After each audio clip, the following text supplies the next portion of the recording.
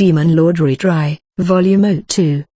Before starting, please visit and bookmark our website dranimetv.com to enjoy more audiobooks series like these, and visit our new website lightnovel.page to read light novels alongside listening to these awesome audiobooks, so please check it out and let's get started.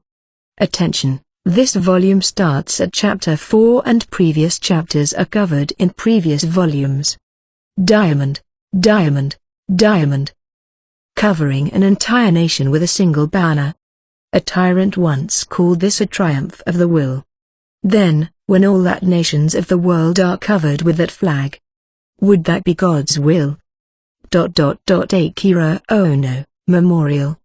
Neo Universe. Are you serious, Mr. Ono? You're really going to get rid of this place? Get rid of it? More like induce a rebirth. So you're getting rid of it. Don't play semantics. It's not semantics. It's just the next step. Type. The Chatroom Symphony. The year was 1999. The entire world was buzzing about the Great King. What about the people who enjoy it, who enjoy this space? Naturally, they can come on over to the next one. Think about it, Mr. Ono. Sure, you made the game, but I think it's natural to move on, taking the experience and knowledge we've earned with us. Type. The Chatroom Symphony. There was no great king, after all. The year was 2000, Neo Universe. The world had turned a new page. You're not thinking about the ones you leave behind in the dirt, though. In the dirt, don't you think you're being a little overdramatic? Type. The Chatroom Symphony. A new millennium, chaos everywhere, the world was changing, after all. I liked it here, to be honest. It pisses me off to see you're ready to move on so easily. I'll make sure you'll like the next one, too. I feel like you haven't really been listening to me. XX has joined. Cool your jets, guys, don't spend a day like this fighting, LOL, it's the year 2000, come on. Let's drink. I'm not in the mood, I'm signing off for the day. XXX has left. That sucks, I thought it'd be received better than that. It's just 'cause that little one loved this place, LOL, like a mother's cooking. The game's going to be so much better. I'm sure of it. You really are optimistic. Give me some of your courage so I can go find a job, LOL. Then go find one instead of drinking, LOL. Never, how could I work during this momentous 2000th year of our calendar? Type. A new millennium had begun, the year was 2000, let us take the glorious first step. People come and go, don't they? Huh? LOL, you drunk? Whatever, just watch, I'll make the next game the most popular one yet. Hell yeah, I'll follow you to the ends of the earth, Captain. LOL, like I got anything else to do, LOL. Get a job. Type. The monotonous clacking echoed. You know the worst part? The Great King never came, LOL. I was kind of hoping he'd blow up the world, LOL. Nostradamus, what a dick, LOL. You do get into that kind of voodoo. And you don't, do you, Akira? Great King, my ass, I'll show the world a real demon lord in the next game. Type. The world disappeared. Diamond. Chapter 4, The Demon Lord on the Move. The Clown and the Bandit. And, voila, my arm is back on my body. Good as new. In the city-states to the east of the nations north of Holy Light, a clown was performing a breathtaking trick.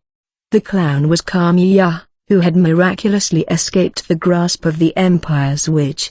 Kamiya, always an opportunist, had developed a new trick after his encounter at Artemis, and toured the performance to put food on his table. A new kind of trick. The unbelievable feat of detaching his arms and putting them back on at will. Of course, this was only made possible by Yu's little trick of her own, but now, Kamiya was able to detach his arms by himself.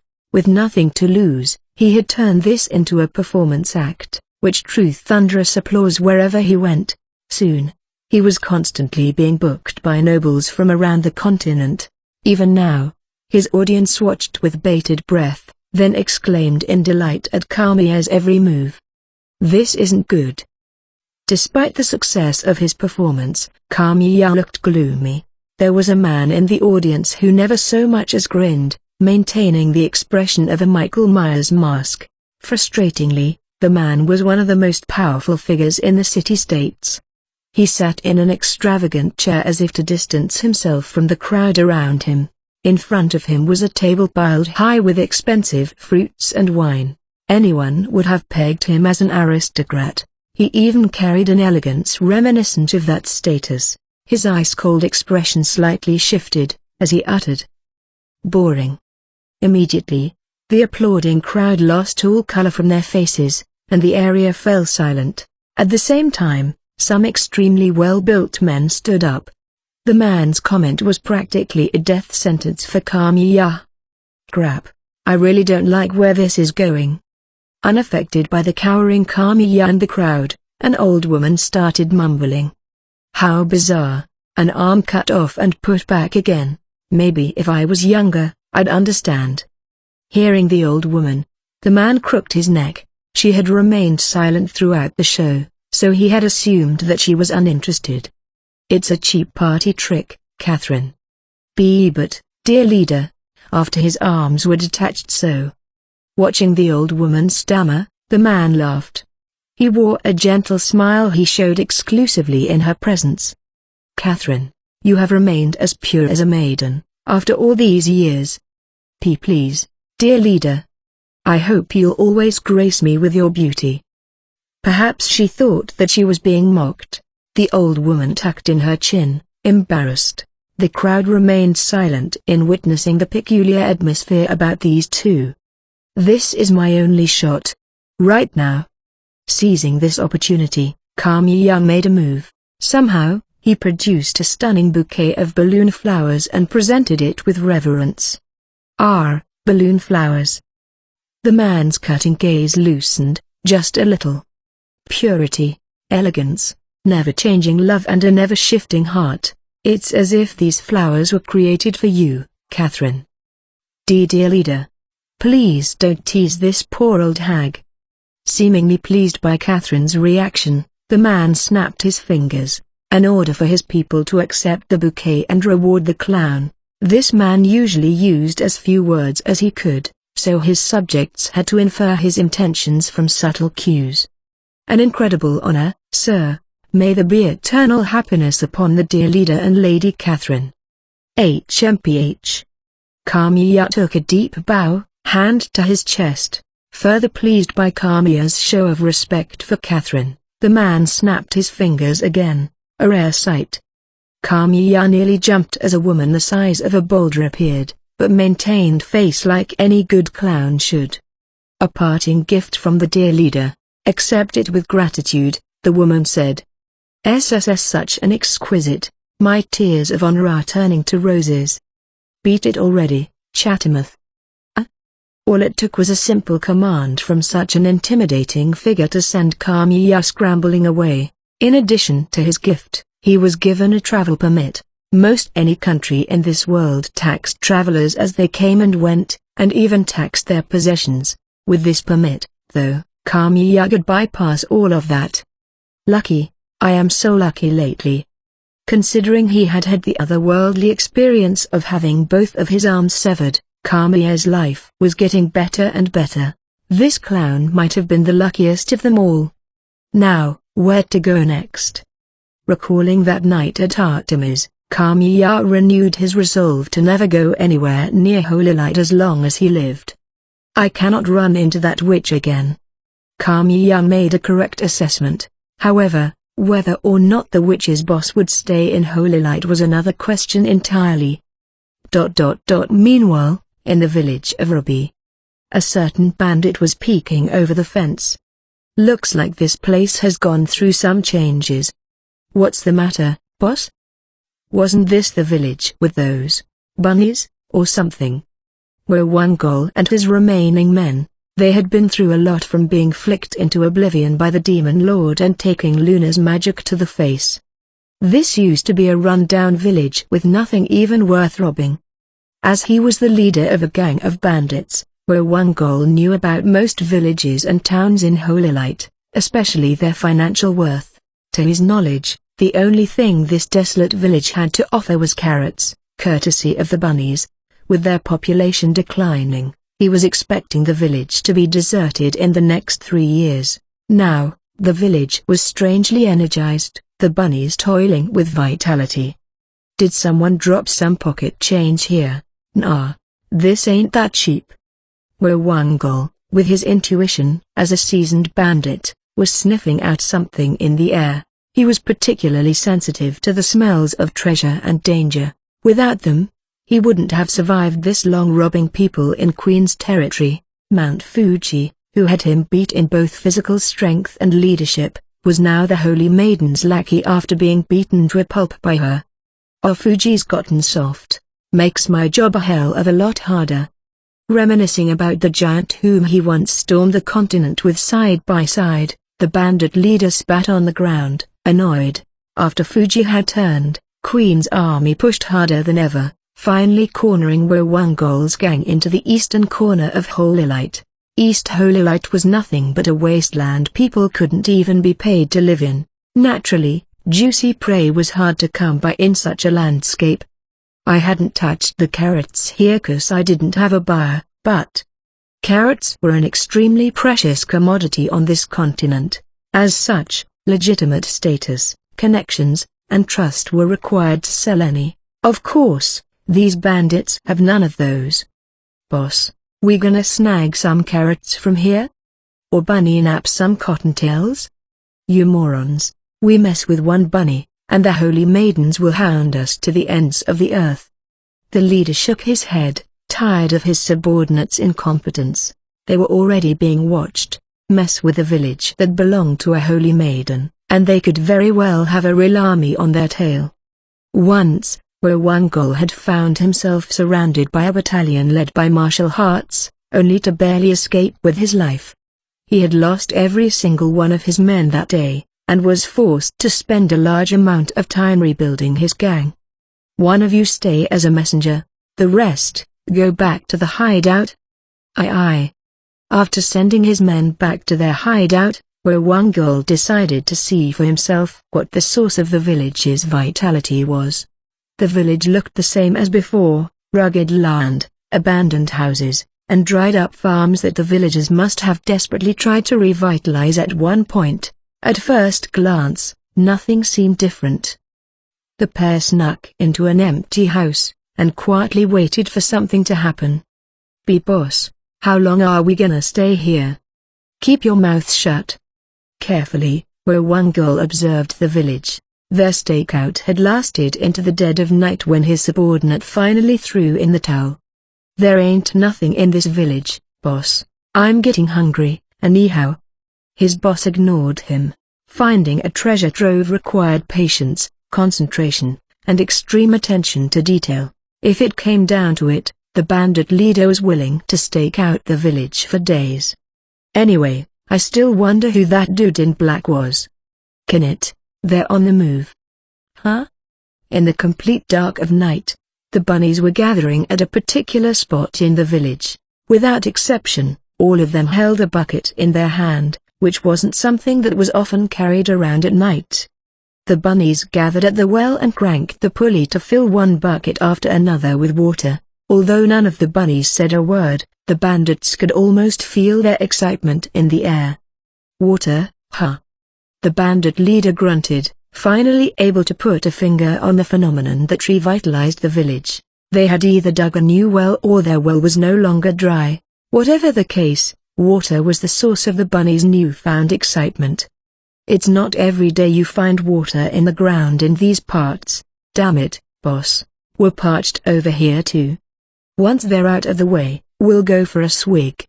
Eventually, the bunnies retreated into their homes, leaving no one around the well. The two bandits crept up to it without a sound, and silently turned the pulley. Whoa-ho, it's water, boss, water.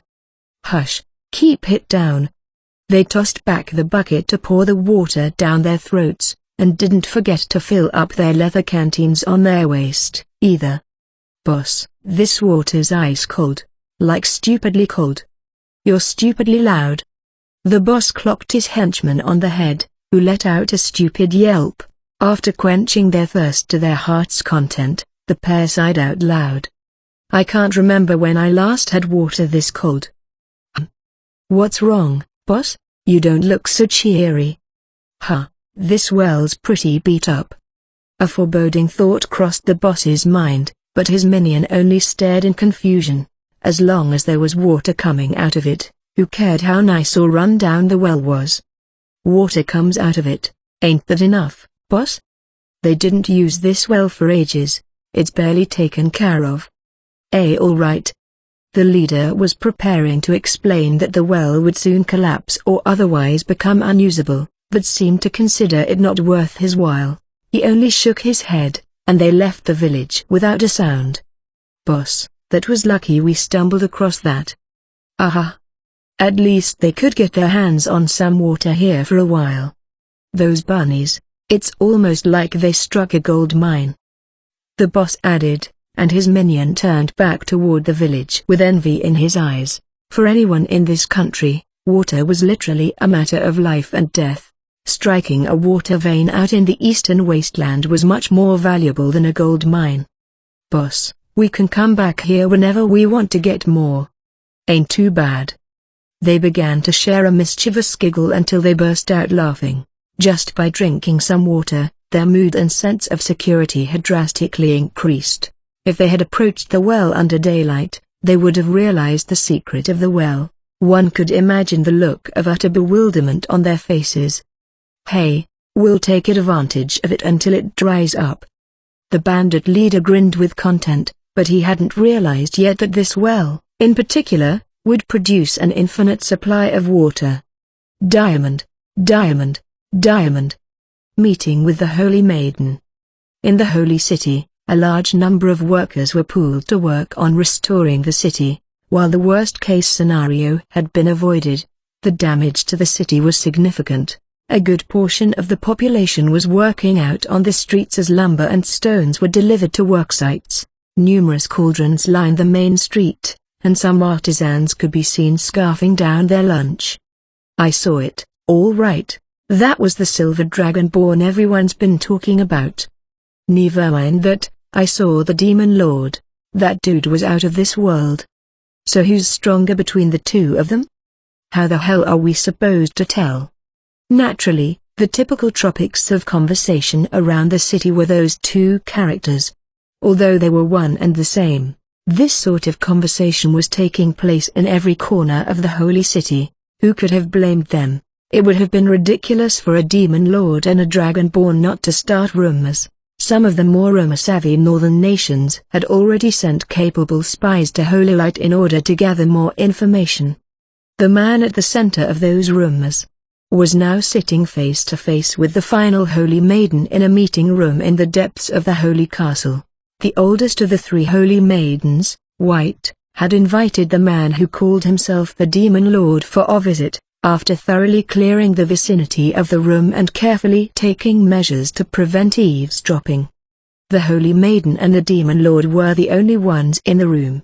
She now faced someone who had defeated 500 Satanists in an instant, as well as casually blow a medium-rank devil to smithereens. After learning the details of the attack the other day, White had realized the hard way that she wasn't being careful enough. She was now confident that this demon lord was involved in the resurrection and disappearance of the King of Devils, too. What scared her the most, though, was the fact that the demon lord could walk right into the holy castle. Even the barriers laid out by the wise angel could not keep him out. White shuddered at this realization. It's a pleasure to meet you, duh. How might I address you? Demon Lord is fine, by now. It seems like a nickname or moniker to me. Calmly, the Demon Lord sipped on the coffee-like beverage offered to him and lit a cigarette he produced from his pocket. White couldn't help but flash a frown at his attitude. enjoying a smoke so brazenly in the holy castle, and in the presence of the leading holy maiden nonetheless, was unheard of. For as long as this world would exist, it was doubtful that anyone else would ever do such a thing. Even Donia would not have displayed such an attitude in front of a holy maiden. As if to point out a shortcoming on her part, the demon lord produced an ashtray from his coat pocket, and ceremoniously placed it on the table in full view of White. If this was a diplomatic meeting in the real world, it would have been a shortcoming. White was the one who arranged for the meeting. After all, she should have prepared for everything to make her guest comfortable. Are you truly the demon lord, as told in legends? However you want to think of me is not my concern. If that's what you'd like to believe, then I must be. White clenched her fists under the table, an unbelievable lack of manners. What White took away from his declaration of indifference to anyone's opinion was overpowering confidence, as if he was implying that he could destroy the entire nation whenever he wanted. What do you want with Luna? White asked with some force. She had planned to ask this later in the meeting, but she couldn't contain it any longer. She was the one holy maiden who lived up to her title, and she cared about her sisters a lot. Our meeting had been an unfortunate one. She must have seen me as something evil. Now, however, we have a very wonderful relationship. White ground her teeth upon hearing this evil statement. What magic did he use?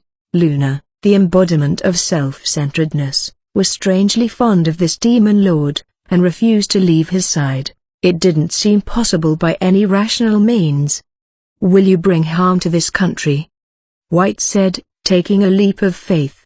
Ordinarily, she would have never said anything so direct in a situation like this. In addition to various events in the nation, she was the one who solely dealt with representatives from neighboring countries.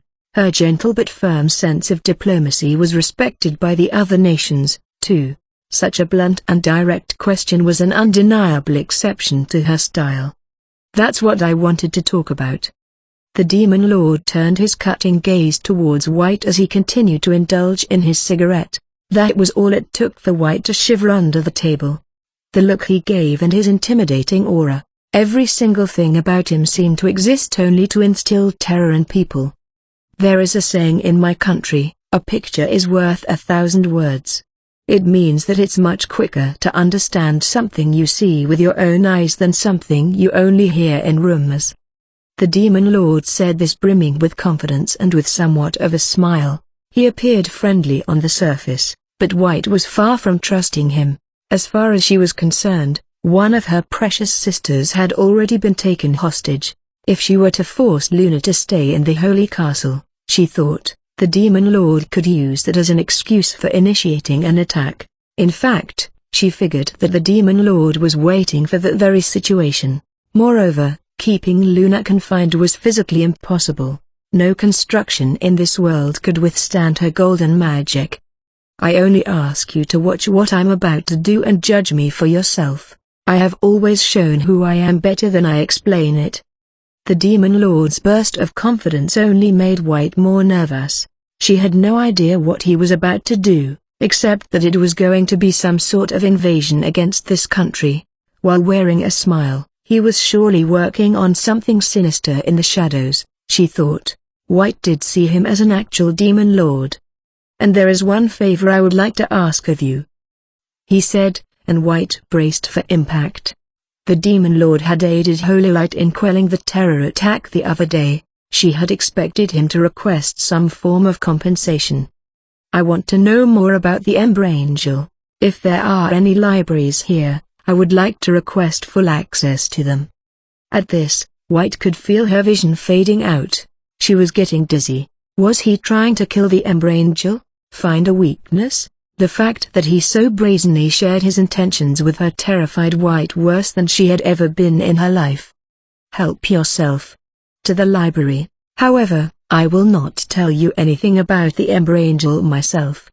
I see. That's all right. I would be hesitant to use my words to describe someone so venerated, too. The demon lord nodded in a display of sympathy. For White, this only came across as blatant sarcasm. He must have been mocking her desperate attempt to sabotage his scheme. Then, if you'll excuse me, this was a very productive meeting. Yes, same for me, very productive. White answered as she accepted the Demon Lord's handshake. Letting his pitch-black coat flutter, the Demon Lord went to leave the room. Staring at his back, White asked her final question. You defeated the King of Devils, didn't you? The Demon Lord was silent for a moment. His answer was something White found terrifying. I wouldn't call that a king, just a poorly made fake. To him, even the King of Devils was a failure, something without any right to the title of king. Speaking volumes with his back, the Demon Lord left the room. Angel White. Race, human, age, 18. Weapon: the Holy Staff of Omega. One of the legendary weapons. On top of its powerful stats, this holy staff can store up magic and perform a particular miracle. Armor: Congregational Robe of Omega. A venerated garment blessed by the Ember Angel. Boasts extremely powerful defense and magic defense. Level: HP, Stamina, Attack, Defense, plus 25, Dexterity, Magic, 20, plus 20, Magic Defense, 20, plus 25. The oldest and most prominent Holy Maiden, a kind woman who puts the needs of her people above all else. The only level-headed Holy Maiden, and the last hope for serving as the conscience of Holy Light. She can perform some miracles, passed down to her by the Ember Angel. Diamond, diamond, diamond. Under the table. She was gorgeous. Walking down a hallway in the Holy Castle, the Demon Lord recalled the meeting that just took place. In facing such an unbelievably beautiful woman, he had to drag on some cigarettes to calm his nerves. Considering that smoking was becoming less socially acceptable nowadays, he was glad he had brought an ashtray. Considering he made such a touching effort on his part, he didn't think she could have been too angry about it. All in all, he was worried about such trivial matters at the moment. In any case, she seemed like a pretty sane Holy Maiden. After their track record, the Demon Lord even felt some faint admiration for Angel White, the Holy Maiden. He had always considered names in this country to be atrocious, but he seemed to have finally found someone with a fitting name. However, the best thing to come from the meeting was that he was able to tell her to watch his actions, rather than believe the rumors. He had stopped a Satanist terror attack, and was now going to build a hospital and a hot spring resort in Luna's village. Surely, White would realize that he was as far from a Demon Lord as could be. He had explained that he had a good relationship with Luna, and she even gave him permission to browse the library. All things considered, this was a pretty good first meeting. A few important factors were against him, though. First, his appearance was undeniably that of the dark side, and nowhere near that of a model citizen. On top of that, his overwhelming powers far surpassed that of any human. Trusting this man and turning a blind eye to him would have been a feat too difficult even for a little angel. Did you see the Dragonborn yesterday? I did. He was the coolest. Lady Queen was head over heels for him, too. The Demon Lord nearly tripped himself when he heard this conversation coming from the hallway. After the incident, people had started worshipping that bozo Zokapunk as something called a Dragonborn. Still, the Demon Lord felt like he had gained more than expected when it came to Zero. As long as there was a man with immense powers who called himself the Demon Lord, he could expect the opposition in the country to move to get rid of him. Someday, when that day comes, they would try to recruit Zero for the job, which was, of course, impossible. He also figured that the people would be less on edge if they thought that Zero would be there in a pinch to take care of the situation. In the meantime, the Demon Lord would steadily set up his business. Yesterday, it didn't feel weird.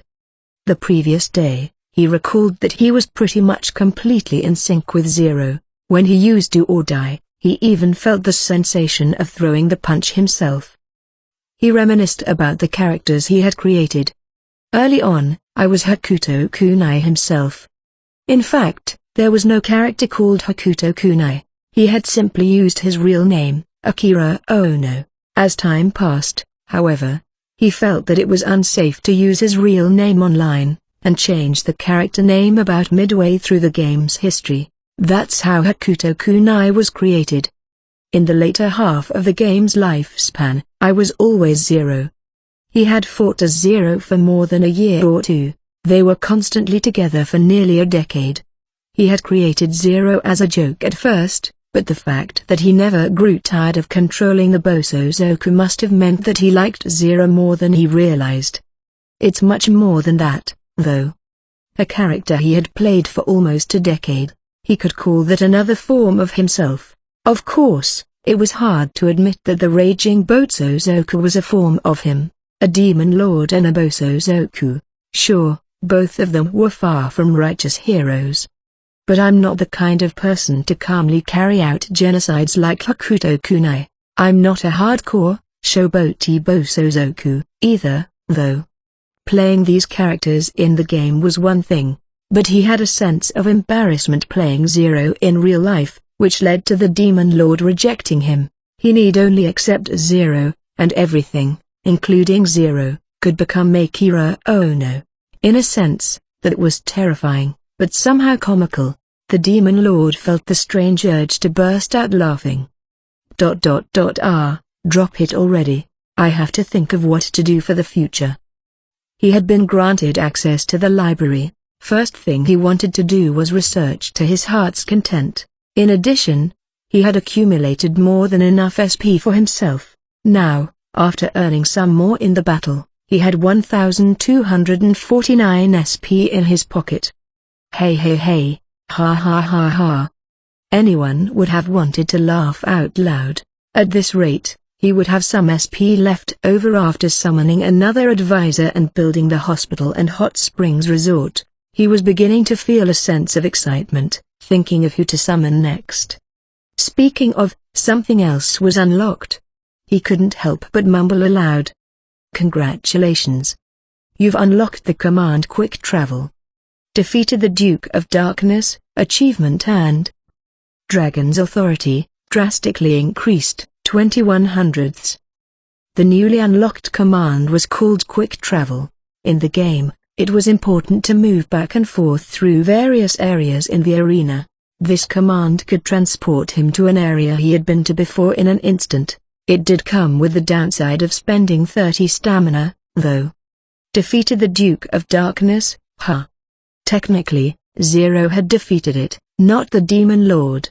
He didn't grasp how special this Duke of Darkness was supposed to be, or what the deal was here.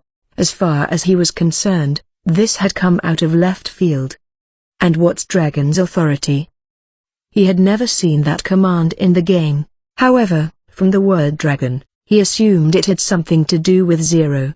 Are there things I can only unlock by fighting as Zero? If there were, that could become troublesome. He was unable to control Zero, after all. The word achievement is interesting, though. There were various achievements in the game, too. Some were easy and some were nearly impossible. A portion of the players really got into earning them all. Some were very ubiquitous, like killed X enemies in under an hour, and others were extremely complicated, like filled entire inventory with blazers. Earning difficult achievements rewarded the player with various avatars, customizable parts like eyes and hair, or even special abilities. Screw this. He was on the side of preparing all of these Easter eggs, not discovering them. On the other hand, when it was presented like this to his face, he felt the urge of a gamer to earn them all, just to show whoever prepared them who's boss. That being said, it was more important for him to recover his admin features. It would be cool to unlock Shop and Token Exchange. Shop was, as its name might indicate, a system where items can be purchased with money. The Demon Lord thought the amount of money in his possession might have to do with unlocking something like this. Once he could gather funds like he planned, he imagined that the shop would appear as it did in the game, where he could then purchase items. Once that happened, he wouldn't have to use his SP just to craft an item. The token exchange was something similar. Players could collect the tokens strewn about in the arena and exchange them for high-power items. It was a collectible feature, implemented so players who didn't enjoy combat as much could still have fun. It was more than just plain fun, though, as players could have obtained powerful items and skills with enough tokens. Master Demon Lord, how did the meeting go with Miss Holy Maiden? Once he exited the hallway, Aqua came running to him with a smile. She was so adorable that he couldn't help but smile, too. Out of habit, he scooped her up with one arm. Aqua cheerfully wrapped her arms around his neck. We're getting more and more like father and daughter every day. The Demon Lord mentally noted this as he gazed up at the glaring sun. Queen's private room, in the Holy Castle. Having survived the battle, Queen was resting in her room. After lavishly using expensive potions as well as healing spells, her condition was getting close to how she was before the ordeal. Still, she was forced to take things easy for a while to make sure she suffered no long-term injuries. Sir Zero. While she was breathing heavy and blushing, she didn't have a fever. In fact, she evidently had enough strength to roll around in her bed while hugging her pillow. Physically, she was all healed up, but she was ailed by something else. Anyone could see that she was lovesick. If those who knew her were to see her like this, their hearts would freeze from the shock. If Queen didn't kill them first, of course. He was so rad. Stupidly cool. Recalling Zero's heroic display, Queen almost felt intoxicated. The majestic, raging dragon. The flash of silver that cut through the darkness. His pointed, but extremely attractive face. His body, with every muscle built to fight. Every single aspect of Zero was exactly in her ideal form. Heavens, watch me roar. I can't take it. The dragon's roar played again in her ears, leaving Queen to squirm around on her bed.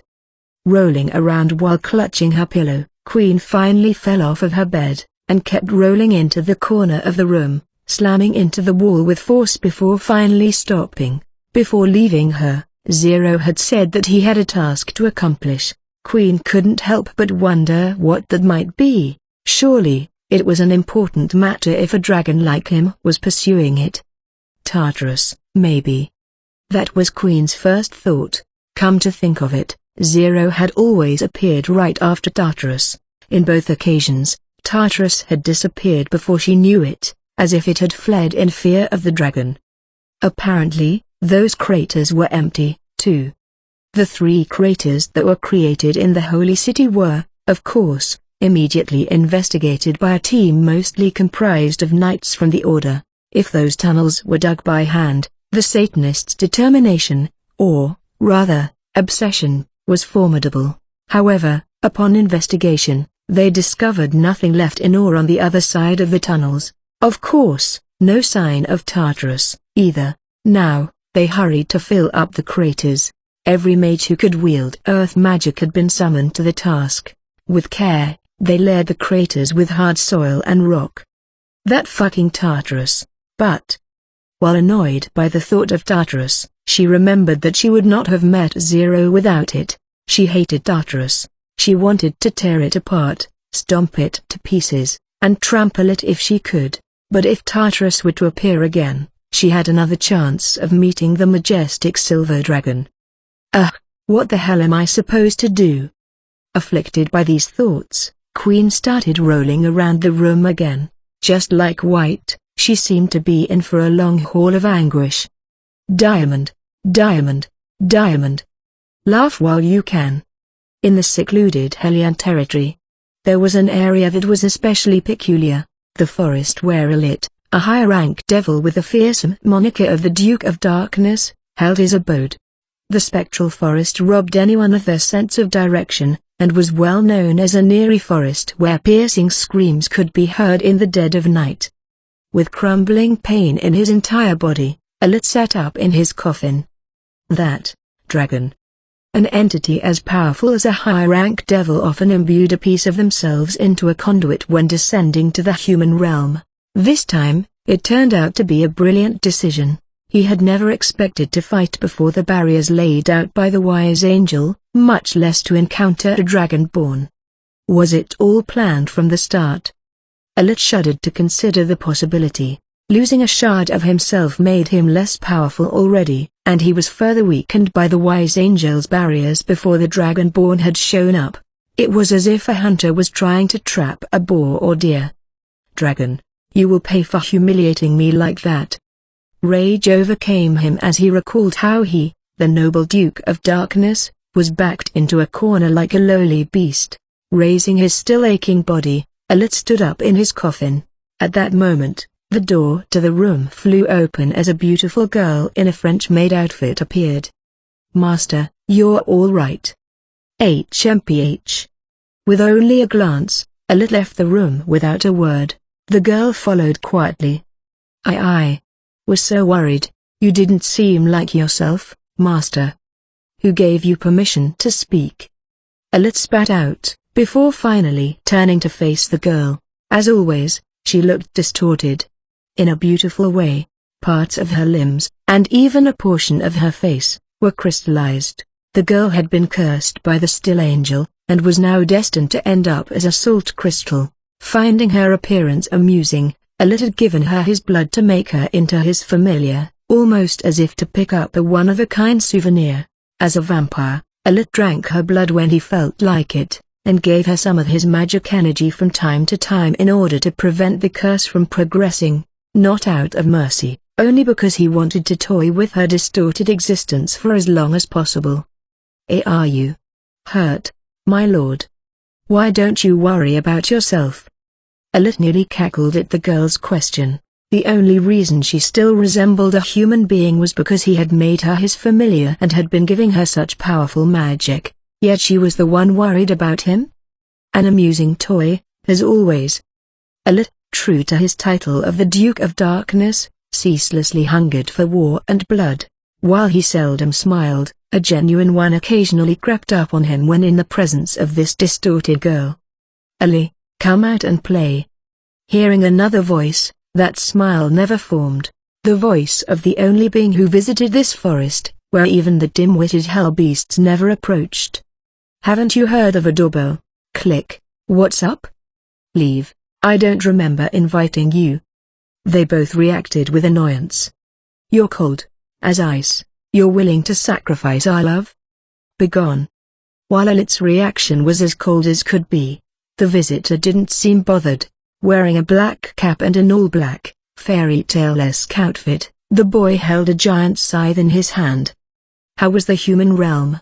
You hadn't been there in a while, right? Did you kill a bunch? Alit walked past him without a word. Entertained, the boy that resembled death kept bombarding the devil with questions. Looks like you lost. Who's down there who could beat you, Ali? Ooh, did an angel come back to life? It wasn't a human, was it? If it was, you're so not cool, Ali. I can't be your friend anymore. You'd be all alone, Ali. Alit, still without a word, walked down the flight of stairs. It seemed like he didn't even want to acknowledge the boy's existence, let alone the barrage of questions. Why you disrespecting Master? While Alit had committed to non-response, the girl seemed offended. Pleased by her reaction, the boy gleefully continued. Wow, you're still alive? For real? Why don't you just turn to salt, already? I could go for a glass of salty dog. Hey, you mind dying right now, actually? With a brimming smile, the death-like existence raised his scythe. At this rate, he looked like he was going to decapitate her, all while wearing the same innocent smile on his face. Are you trying to be killed, Gale? Whoa, chill, don't take it seriously. Whoosh, Ali, whoosh, that's why you don't have any friends other than me. Why don't you try ruling some land? Gale shook his head, without any sense of remorse. This boy, too, was a high-rank devil, and was extremely powerful. There were also Grand Devils in Hellion territory, but the difference between a high rank and a Grand didn't come down to mere combat strength, but whether or not they ruled over land, building a castle, gathering minions, and ruling over a territory. Those were the conditions to earn the title of Grand Devil. They had been at war with Animania for a long time, but time and time again the dragon had intervened and left them severely damaged. Now, they spent their time fighting for power within Hellion territory. Land? Since when are you into stupid things like? Come on, everyone's playing the game. I don't get what's so fun about it, though.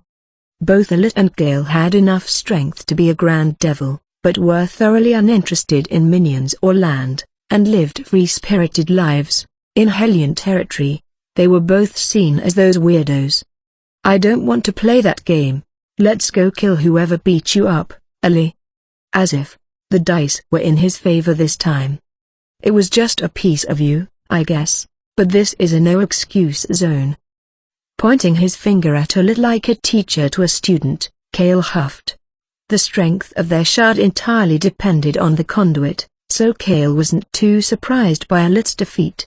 Sometimes, a ridiculously strong human was born into this world.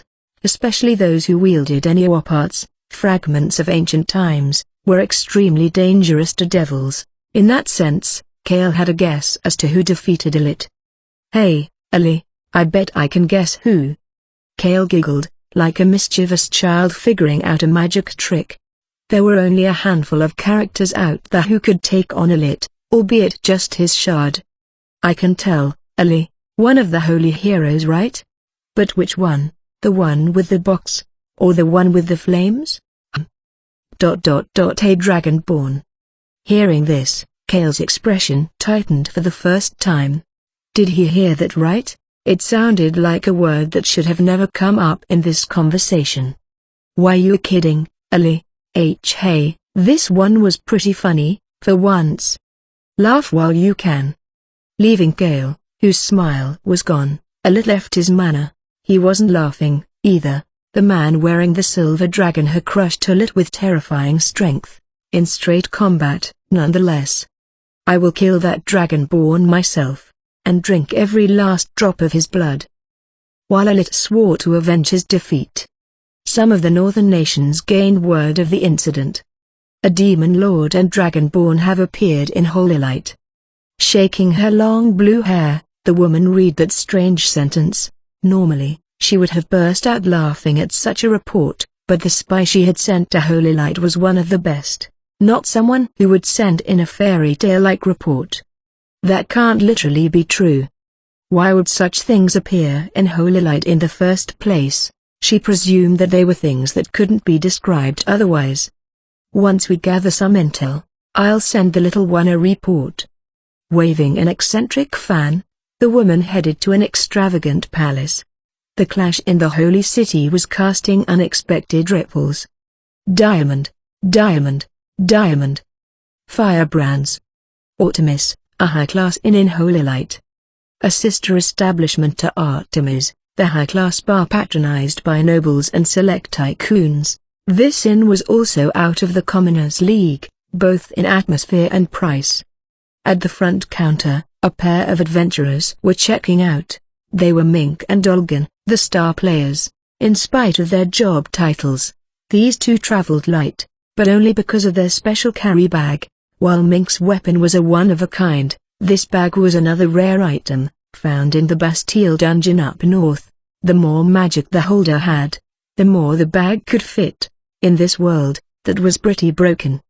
By the way, new items that are dug out of dungeons and the like were, naturally, unnamed.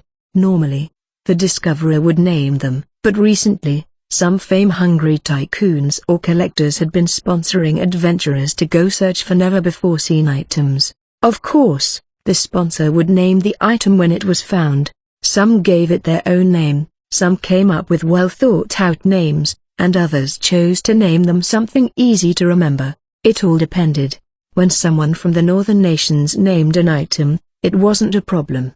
When someone from Holy Light, notorious for their horrible sense of naming things, gave a name to an item, the result was almost always atrocious. The following is a list of some of these atrocities. Body feel better, green liquid, heals 1 horsepower. Refresho, blue liquid, occasionally heals stamina. Focus Hocus, red liquid, makes the user energetic. The Melancholy of Con, yellow liquid, makes the user drowsy. Something brown, nutritious dirt. Pop-out mushroom, occasionally boosts male vitality. I'll swallow, white liquid, Eels 3 stamina, named by Yukikaze. These names were so bad that even starving adventurers wouldn't partake in quests to discover new items if they were sponsored by anyone from Holy Light.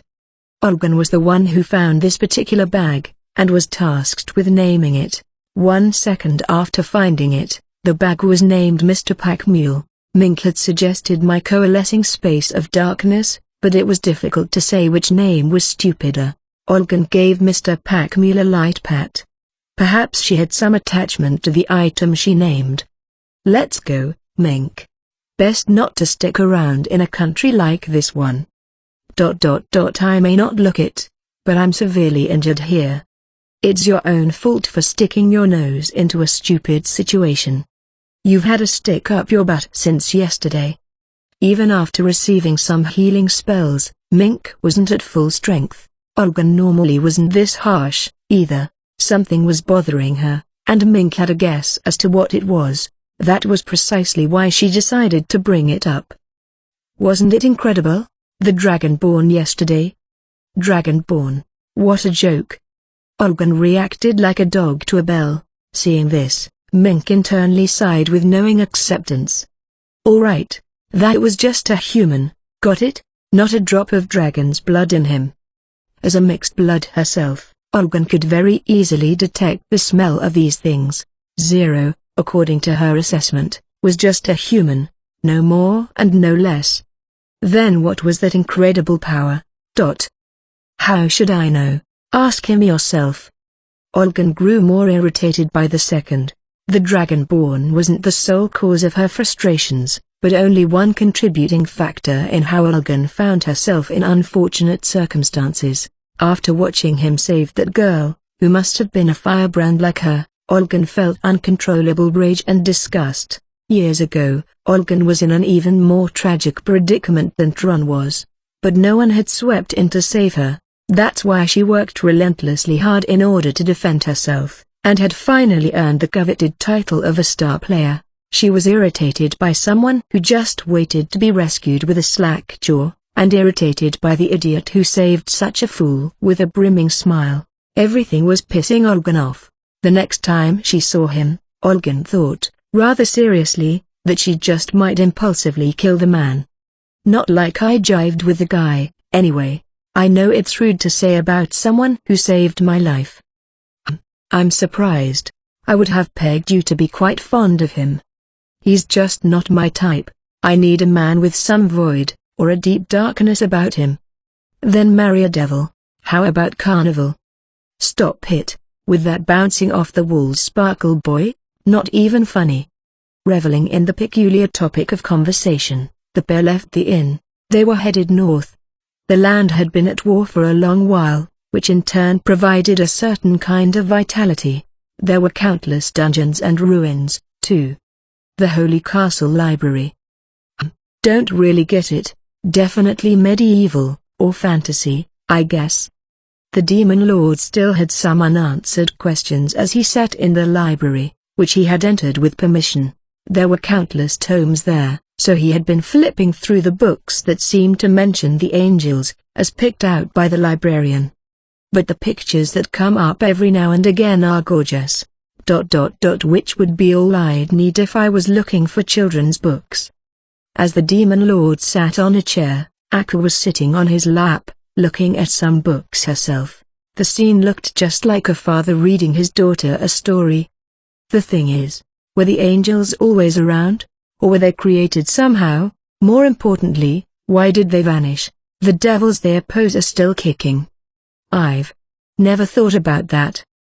The books had mentioned the opposition between the angels and demons, how the wise angel sealed away Griel, the king of devils, and how the wise angel vanished from using up its powers right then and there, how the still angel aided in the sealing, and how the still angel had also vanished, how even deities like the grand angel and average angel vanished one after another. No mentions of the ember angel whatsoever. Maybe it went to the corner store for a pack of cigarettes and never came back. I don't think so. I believe that the Ember Angel is watching over us from somewhere.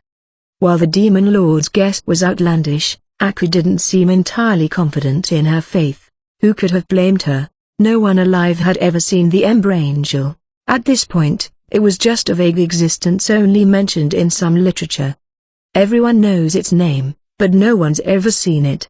It's basically a cryptid. Cryptid. Creatures that people think exist, but have never proven that they do. It means they might as well have never existed at all. The Demon Lord declared this with his usual black and white attitude. This man, Akira Ono, at least, have no interest in religion, and completely rejected the concept of spirits or ghosts. One of his more spiritual friends had once jokingly told him not to bother. Any ghost would stay away from him, anyway. And now there's the Great Light, Lucifer the fallen angel, and the goddess of destiny. The Great Light had apparently led many of the angels, and Lucifer had opposed them and ended up being banished from heaven. The goddess of destiny just sounded tacky. Akira Ono's mind automatically refused to believe in any of these. It's like a melting pot of a bunch of Western mythology. This is ridiculous. Defying the existence of gods, deities, angels, and ghosts straight away was fitting for a demon lord. For a long time now, this man only held faith in the world he had created. Well, there's no rush. Let's come back here whenever we've got some more time to kill. Okay, I'd love to read more books, too. Seeing Aku's reaction, the demon lord couldn't help but pat her on the head. Aku seemed pleased. Oh, Master Demon Lord, can we read one last book? The Great Adventure of Spot the Destroyer Dog. What is this? While its title made no sense, it was also worn down, cover to cover. The librarian must have brought it in by mistake. It had nothing to do with their research, but the demon lord realized it sounded like just the story to read to a child. The book was about a dog named Spot, who couldn't help but chew on everything until it broke, being chased out of the village and becoming an adventurer, exploring a dungeon. How does a dog become an adventurer? What kind of story is this? But look how cute the doggy is. As they flip the pages, they read through Spot going deeper and deeper into the dungeon, destroying every weapon and armor of the adventurers around him along the way. What an annoying dog. The demon lord mumbled, but Aku seemed thoroughly entertained. Spot kept himself busy in the book, as he defeated monsters at the bottom of the dungeon, and saved a female dog from a slime. Damn you filthy, sticky substance. Take this, woof. Slime. The demon lord lost his grip on the book, and it fell to the floor. What is this book? Who in the world is its target audience? But wasn't that kind of cute? Slime. Do slimes in this world talk? Do they? I don't. I've never seen any. Gathering all his mental strength, the demon lord continued through the book. Spot had finally made it to the deepest part of the dungeon, where he found many weapons, armor, and magical items. He took those back to the village, where he became everyone's favorite dog. The end. What the? A children's book usually has some kind of moral to the story. The demon lord mumbled, but the part where the dog found weapons and magical items in the dungeon lingered in his mind. While it was a plot point in a children's book, he had to check. Excuse me, librarian. According to this book, there are various weapons and armor found in dungeons. Is that true to life? Yes, sir. I hear that, sometimes, items from ancient times are found in them. The demon lord was thinking about armor, or some kind of item, that would protect him against magic. He had gotten off scot-free so far, but there was no guarantee that he would next time. Even with his ridiculous amount of HP, he couldn't be too safe. Even the sleepless castle, the most impenetrable structure in the game, had fallen in the end. Something to protect me better from magic, that's a must-have. With that in mind, the demon lord exited the library. Streets below the holy castle, in the holy city. There's much to do. The demon lord reorganized his game plan, fixing up the village of Ruby, setting up his facilities, summoning advisors, looking for protection against magic. Each of them were important tasks. As the demon lord returned to his inn, lost in thought, there was a pair of eyes watching him intently, almost as if to burn a hole into his back. The demon lord had noticed this immediately, but walked all the way back to the inn without reacting to it. Head back to the room without me, Aku. I've got a little errand. Okay. After watching Aku go in, he leisurely walked around town and found his way into an alley. Stopping there, he lit a cigarette. He had decided to just wait for whoever was watching him to show their face. Given how famous he had become, it was only natural he had people looking to find out more about him. Whether the person following him belonged to Holy Light or another nation, they were undoubtedly some sort of spy. I'm actually a lot busier than I look. I don't have time to play cat and mouse. He could sense the figure, just out of sight, becoming unsure of what to do for a moment, before they finally came around the corner for the reveal. It wasn't someone the demon lord had expected. You're a girl with light blonde hair and red eyes. Found you. It was the girl Zero had saved, drawn. Diamond, diamond, diamond. The first step. Why is this kid? The previous day, Zero had gotten away saying he had a mission to complete. Zero must have considered it cool to make an exit like a passing hurricane. While that was true in the Bosozoku culture of yesteryear, the demon lord just saw him as an idiot, despite the fact that he had role-played as this character for nearly a decade. Wait, it's different. I only did that stuff because I was playing a game. How could I ever act like that in real life, in public? Even as the demon lord was fighting this strange inner turmoil, Tron just stared at him. Her eyes had a mysterious gaze, as if she was seeing something other than the demon lord. Considering his ever-growing to-do list, the demon lord decided to try and get rid of her.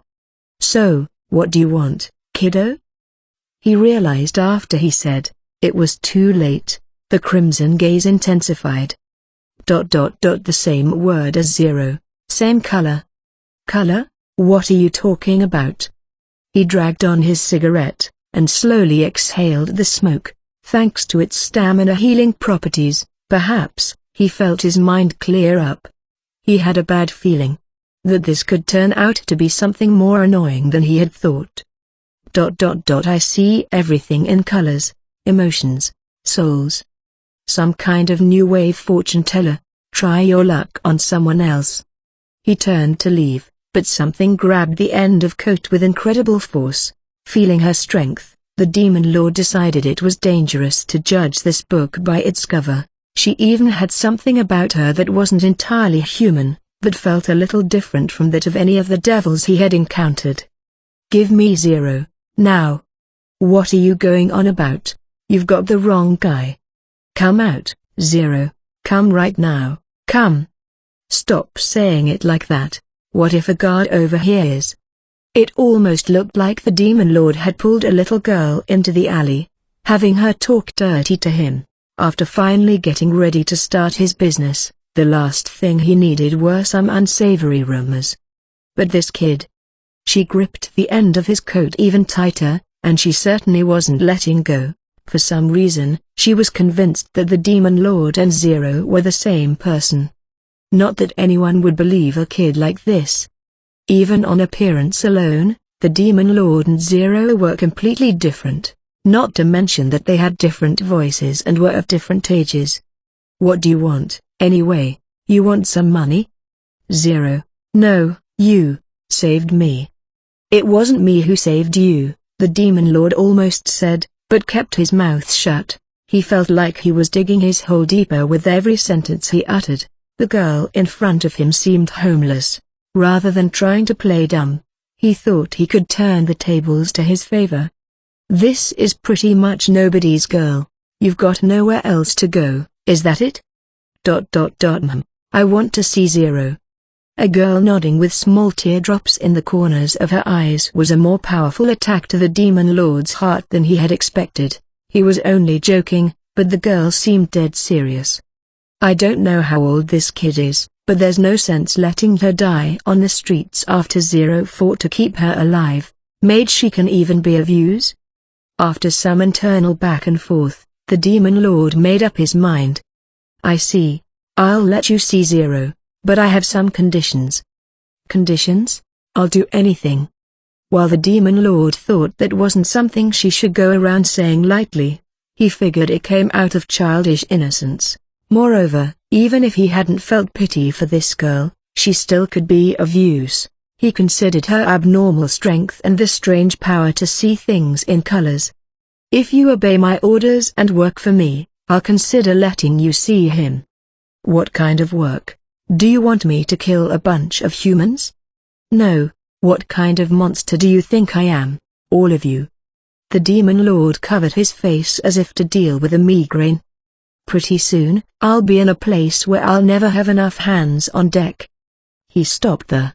While he hadn't counted them, the village of Ruby probably had a population of 300, at most. Considering that most of them would be working on the farm, he needed extra hands.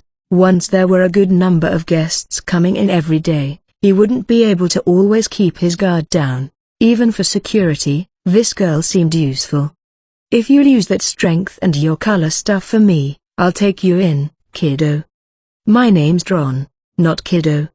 You're still a kid, let's go. The Demon Lord quickly started walking towards the inn. He feared that if he spent any more time in a dark alley with a little girl, some weird rumors may arise. Yet another girl. The ratio's getting out of hand. Maybe my next advisor should be Mr. Babysitter. One of the male advisors came to his mind. More importantly, he really wanted another dude around who was close to his age. Hey, kiddo, you can let go of my coat, now. The kid, Dron, obediently let go. Just when the Demon Lord patted himself on the back for including the Obey Orders clause, the same hand wandered over and wrapped around the Demon Lord's right hand. Hey, what are you doing? I don't know this city. I don't want to lose you. Idiot. I'm too old to be walking like this. Scooping up the girl with one arm, the Demon Lord continued toward the inn with bigger strides than before, walking hand in hand with a little girl with his villainous face. Unbearable. You smell just like Zero. Ignoring the girl's ramblings, the Demon Lord sped up. He could feel some stares, but this had to have been better than holding hands. Some people in the crowd would whistle, or holler thanks for saving our asses. Ignoring them all, the Demon Lord finally arrived at the inn. I'm so tired, I just wanted to go back to the inn. An inn in Holy Light. Everyone's ready, right? Let's go. Back at the inn, the Demon Lord clapped his hands loudly. He had to hurry back to the village of Ruby and make some preparations. There were too many unexpected events and roadblocks in the holy city. Mr. Secretary, who is that child? Wow, your hair is so beautiful. You didn't seem too surprised to see Hakuto Kunai bring someone home. All of the advisors had been hand-picked by Kunai, after all. Some of them were even practically kidnapped against their wills. Aku just seemed enamored by Tron's cuteness. Hey, that girl's half. Luna was staring at Tron with a serious expression much unlike her. Half. The Demon Lord was curious, but guessed that she was something like a half-elf, a race found in many fantasy settings. Tron looked completely human to him. But perhaps Luna had some powers to pick up on these things as a holy maiden. I need her to develop the village of Ruby. Give her a pass. Give a pass to a firebrand. Are you kidding me? I'm a holy maiden. Help that village flourish, and you can prove your sisters wrong about you. That's. Just as the Demon Lord thought, Luna held a strong sense of rivalry for her sisters. Seeing an opening, this cunning man went in for the double tap. How can you expect to rule a nation without some open-mindedness? As long as you keep thinking about everything in monochrome, you won't get any closer to the top. What? You got preachy all of a sudden. It just means I'm counting on you that much. HRMPH. Alright, but I won't tolerate any crimes on my watch. Luna's finger pointed at her face. Tron nodded in compliance. The Demon Lord figured that Tron shouldn't cause any problems as long as he explained things later, since she had nowhere else to go. The carrot of seeing Zero was still dangling, too. Whether Zero was good for the eyes was another story. Can we use quick travel? Yes, sir. I feel that one of the restrictions was lifted. Very well, let's head for the village of Ruby. Quick travel was a command that any player could use, even Kunai and his advisors. With enough stamina, it could be used right off the bat. This seemed to confirm that the command was unlocked for you as well. The question is, who's the one locking and unlocking these commands? He seemed to have too little information to pursue that answer at the moment. These were the kinds of basic questions that should become apparent as he researched the Ember Angel. Then grab onto me. We'll jump to the village of Ruby. While Aku and Luna were confused as to what he meant, they still did what he said without any objection, since the Demon Lord had displayed magic-like powers time and time again. The Demon Lord noticed you reaching out, too. Strange. You can jump yourself. Why should we spend 60 SP to accomplish the same result as spending 30, Mr. Secretary? You have a point. Firmly holding his arm, you explained to the Demon Lord like a math teacher tutoring a student. Unlike the children in the party, whose body was fully and beautifully developed, even the Demon Lord found himself dizzied a bit. Then, let's go. Quick travel, the village of Ruby. In an instant, the world shifted around them.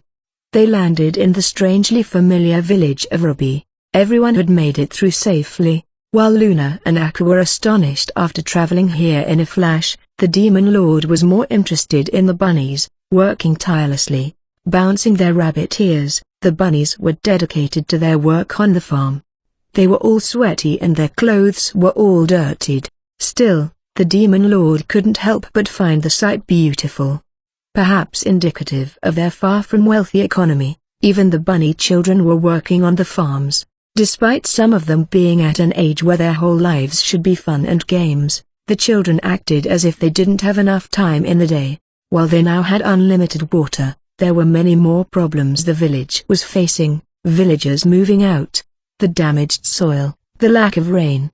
To boot, Holy Light didn't take kindly to demi-humans, although the bunnies were the demi-human species treated the least harshly. Let's jump into setting them up. Yes, Mr. Secretary, you can leave the rest to me. Noticing their presence, the bunnies came running up to them, waving at them. The Demon Lord seemed to have earned some trust from giving them water and fertilizer. Still, he could see in their faces that the bunnies were exhausted, and their clothes were tattered. Just you wait. I'll turn everything around and rain more gold onto this village than you can wrap your head round. Diamond, diamond, diamond. Field hospital. Around here would be perfect. Walking around the village, with the map of the entire village in mind, the Demon Lord contemplated where to set up his hospital. The village of Ruby was guarded by tall mountains on one side, and faced a highway that led to the holy city on the other. As far as locations went, this wasn't too bad. If he could only give the village a good draw for people to visit, things could really turn around. Since the village was halfway between the holy city and Yahoo, a trading hub, he would have to advertise his business to both. I just have to take out our base from earlier. The Demon Lord extracted the vanilla base the party had been using. By combining a base improvement or a base evolution item to this, its armor and defensive power would increase, morphing into a base with various utilities. When strictly boosting a base's defensive power, it would evolve as follows. Base, 10 defensive power, 50 armor. Negates cannon fire. Prevents 10 damage from all attacks. The essential base. It has various features, and these characteristics are carried on to any base it evolves into. Mid-size base. It was a pain to evolve a base this far, but it prevents 20 damage from all attacks.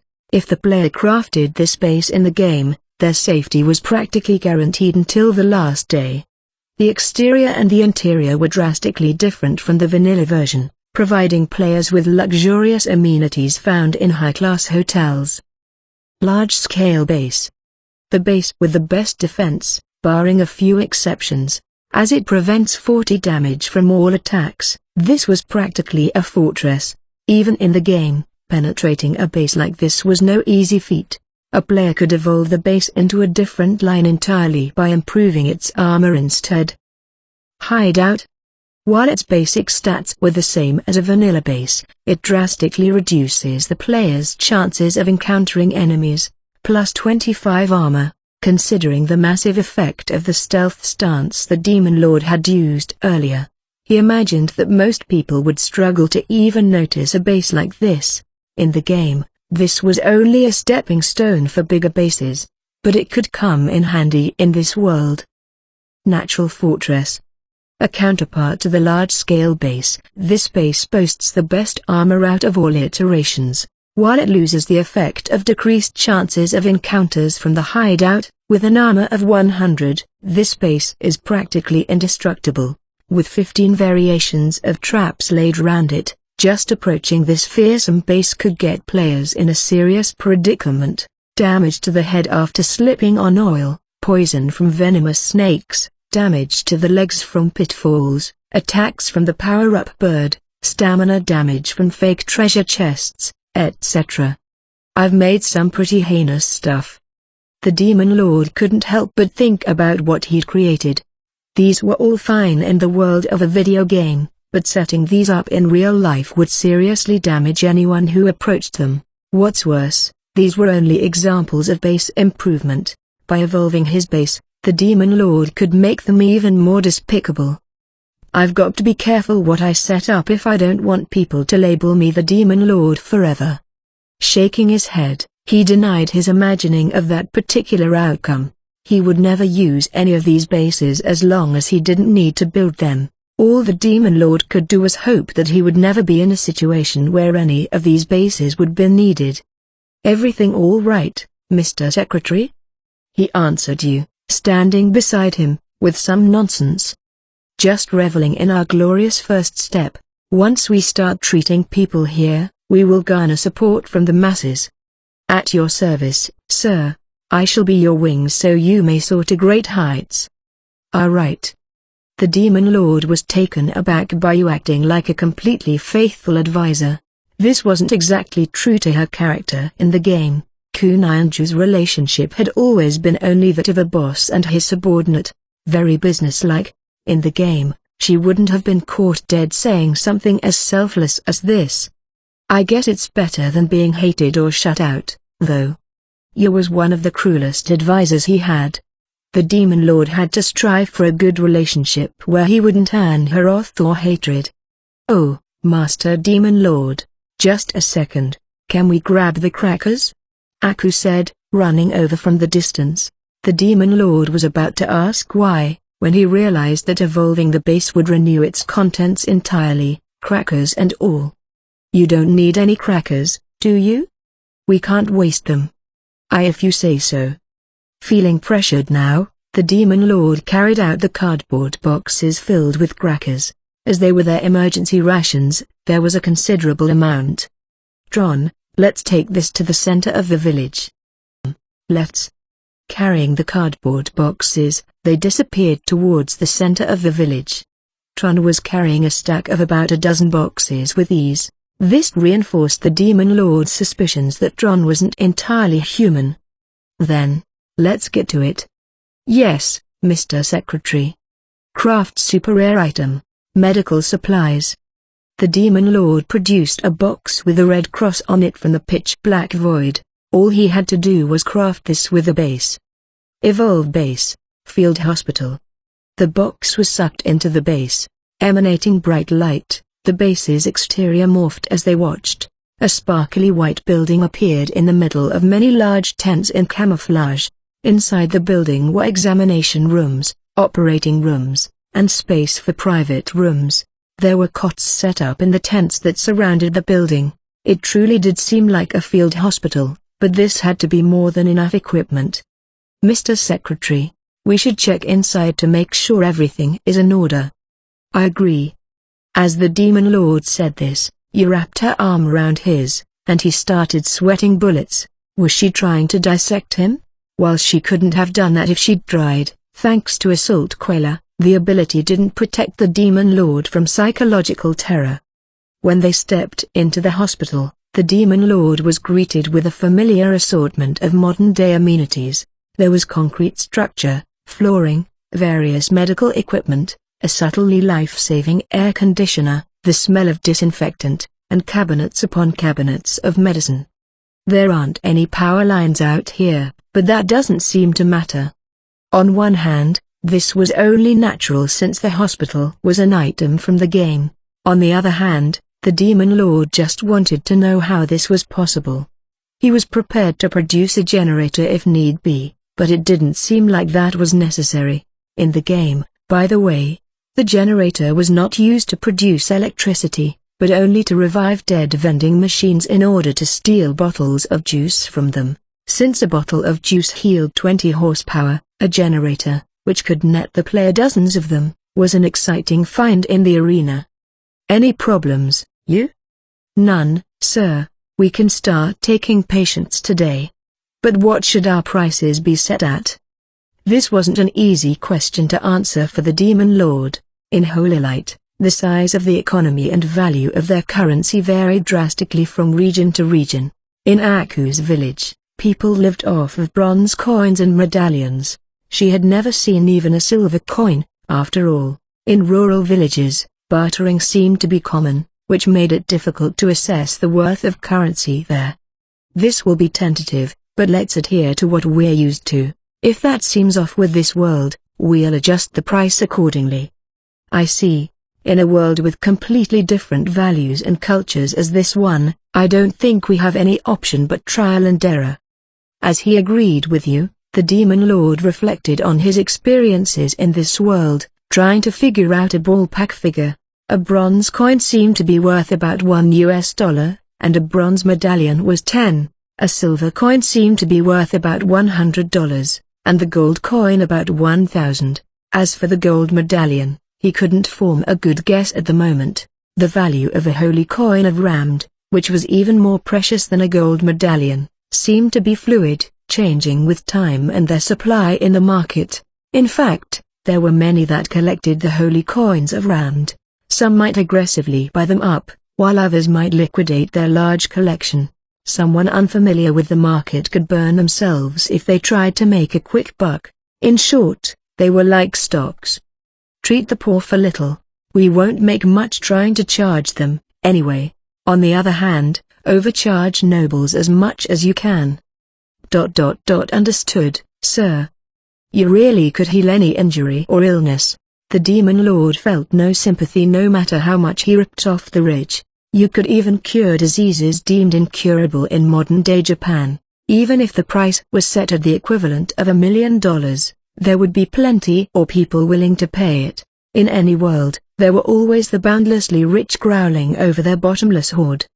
Garner the support of the poor and rob the rich of their wealth. You have chosen a path directly opposite of the one you went in building the empire, Mr. Secretary. How tedious it is to walk the same path twice. That is the definition of regression. The Demon Lord countered with some nonsense again. Of course, his thoughts didn't run this deep. He only thought it best to take the money from those who actually had it. Besides, Ye was a scientist in pursuit of the potential for infinite evolution hidden within the human body. He had used the word regression precisely because it was one of the words she hated the most. His tactic seemed effective, as Ye wore a charmed smile and seemed to wholeheartedly agree. Yes, you and I, Mr. Secretary, are always bonded so tightly by the belief we share. He couldn't help but feel a little spark at Ye's smile. How is she this cute? I don't remember her character being like this. Yuki Reno, as designed by the Demon Lord, was a mad scientist who dissected people to her heart's content, cackling along the way. She felt pleasure from watching her subjects in pain. Does it have to do with being in a different world? Well, we've got plenty of time. I'll keep an eye on her for a while. Leaving the hospital, the Demon Lord began preparations to build his hot springs resort. Diamond, diamond, diamond. Hot Springs Resort. Hot springs right next to the hospital. Pretty ingenious, if I do say so myself. a recuperation center, he could call it. After building a new base and taking out all of the crackers, he used Waters of Ogarki, a super rare item, to complete the hot springs resort, a giant, dignified 3-story structure. The ground floor held the baths, a communal hall, and a dining room, while the second and third floors housed the rooms for guests to stay in. Since it also had outdoor baths attached, the entire resort was surrounded by a thick brush of bamboo trees. It was a sight reminiscent of the traditional beauties of Japan.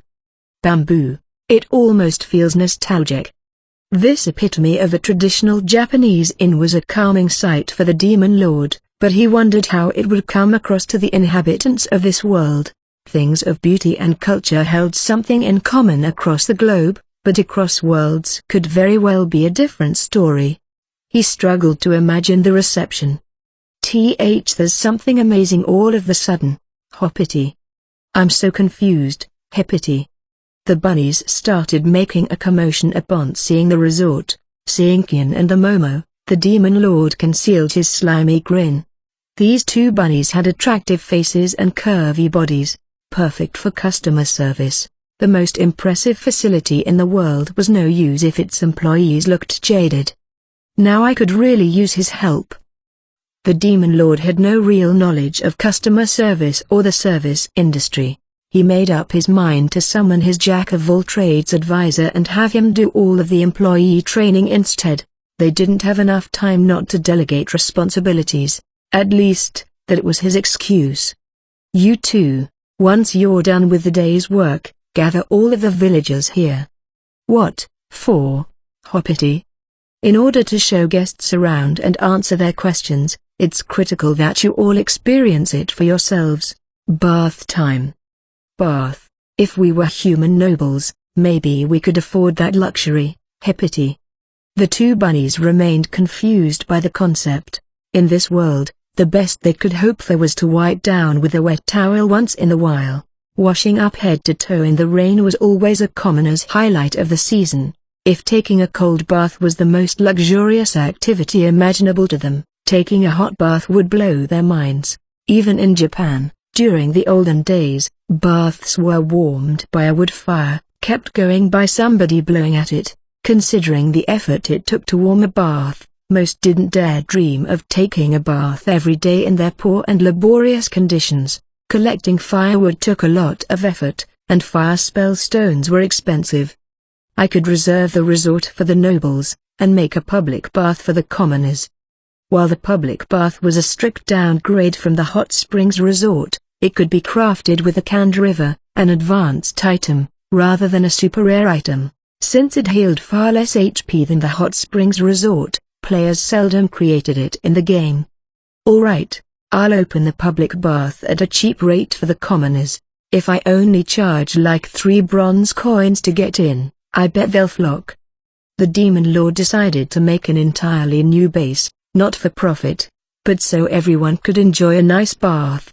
In contrast to the resort, the public bath only contained a changing room, large communal bath, and a water bath. He expected this to be a hit with the commoners. By the way, I'm going to tear down all of your houses soon, and build new ones. What? But you can't, Hoppity. Mr. Suit, you're our savior, but that's not fair, hippity. Who are you calling Mr. Suit? You make me sound like I'm some Wall Street jackass. The Demon Lord couldn't help but break character in response to Momo's quip. It looked like Momo had no filter, which might be well received by customers with a niche for that sort of thing. Considering that there will be a bunch of nobles coming to the village, it would be important to set up a nice view around the facility sometime down the road. Eventually, he planned to move the farms, too, and reshape the entire village. Since I'm eventually going to set up a casino, as well. 2 of the evolved bases were the casino and the underground casino. In the game, players could enjoy games of poker and other card games, games of dice, and sit at slot and pachinko machines. Decent entertainment for the filthy rich, and a great side income for the Demon Lord. Throughout history, in any form of gambling, the house always won. The Demon Lord's future casino would, of course, be no exception. Hey hey hey, ha ha ha ha ha, it just keeps getting better, doesn't it? Mr. Suit is scary, hoppity. Mr. Suit's broken, hippity. And so, 3 modern-day facilities, the field hospital, hot springs resort, and public bath were set to open in the village of Ruby, a giant leap for them, indeed. Later that night. Please, everyone, take a can each. Working hard, handing them out, chomp chomp. Aku and Tron had cracked open the cardboard boxes and started handing out cans of crackers. One of them was evidently helping herself as she did so. The bunnies had been watching curiously at first, but as soon as they had tried one of the crackers, their rabbit ears wagged. It was actually hard to tell at first glance whether they were happy or angry. Are they serious? Feeding our future employees some dry crackers? Fearing the backlash, the Demon Lord skulked away and lit a cigarette at the entrance to the village.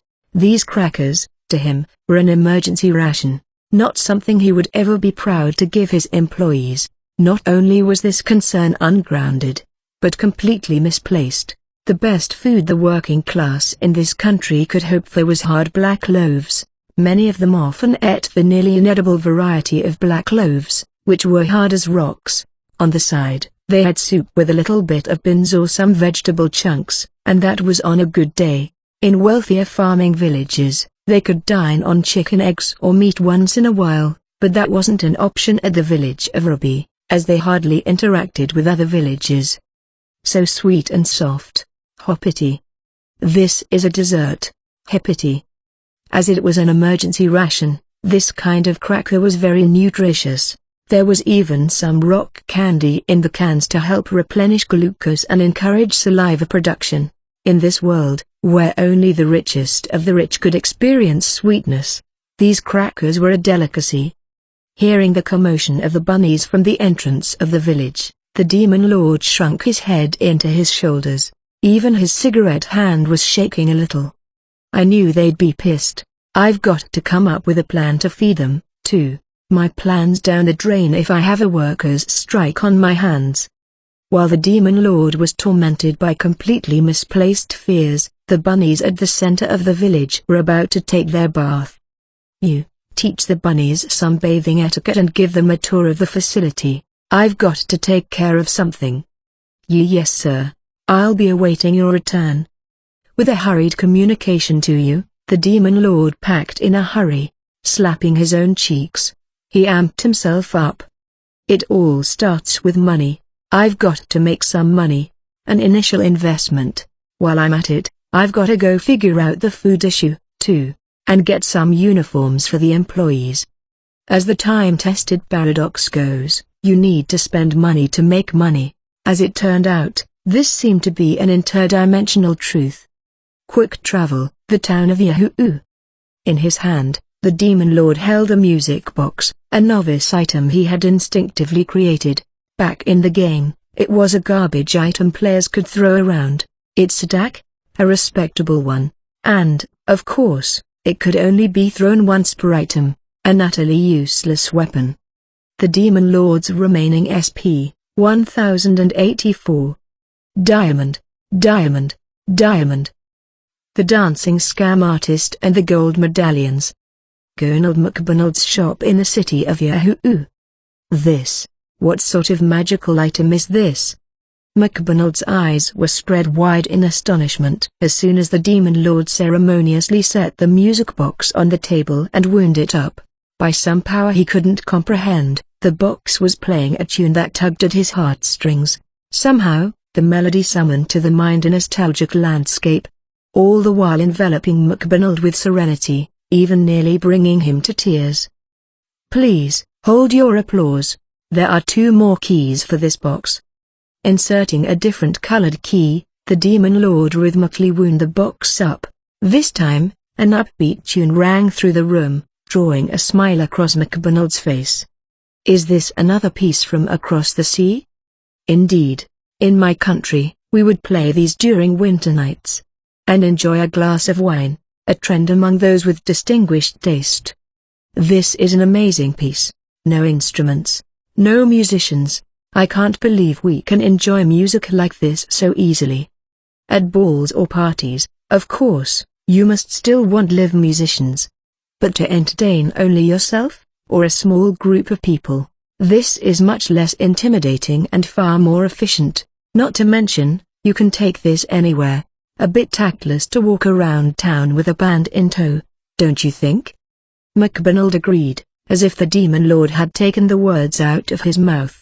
Some nobles did ceremoniously carry bands in tow, and even traveled with them to vacations, as if that boosted their status as a noble. This was a ridiculous sight, even to MacDonald. So, for this piece, how much do you ask, sir? I would prefer you to assess its value, Mr. MacDonald. MacDonald widened his eyes and swallowed some spit. The thing he was being asked to price was so unlike anything he had seen before. If his assessment was off the mark, the demon lord may cut him off as a business partner. MacDonald shuddered at the thought. Everything this man brought in was full of wonders. This was a customer he wasn't willing to part with. I'm sure it is a very valuable piece in your country too, Mr. Kunai.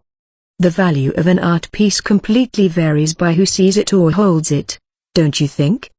MacDonald tried to sneak a hint out of him, but the demon lord dodged the question. Not in the way that said he didn't want to be quoted, but in a way that said he was testing the shopkeeper. That's how the demon lord came across to MacDonald. Anyway, after mulling it over for a while, MacDonald braced himself, and squeezed the words out. To be honest, I have no idea how much this piece would sell for if put on auction. Do you think it will go for a considerable price? Of course.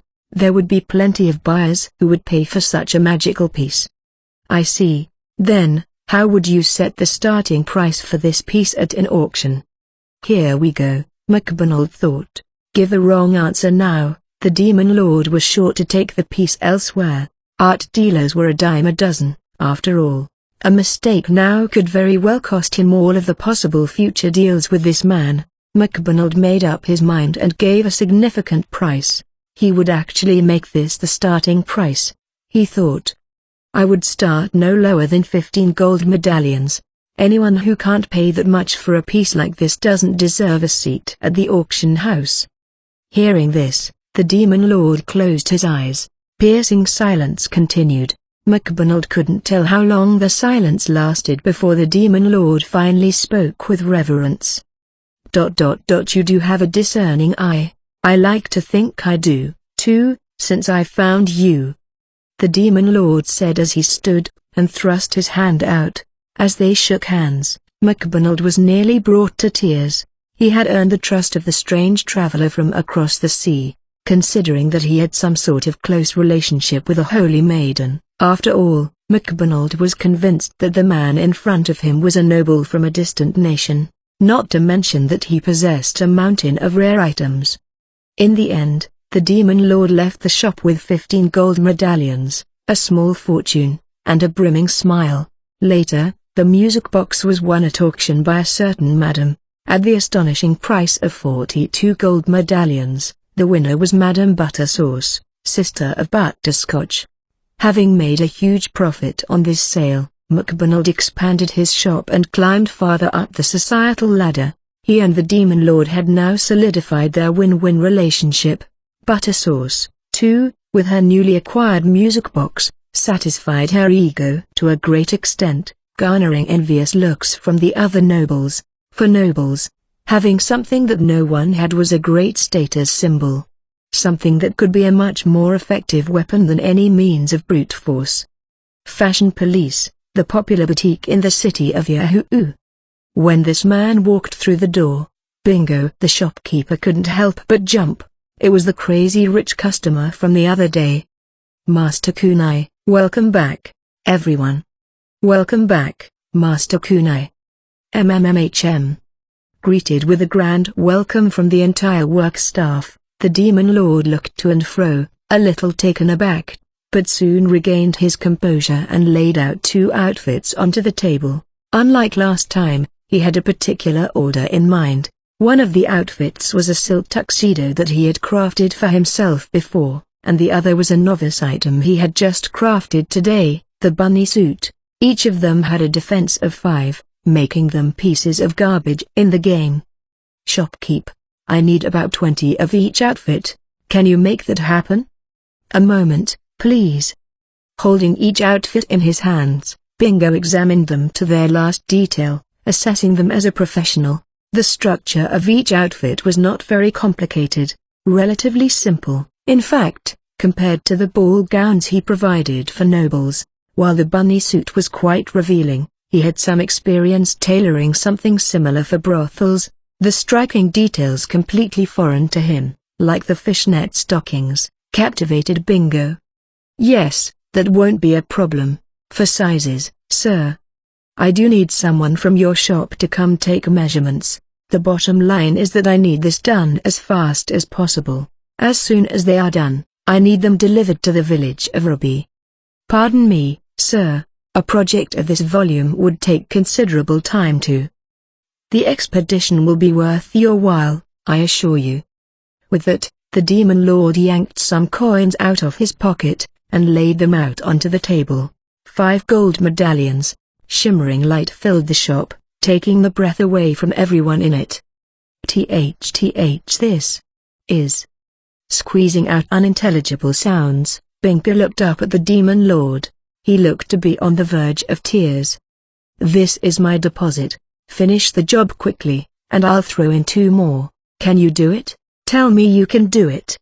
I can do it, on my life, sir. These will be delivered as fast as possible, without a second wasted. Wonderful. Then, please, don't let me keep you. Everyone, this is war. Sprint, ladies, sprint. The boutique erupted into chaos, each employee madly running around. Some went out to buy materials, some prepped the workstations, and some prepared snacks for the unavoidable all-nighter. What they all had in common were the glittering gold medallions in their eyes. A pile of money could make someone go mad, or at least make them run wild. Watching this unfold, the demon lord leisurely lit a cigarette. His expression was that of sublime satisfaction. And hubris. Who else but the ruler of evil would drive everyone he met insane like this? Diamond, diamond, diamond. Poker face. All right, the food problem's dealt with, too. Afterwards, the demon lord went to one of the biggest markets in the city of Yahoo, presented 5 gold medallions to them, and set up an arrangement for a consistent supply of food. He had paid for them to deliver bread, milk, vegetables, meat, eggs, and other groceries to the village of Ruby on a set schedule. As soon as his order left his mouth, everyone in the market went into a sprint. Their work ethic was admirable, even by the demon lord's standards. It looks like big companies in this world know how to train their employees, too. The demon lord thought, but of course, this wasn't why they were so eager to take on the job. Someone had just walked into their store and threw the modern-day equivalent of $100,000 at them. Naturally they would start running around like mad. These are some back-to-back expenses, but they're small investments compared to what those facilities can get me. Once all gears were turning, those facilities would continue to rake in money forever. Even after these expenses, the demon lord was left with 3 gold medallions. He figured that was more than enough to get the facilities rolling. They're pretty much all set. After posting a letter to Madame Butterscotch, the demon lord returned to the village of Ruby with one of the female employees from the boutique in tow. She was aghast after experiencing quick travel, but seemed to accept the demon lord's explanation that it was just a magic spell from across the sea. Although she was still shaking, she seemed to fear more what could happen if she dug too deep. Don't worry about a thing, just focus on your task.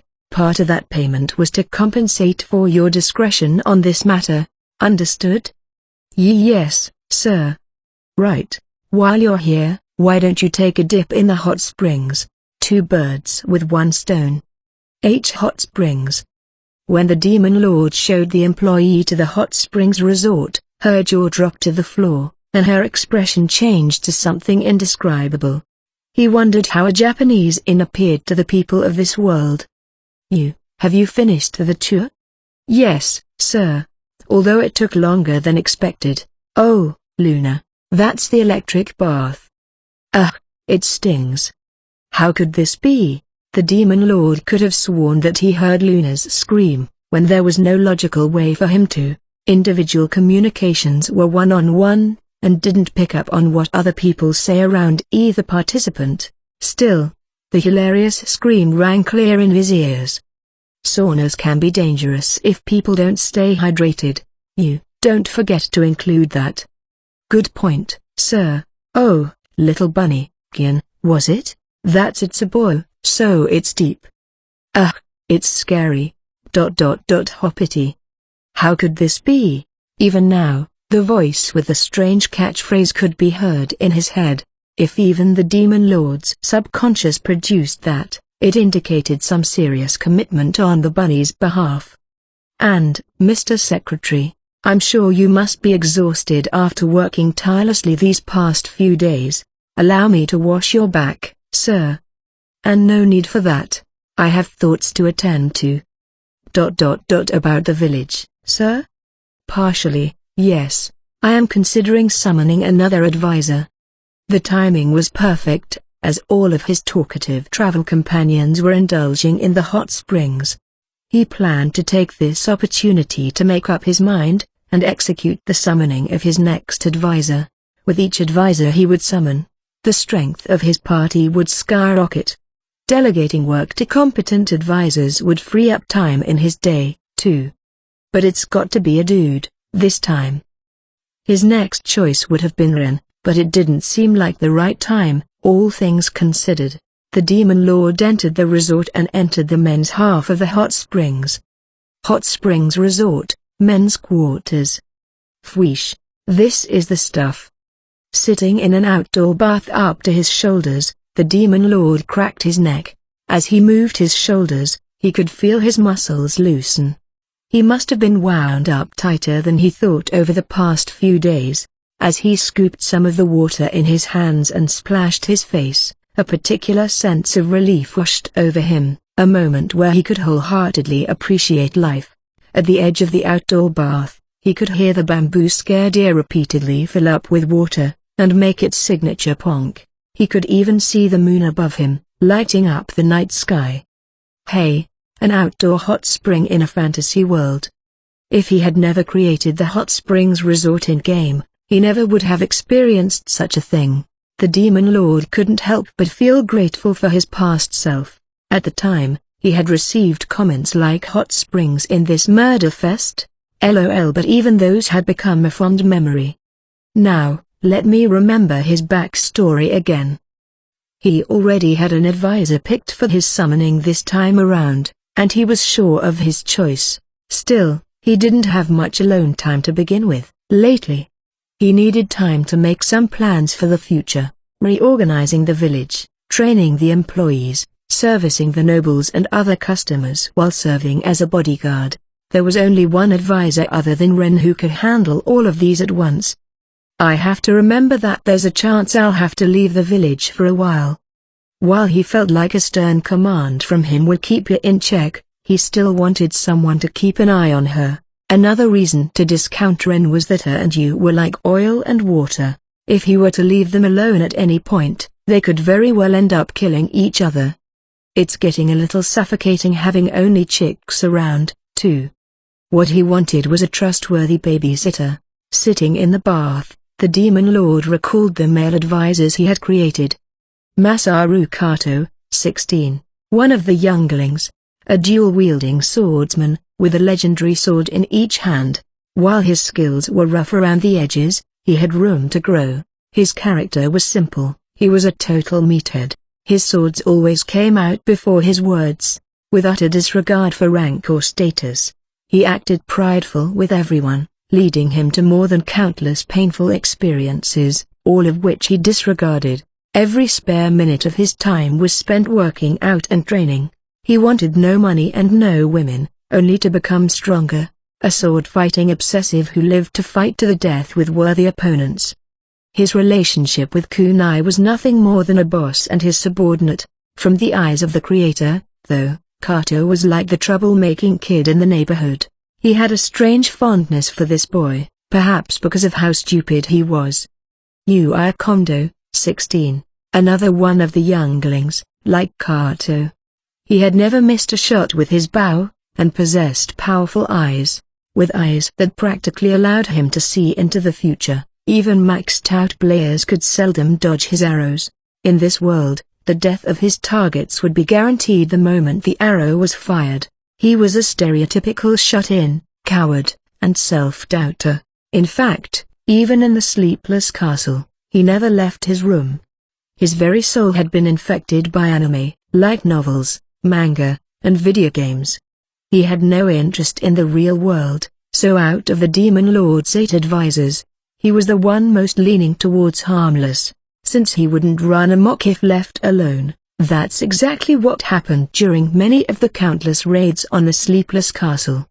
He was a pretty lucky character, considering some female characters even declared I would never attack little Uaya. He's so cute. Kunai to him must have been no more than someone intimidating. As he was extremely shy, he rarely spoke to or even had contact with anyone but the other 3 younger advisors. He had a sassy side, though, that he only showed Kato, who was his former classmate. Isami Tahara, 31, one of the older advisors, a firearms specialist, beloved by everything in the world that happened to shoot something. He was stalked and harassed by 47 pairs of guns. On the battlefield, his skill set was annoying all around. A ridiculous character whose guns each moved as if of their own volition, spraying all enemies with a storm of bullets. He was also the only advisor with certified genius written into his backstory. He could quickly learn anything and excel at it beyond what most others could do. On the other hand, his everyday demeanor was a smirk-wearing jokester, the epitome of laziness and disinterest, weirdly good at egging people on, too, an unaffected and poker-faced character his enemies found difficult to get a read on. Tahara had a much younger sister called Manami. According to his backstory, he started doing the dirty work of the ministry in order to put food on the table for her. He was seriously overprotective of her to the point of making it disturbing. To him, there were 2 types of women in this world, Manami, and not Manami. No doctor had been able to cure him of this condition. While he was more on the good side, overall, he had no mercy for his enemies. Take Fumi Nomura, 41, another member of the older advisors. The Empire's proud, undefeated, and unmatched champion of mixed martial arts. While he had earned enough fame to make him a once-in-a-generation world-class star, he fell in love with a woman from an occupied nation, rather than one of God's people, and married her despite being warned against it. No persuasion from the higher-ups could sway him. Finally, a few of them who had lost face in the matter decided to go crazy. As a result, Nomura was shunned out of the fighting world after false accusations came out regarding drug use, rigging matches, and blackmail. He wandered from one occupied nation to another until a group of locals with a grudge against the Empire assaulted and murdered his wife. Having lost everything, he went missing. A few years later, he was found beating opponents to death in underground fighting rings as a hero turned heel. This is where Kunai had scouted him to join the ministry. His strength was nowhere near that of his prime, and his former glory was already lost. He had only felt disgust for the cruel game, too. He seemed to almost consider his placement in the ministry a punishment for his failures in life. After losing his wife, he seldom spoke, much less held a conversation with anyone. According to his backstory, if he could regain the strength of his prime, he would be the strongest among all of the advisors. Sadly, the key to unlock that strength was already lost. Tahara, it's a no-brainer. Reminiscing on his male advisors, the Demon Lord couldn't help but feel nostalgic, realizing how weird all of their backstories were. In Nomura's case, especially, it was just cruel. At the time, he had written it up from a light-hearted inclination to create a male character older than him with a dark past. Now that there was the prospect of him coming to life, things weren't so light-hearted anymore. I don't think I could look him in the eyes. Stepping out of the bath, The demon lord chilled his body. As he was contemplating whether to go into the sauna after a break or to get into the jacuzzi and be massaged by the jets, he heard a voice there was no reason he should be hearing. "Found you. Kiddo, what the hell are you doing here?" It was Tron, who was supposed to be in the women's baths. The demon lord hurriedly wrapped his towel around his waist. What if someone were to walk in? This wasn't funny. "I'll wash your long hair, thanks for the crackers." "This is the men's side, kiddo." "Not kiddo, I'm Tron." "This kid's buck-ass naked, not okay, even if she's a kid." If you were to catch them like this, she would surely hit him with a glare cold enough to freeze a woolly mammoth in place. As for Luna, he could already imagine her running all around the place, screaming, "I caught you red-handed now, demon pervert lord." All triumphant. "Get out, already. Put on a towel, too. Zero can see me like this. I'm not Zero." Afterward, the demon lord managed to chase out the intruder, and left the hot springs after thoroughly instructing Tron to never address him as Zero in public. "I have to summon Tahara, already. I can't stand being the only dude around here anymore." As soon as he made it out of the hot springs resort, he pulled up the admin screen. 1000 SP was a small price to pay to get him out of these wacky happenstances. Admin feature, Summon Advisor. Even though this was his second time, he couldn't help but feel a bit nervous when summoning an advisor, and a little excited, too. After all, the ultimate dream come true for a creator would be to meet the characters he had created face to face. "Diamond, Diamond, Diamond. Isami Tahara. Tahara, come hither to my presence." With those words, two pillars of light, one black and one white, appeared before the demon lord. They came together to form a man. While he looked like he had just woken up, he was both tall and well built. "Huh, oh it's you, Mr. Secretary. Whoa, where the hell am I?" "Yep, that's Tahara." The demon lord was moved in an indescribable way at watching a character of his own creation move and talk of his own volition. However, he didn't have the luxury of letting his guard down in front of Tahara. Just like with you, who knew what Tahara would do if he found out that the person who summoned him wasn't actually Hakuto Kunai. "I'm glad you came. Follow me. Let's go somewhere we can talk." All right." Looking to and fro, Tahara scratched his head. Who could have blamed him? A hot springs resort in the middle of a near-abandoned village. It was pretty confusing. Is this the new arena? Money's still not an issue, huh? I'll explain that too, in detail. The demon lord headed to the common area of the resort and sat down on one of the couches there. It came complete with ashtrays, and the two could talk in comfort. The speakers placed in the area played an upbeat koto performance, making it rather relaxing atmosphere. First things first. This is a different world from that which the Empire occupies. Huh? The demon lord repeated the same explanation he gave you, with a serious tone. As he explained things, including new information he had gained, Tahara's expression changed with every sentence, and he finally sighed with exasperation. This seemed about the right reaction. It was scarier for the demon lord to have him accept it all from the get-go. "So, what? This is like some fantasy world from those kids' cartoons?" "In short, yes." After the immediate response, Tahara stayed silent for a long time. All the while, he would look up at the ceiling with a tired expression or scratch his cheek, but the demon lord understood. His very creator understood. Tahara's brain was churning at full speed, calculating all sorts of hypotheses and conclusions. "Well, I know you wouldn't prank people like this if hell froze over. Who's here, too, by the way?" "Ugh, that wacko? Are you kidding me?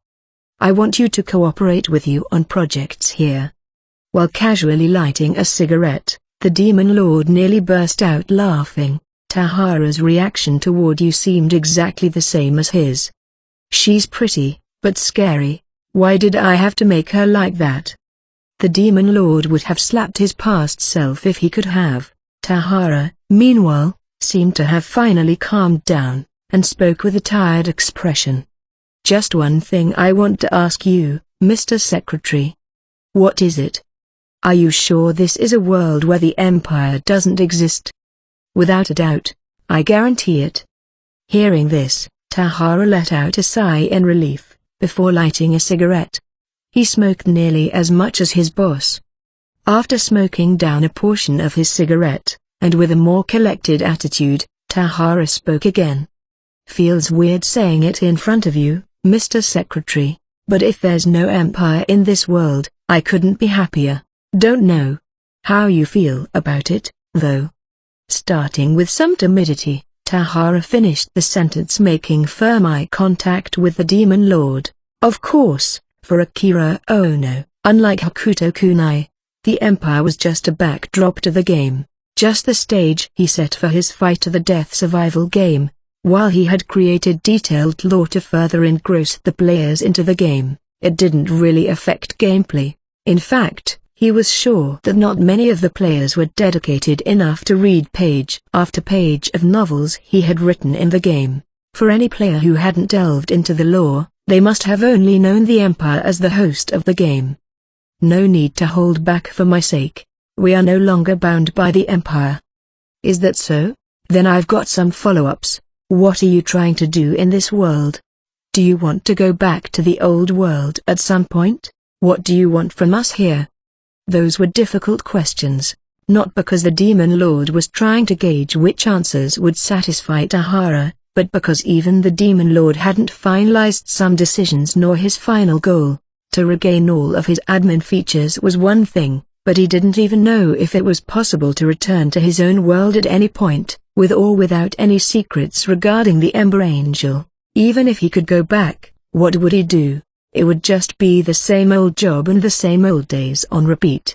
Someday he would marry someone, build a family, and end up in a grave at some point. Hold on. Then what happens to the advisors I've summoned?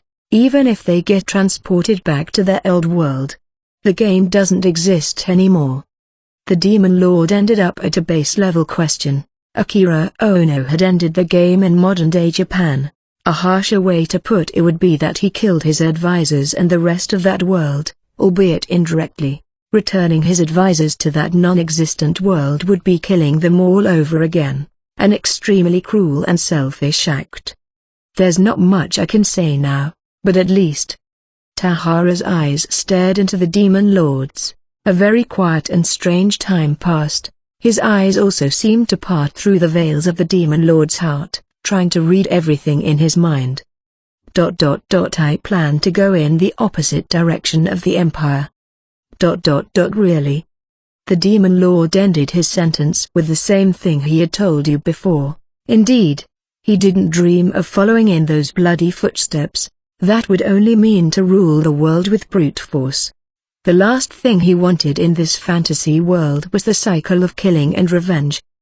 Fine by me. I do owe you a big one for helping me make all that money, Manami, and I would have dropped dead on the streets without you. About your sister. The Demon Lord couldn't help but trail off. Tahara's sister meant the world to him, to the point where it was sick. There was no mistaking that since it was written right into his backstory. How would Tahara feel being in a situation where he couldn't see his sister?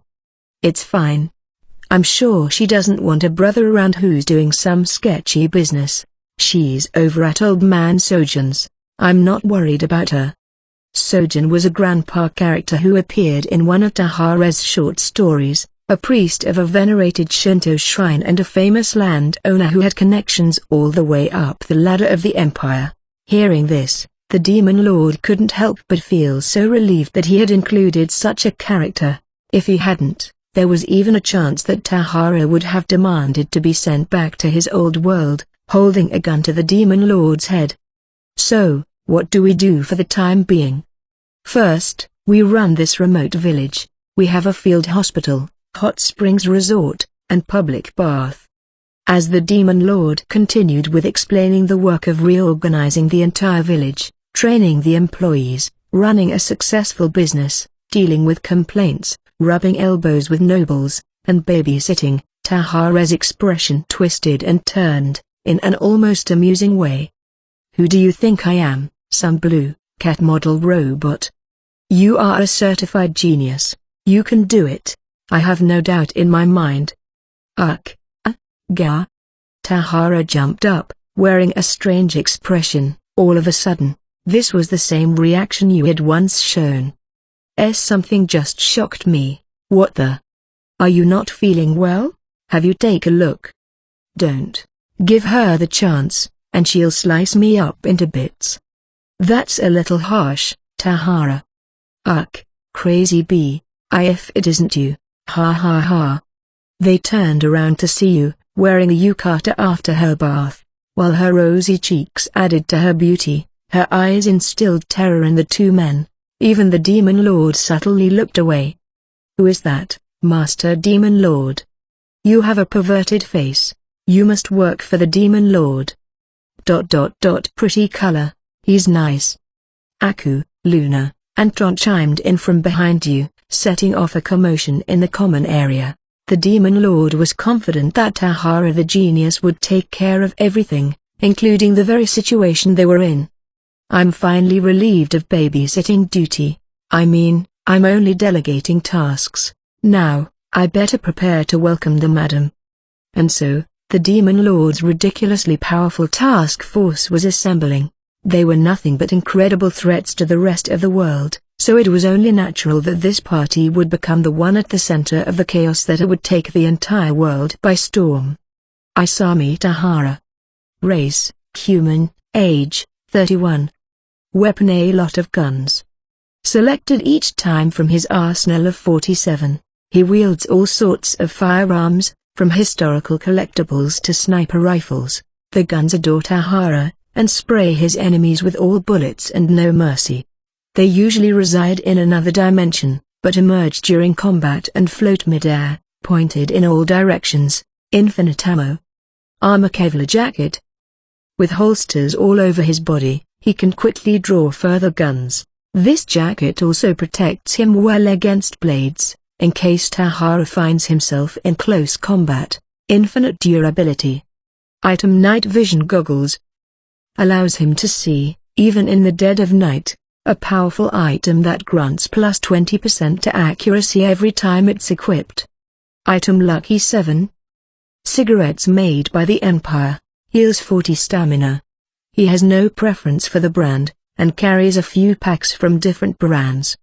Level 1, HP, 5000, Stamina, 600, Attack, 50, plus Random, Defense, 40, plus 12, Dexterity, 50, Magic, 0, Magic Defense, 0. Equipped skills, first, Double Tap second, Bullet Screen third, Spray and Pray. Combat skills, Grenade, Lockdown, Napalm, Forerunner, Big Boom, Lock-On, Avenger, Counter-Strike, Breakneck, Strategist. Survival skills, Propaganda, Disable Traps, Trap Knowledge, Artisan, Fireworks, Troll, Recover, Sticky Fingers, Phantom Thief, Godspeed, Academic, Medicine, Gambler. Special abilities, Certified Genius, etc. Diamond. The Changing Village. The public bath in the village of Ruby, a few days later. My heart's hippity. My skin's hoppity. The bunnies were in the public bath after finishing their field work for the morning. This was an incredible change of scenery, considering that the entire village was struggling to find enough water for their fields just the other day. Now, the push of a button produced as much water, hot or cold, as they liked. In front of the long line of little stools, there was an unbelievably well-polished mirror for each person. From the strange faucet above the station, a shower, hot water came out with great pressure. The bunnies couldn't believe the sensation of wetting their heads with it. To boot, there was a mountain of soap, which the bunnies thought was only reserved for the nobles and the richest. While they had started to warm up to soap, they didn't yet fully understand it and stayed away from using shampoo or conditioner, but it surely wouldn't be long before they gave them a try. Hoppity hop. Clean up in the cold bath. Several kids were playing in the cold bath, which was a common sight for public baths. The public bath was open to the bunnies for free, and open 24 hours a day. As a result, most of them used the facility in the morning or at night. While the floor and the chairs needed to be washed, the bath water was automatically circulated to keep it constantly clean. While the public bath had relatively few things to clean, the hot springs resort was a different story. Even now, Tahara was training the bunnies on how to clean the place in great detail. Listen up, clean the bathing area with a deck brush or scrub brush, like this one. Don't skimp on cleaners, either. Leading the pack with an example, Tahara started scrubbing the floor and walls. Some surfaces were tiles and others were stonework. Each surface had a different method of cleaning and a different brush to use. Since everyone walked around the hot springs barefoot, grime was quick to accumulate. As Tahara instructed them on how to clean each area, the bunnies studiously followed his instructions. After having these incredible facilities built in their village, and now that bread and vegetables were being delivered to them daily, the naturally honest bunnies were giving it their all to somehow repay the favors done for them. After a series of cleaning demonstrations, Tahara headed to the common area without so much as a break. Waiting there were Kian and Momo, wearing their bunny suits. Bunny suits at a hot springs resort, huh? I had my doubts at first, but it's looking pretty good. Real rabbit people, after all. This outfit's embarrassing. Hoppity. You are all perverted, hippity. Covering their breasts, they gave Tahara a begrudging look, but he was unaffected. To him, the only real woman in existence was his sister. You just gotta get used to it already. Shake your ass, while you're at it. Give them a show. No way, hoppity. Hurl. I mean, hippity. What's important's how you greet customers. Let's go over it again. Take nice, deep bows, and keep your head down for at least 3 whole seconds. Don't forget to smile and enunciate. While Tahara slaved away, the Demon Lord was somehow topless in an examination room in the hospital being examined by you. Awkwardly sitting on the chair, the Demon Lord had his steel-wrought back turned to you, onto which she placed her stethoscope and donned an elated expression. I think I'm as healthy as a bull. No, sir, you must be examined regularly. You can't be too careful, if something were to happen to you, Mr. Secretary. You have a point. The Demon Lord couldn't see you's expression behind his back. It didn't help that what she was saying sounded completely normal. Moving the stethoscope away, you touched his back with her alabaster fingers. Her breathing sped up and her face grew red, as opposed to the Demon Lord, who began to lose his color. A beautiful contrast. That's enough, don't you think? I'll come to you if I'm ever not feeling well. No, Mr. Secretary, I haven't finished your examination yet. Yu's hands reached around to the front of his body. While pressing her bosom against his back, she grasped his pectorals with her fingers. This was straying further and further from any form of medical examination. It's so thick. And hard, and manly. I have some matters I need to attend to. I'll see you next time. Ooh, Mr. Secretary. You wore an unsatisfied look, but the Demon Lord rushed out of the examination room, grabbing his shirt and coat. Even with the beads of cold sweat on his brow, should one be envious or sympathetic of this man? Donya's manor in the mining region to the west. Butter sauce, that conniving knave, how dare she insult me in such a manner? While continuing to eat his lavish breakfast, Donya slammed his fist on the table, hard. At the auction the other day, Madame Buttersauce had stolen the music box, a mysterious magical item, from under his nose. The more he remembered about that day, the angrier he got. That sort of piece will only be done justice in the care of a real noble like me. Then that blob of fat, the best collector in the country, my ass! Donya shouted, shaking his unsightly globs of flesh. Having a rare item was a necessity for someone like Donya, who ruled over a large number of nobles. At times, Such items could garner adoration much more effectively than money. Therefore, any noble with an influence worth a damn would search for art to show off. Naturally, rare weapons or armor could serve the same purpose. 42 gold medallions. That little. Unable to contain his anger anymore, Donia slammed his hands down onto the table. Several plated dishes flew off onto the floor, but he didn't give them so much as a glance. In auctions during recent years, the format of exclaiming bids out loud in competition with one another had been done away with. This method resulted in the final bidder often paying much more than they had expected, so the rules were changed with the unwritten understanding to keep things reasonable in mind. The solution was for everyone to write their bids on a piece of paper after seeing the auction piece, and place them in a box. This way no one paid above their maximum. Previously, people had won auctions in the heat of the moment, only to realize afterward that their final bid was a terrifying amount, and cancelled the transaction. That was a situation they could avoid by adopting the new system. That's what everyone thought at first, anyway.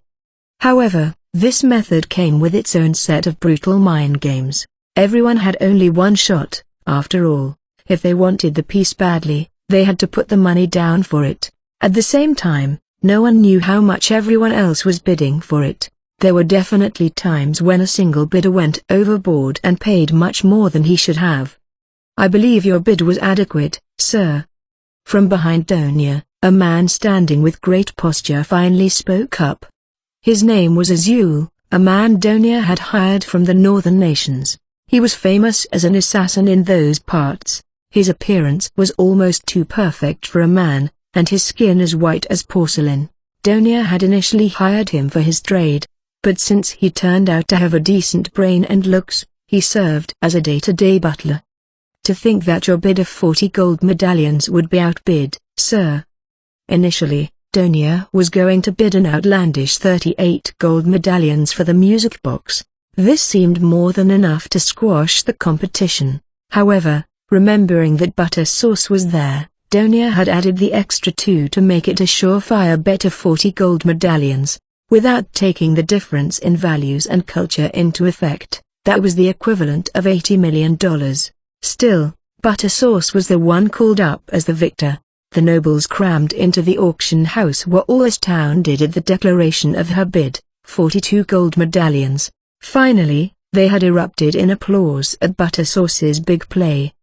42 gold medallions. The madam always keeps us on our toes, doesn't she? For that lady to pay that much, that must be one lucky magical item. I've heard that Sir Donia placed a bid of 40 gold medallions. Oh, with a difference of only 2 gold medallions. What a dramatic victory. The madam is the noble among nobles. Let us toast to the victorious Madam Butter Sauce. The storm of applause and respect that overwhelmed the room in an instant, that was the seed of a noble's power. From Donia's perspective, his pride had been shattered for all to see. Losing that mind game was devastating for his life as a noble. Damn, Azul, can't you steal somehow? Every noble in the country knows that the piece belongs to Lady Butter Sauce. Stealing it is possible, but unwise. Then what should I do? You want me to lie down and die? Why don't I reach out to the person who brought in this music box?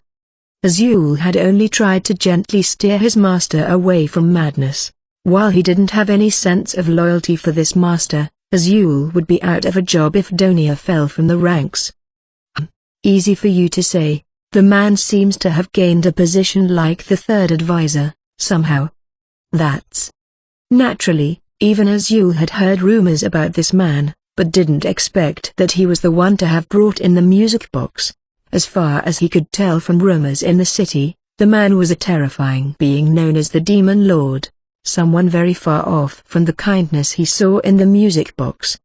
Frustratingly, my wife, White, has told me I am strictly forbidden from making any contact with him. Hearts was just nodding along, of course. That idiot. ... Is that so, sir? Azul frowned for a moment as Donia brazenly called White his wife. While Azul wasn't from this country, He didn't even want to imagine such a pure and elegant woman married to this man. No matter. One day, we'll rob him of everything. I can't wait to see the look on Butterscotch's face, then. Yes, sir. Relieved that he at least held his master from doing anything rash today, Azul raised the danger level of the Demon Lord in his mind. Perhaps his character changed entirely depending on who told the story. Some called him a tycoon, some called him the Demon Lord, and others called him a noble from across the sea. With my master acting this way, we are sure to become enemies at some point. While this was happening in Donia's manor, the village of Ruby was concerned with a much more important matter. The arrival of Madame Butterscotch was approaching. Diamond, diamond, diamond. Under the same moon. We better change out the fence, and expand that area over there. Nighttime, Tahara was walking around the village with a notepad in his hand. While there weren't any real light sources around, he had incredible night vision as a byproduct of being a super sniper. He continued taking notes as if it was light as day. Should we just shave down that mountain? He mentioned some crazy ideas from time to time, but he could do it. Tahara's attacks are usually directed in all directions around him, but if all of them were to point at a single target, he could surely destroy an armored tank, so why would a mountain be out of the question? You're hard at work. Tahara turned around to find you wearing an enchanting smile. While her beauty was accentuated by the moonlight, any player of the game would have jumped out of their skin upon seeing her in such darkness. And begged to be killed in the light, at least. The secretary's counting on us, after all. Tahara responded with a can't-be-bothered expression, as if he was bothered by something. He was a man who loved laziness and doing nothing, after all. He was definitely not the type to take initiative on anything. You're behaving well yourself. I was waiting for the population to decline around here, thanks to you. How mean. I have always acted how Mr. Secretary wants me to. That's the thing. Tahara thought, up until this point, that you was the one who had the best chance of understanding what their leader wanted. Unlike Shizuka, you was extremely smart, albeit crazy. She didn't do short-sighted things like fight for no reason, act or lie when she could easily be found out, or kill as many people as she could indiscriminately. She was the type to infiltrate deep. By the time everyone on the surface realized it, their world would be an irreversible hellscape. The worst type of serial killer. So, what does the secretary want? I bet you've got a few good guesses, at least. They never skimped on prep work or money when it was necessary. They schemed many steps ahead until they achieved the inevitable result they wanted, no matter how much blood, lamentation, and infamy they would reap along the way. In that sense, Tahara considered Hokuto-kun and you to be very similar. Still, Tahara had no malice nor distaste for them. If they didn't operate that way, they wouldn't have survived in that world. There must have been times when trapping and even killing someone was the only option to survive. Tahara, too, had a similar life. To be honest, I don't get the whole picture, yet, either. Huh. Didn't expect that. Lighting a cigarette, Tahara subtly gauged Yu's expression. She wasn't lying, he determined. He didn't have any reason to believe so other than his own intuition, which he trusted wholeheartedly. He did say that he wanted to go in a different direction than the Empire. He did, also that going down the same path twice would be boring. And you're okay with that, you? Tahara suspected that a path like this would become boring for her. The Ahinyu would have much preferred to trample all over a world filled with potential lab rats, making them surrender everything along the way. Tahara. I touched the end of the world. Here we go again with your nonsense. Tahara blew out some smoke while ruffling the hair on his head. You would often say some cryptic things out of the blue. She spoke of philosophical concepts in a weird phrasing you might expect from scientists on the brink of insanity. Besides, I feel the presence of God within the secretary. Ha ha ha ha, what the, this again? The mystery of the human body, evolution, something like that again? No, it's much different. I sense it's stronger and stronger with time. Don't you feel it a little, too? With that, you walked away towards the hospital without another sound.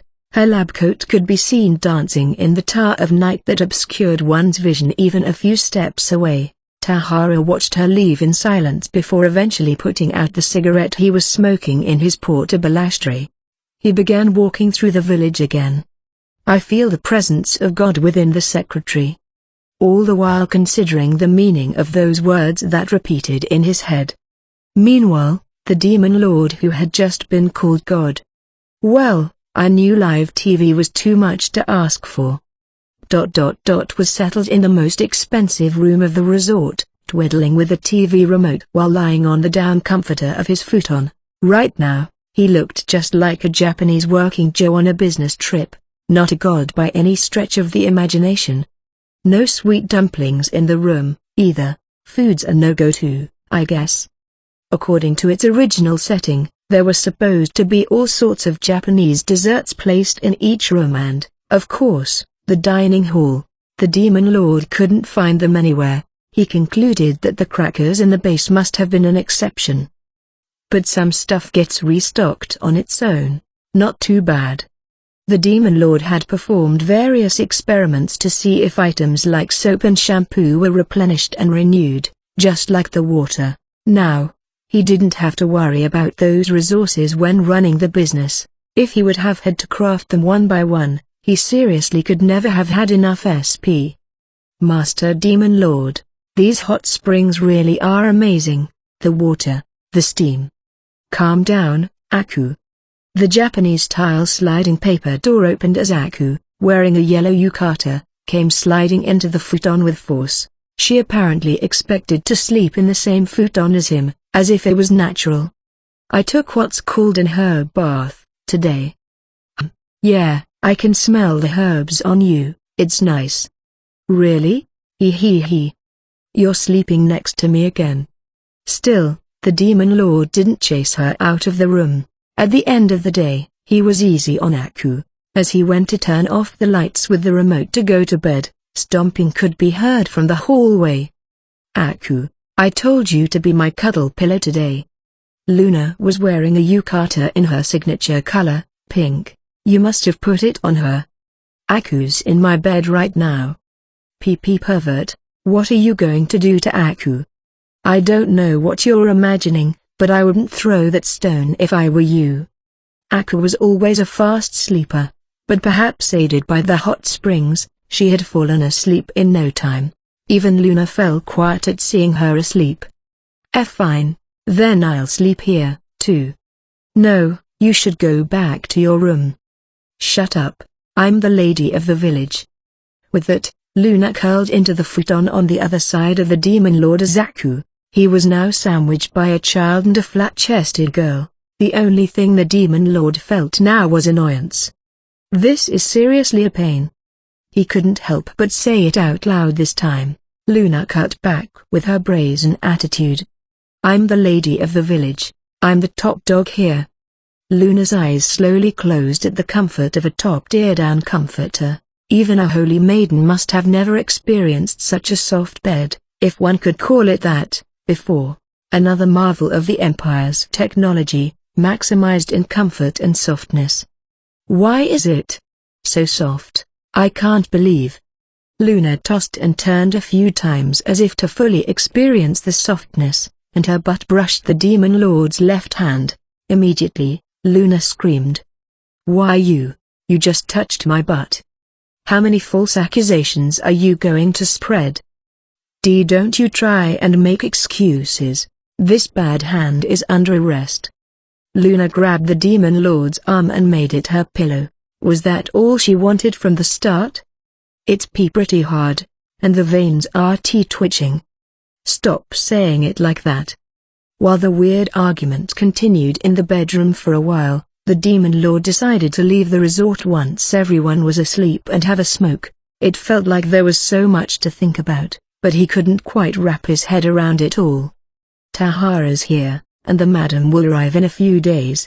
This will speed up the improvements in the village, for sure. Things were smooth sailing. Considering the fact that he was thrown into a fantasy world all alone, he was doing incredibly well. The thing was, he couldn't shake the feeling that he was forgetting something important. The Demon Lord desperately tried to remember what that was. Hey, what kind of pillow gets up on its own? I never resigned myself to the life of a pillow. He turned around to see Luna, looking irritated. What are you doing alone this late? Why you're not going crawl into a bunny's bed, and talking with you makes thinking seem stupid. Thinking? What about? About this village? That's part of it. Now that he had dragged so many people into this plan, he had to follow it through.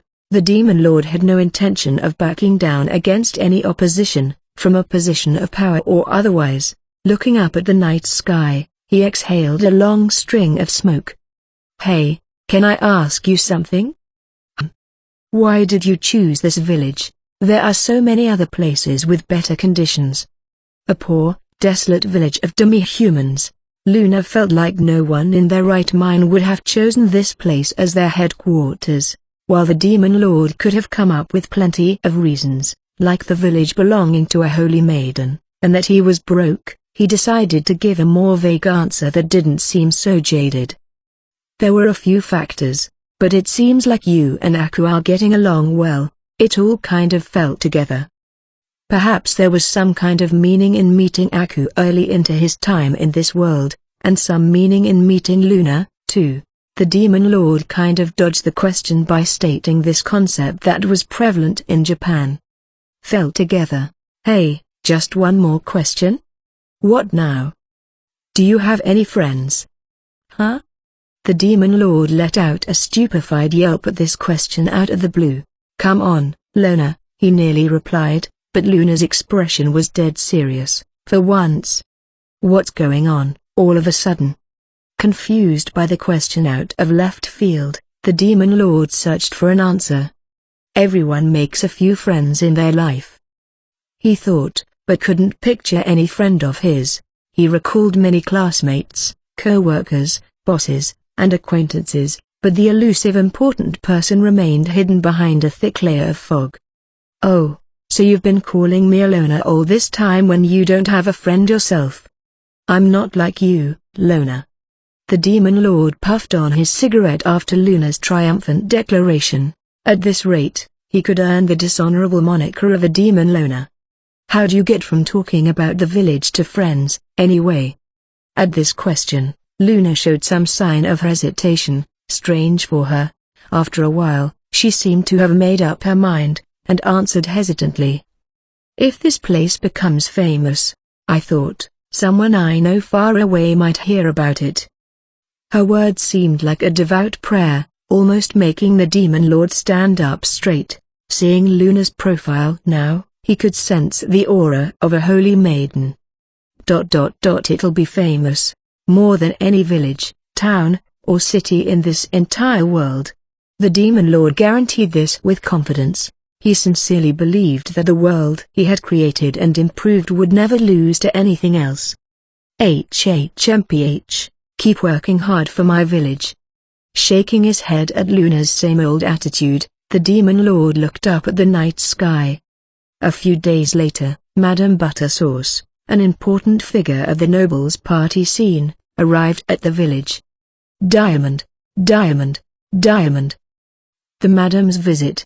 An extravagant carriage wearing the crest and flag of House Butterfly stopped at the entrance to the village of Ruby. One servant after another climbed down from it, and finally they ceremoniously opened the carriage door. From within it emerged Buttersauce Butterfly herself, her massive body swaying to and fro. A celebrity of the party scene, she was the empress among the nobles' wives, garnering their frantic support and loyalty. When she said the sky was green, then it became so. Not even Donya could find an opening in the solid army of madams. They were becoming a large force that it was difficult to ignore. The power structure of Holy Light was fractured into numerous tiny pieces at the moment.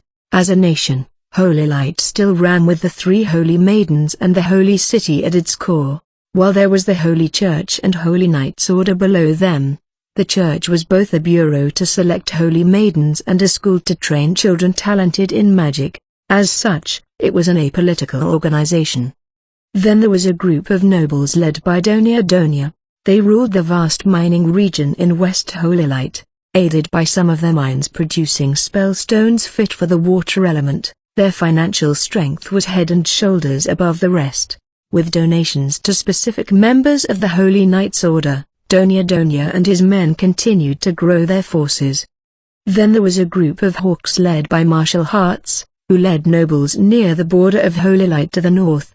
While they had less money, they were united under an irreplaceable bond, forged through fighting together in war. Many of the Knights Order followed this group, too. When it came to combat strength, no group came near Hearts. While smaller in numbers, the patrons of the arts, led by Buttersauce and Butterscotch, could not be ignored. They held numerous rare items desired by nobles, and many of them were artists themselves. They garnered the respect and reverence of the masses. Often described as nobles among nobles, almost no one in this group would be caught fighting on the streets, as such would be to advertise their savagery. Buttersauce and Butterscotch led the wives of the southern nobles. Each and every noble's wife was proud and powerful, but if the husband had married into the wife's house, forget about it. Such a husband was completely at the mercy of his wife. Many mines could be found in the south, mostly in Madame Butterfly's land, too, putting their financial strength comparable to Donia Donia's group.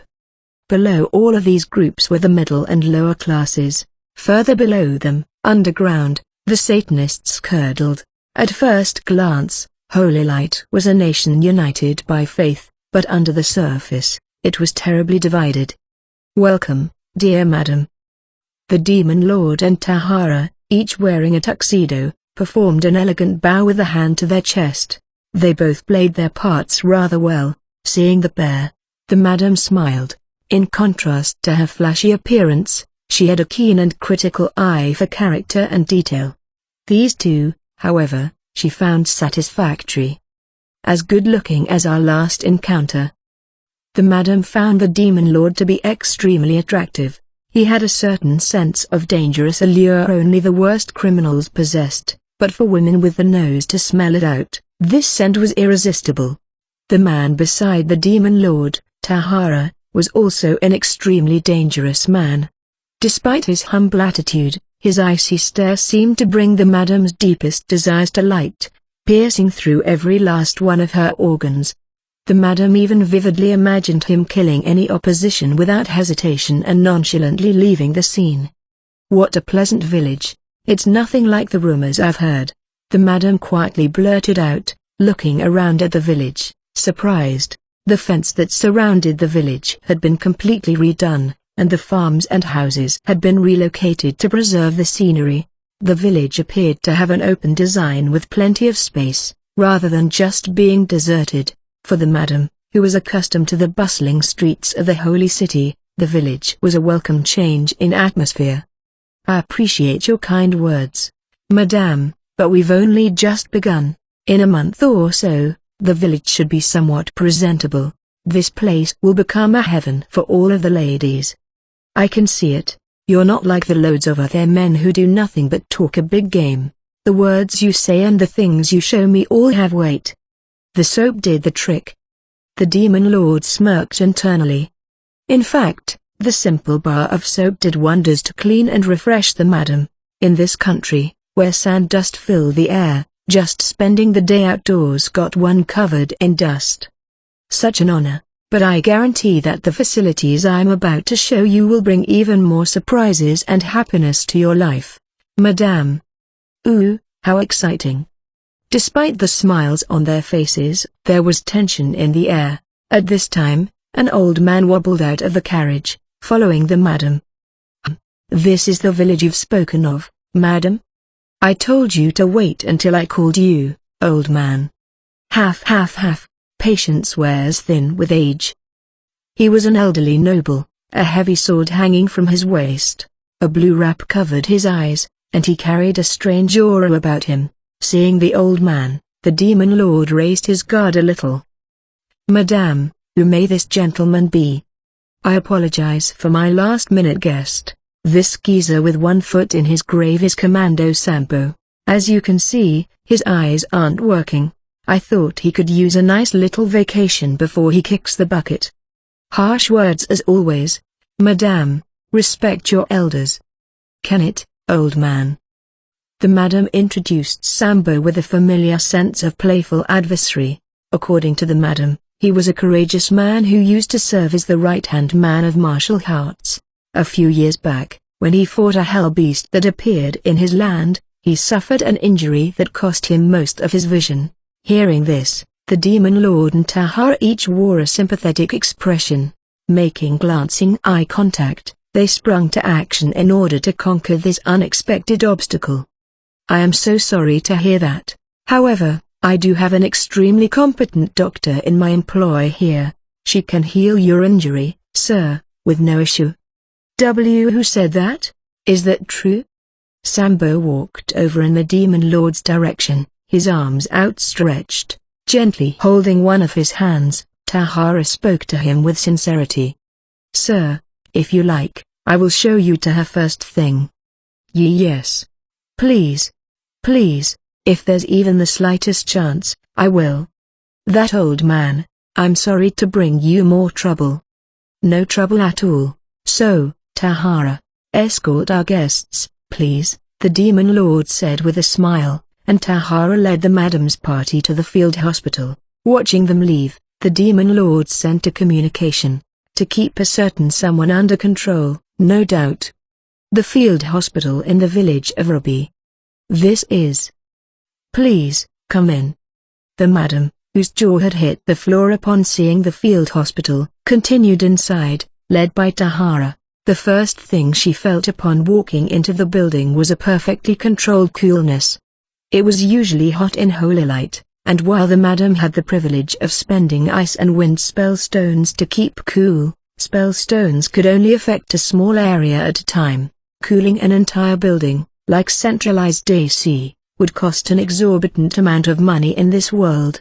The madam, partially due to her physique, disliked the heat more than most. Oh, the countless hours she had spent devising a solution for her sweating. Now, to her amazement, she could feel her sweat subsiding as soon as she took a step into the building. It's very cool in here. How many spell stones do you use? Master Kunai is an ingenious man. The madam had asked Tahara, but the answer he gave was vaguer than she had hoped. This kind of response might have irritated others, but the madam remained unaffected. In fact, it only added to the Demon Lord's mysterious charm. There were only a few things in this world someone with as much power as the madam didn't understand, after all. I have never heard of or seen a building like this. The madam walked, containing her excited cries from time to time. The madam had experienced most everything there was to experience in this world, from rarities, extravagance, art, and parties, but she had never entered a modern building before. This is the exam room. Please. Tahara opened the door with a ceremonious gesture unbecoming of his appearance, showing the pair in. Welcome, Madame, and Mr. Sampo. Inside, you greeted them with a bright smile. There was various equipment, medicine, a simple bed, blood pressure gauges, scales, and even an anatomical model.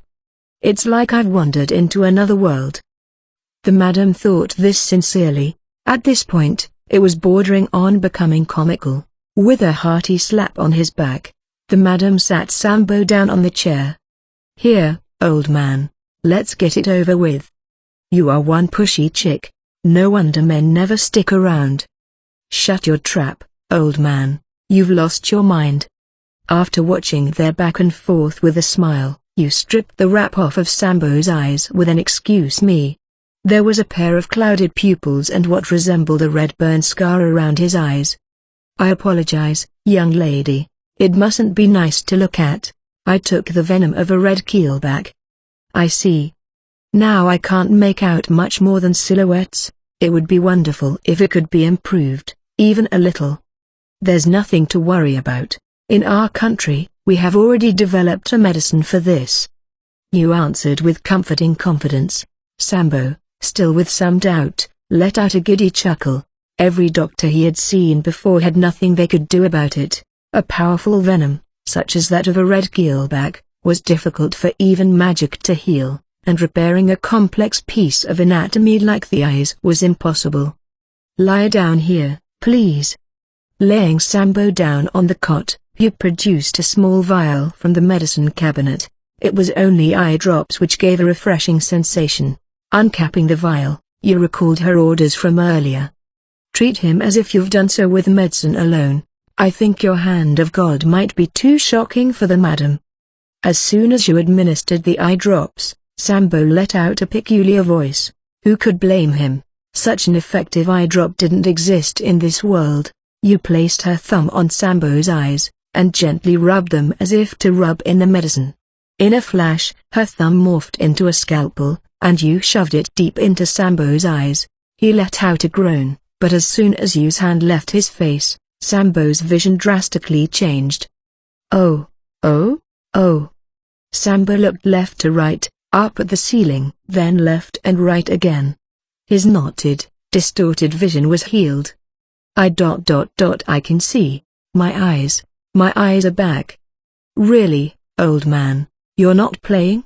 "Oh, madame, you've put on even more weight. What do you eat to keep bloating your physique?" "Shut your mouth, you walking corpse." The madam smacked Sambo's head with all of her might, knocking him off of the bed.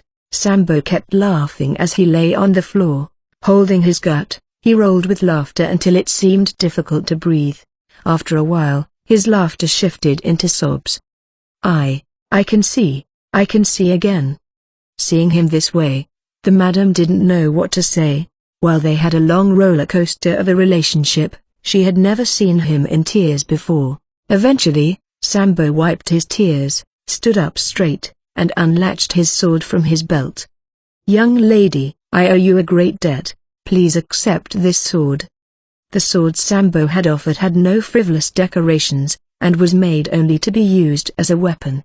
He had survived years on the battlefield with this sword at his side, a piece of his soul. Seeing this, the madam yelled in frustration. "Idiot, what beautiful young lady would want a hunk of metal like that, and you call yourself a noble? Hunk of metal? This sword is an heirloom of the Sambo family. Can it? You there, please go throw this geezer back in the carriage." Tahara hesitated for a moment at the madam's command. Go see Hearts already. That old man will be happy to see you like this. That's right, Sir Hearts. Sambo will return. Sambo sprinted outside, and Tahara ran after him. After the two exited, the madam let out a long sigh in the quiet exam room. "I apologize for all of the commotion. I'll pay you in his stead." Are you sure? What the madam had produced from her pocket was a small box, containing a holy coin of rand. Its value depended on the market, but it was worth at least 100 gold medallions. Even though you had never seen a holy coin before, she felt something mystical about it. This payment was ridiculously generous for a medical treatment. "I'm sure, thanks to you, two head-strong geezers are going to owe me, big time, and that's worth a dozen holy coins of ram to me." The madam laughed with a sense of undertone. In fact, she would not have paid it if she thought the treatment wasn't worth the small fortune. She was bound to have some non-monetary gains to look forward to. "Then I will accept. I feel like we'll have a very good relationship, madame." "What luck, as do I." Their eyes met and they exchanged smiles. Frighteningly, these women seemed to have a few things in common. The madam, aka Butter Sauce Butterfly. Race, human. Age. Skills. The butterfly curse. A fattening curse cast upon her ancestor by a certain devil. Natural-born leader. Talent for leading a group. Boosts charisma. Charismatic. Gives nationwide fame. Largely boosts charisma and charm. Human. Empress. Garners fear from men and endless support from women. Maximum modifier. Judge of character. This skill improves with age. Evaluates an opponent's character. Defy destiny? Question mark. The empress that rules the party scene in the capital, she garnered overwhelming support from the noble wives, forming a powerful association. In holy light, she sets the trends, as her land contains numerous mines that produce spellstones suited for the earth element. Her wealth is bottomless. Diamond, diamond, diamond. The Madam at the Hot Springs Resort. This is another building I've never seen before. After Sambo had left the village in a hurry, the Madam was led to the Hot Springs Resort by a male bunny. It was a strange building she couldn't figure out how to describe. Thickets of an unfamiliar plant lined the edges of the building. It was a space where the Madam felt a sense of reverence she had never felt before. Harmony and relaxation, I suppose. Unlike her sister, the Madam had almost no interest in the arts. However, her eye for beauty was as keen as her sister's. With one look at the Hot Springs Resort, she understood the essence of the place. The Madam's interest, in contrast to her sister, was in health and self-beautification. There's a sense of wonder just from looking at it. She felt time pass in a magical way in this simple village far from the hustle and bustle of the city. When she listened closely, she could even hear bells chime in the wind. How strange, it's like I'm a kid again. She wondered why. The Madam recalled her childhood for the first time in years.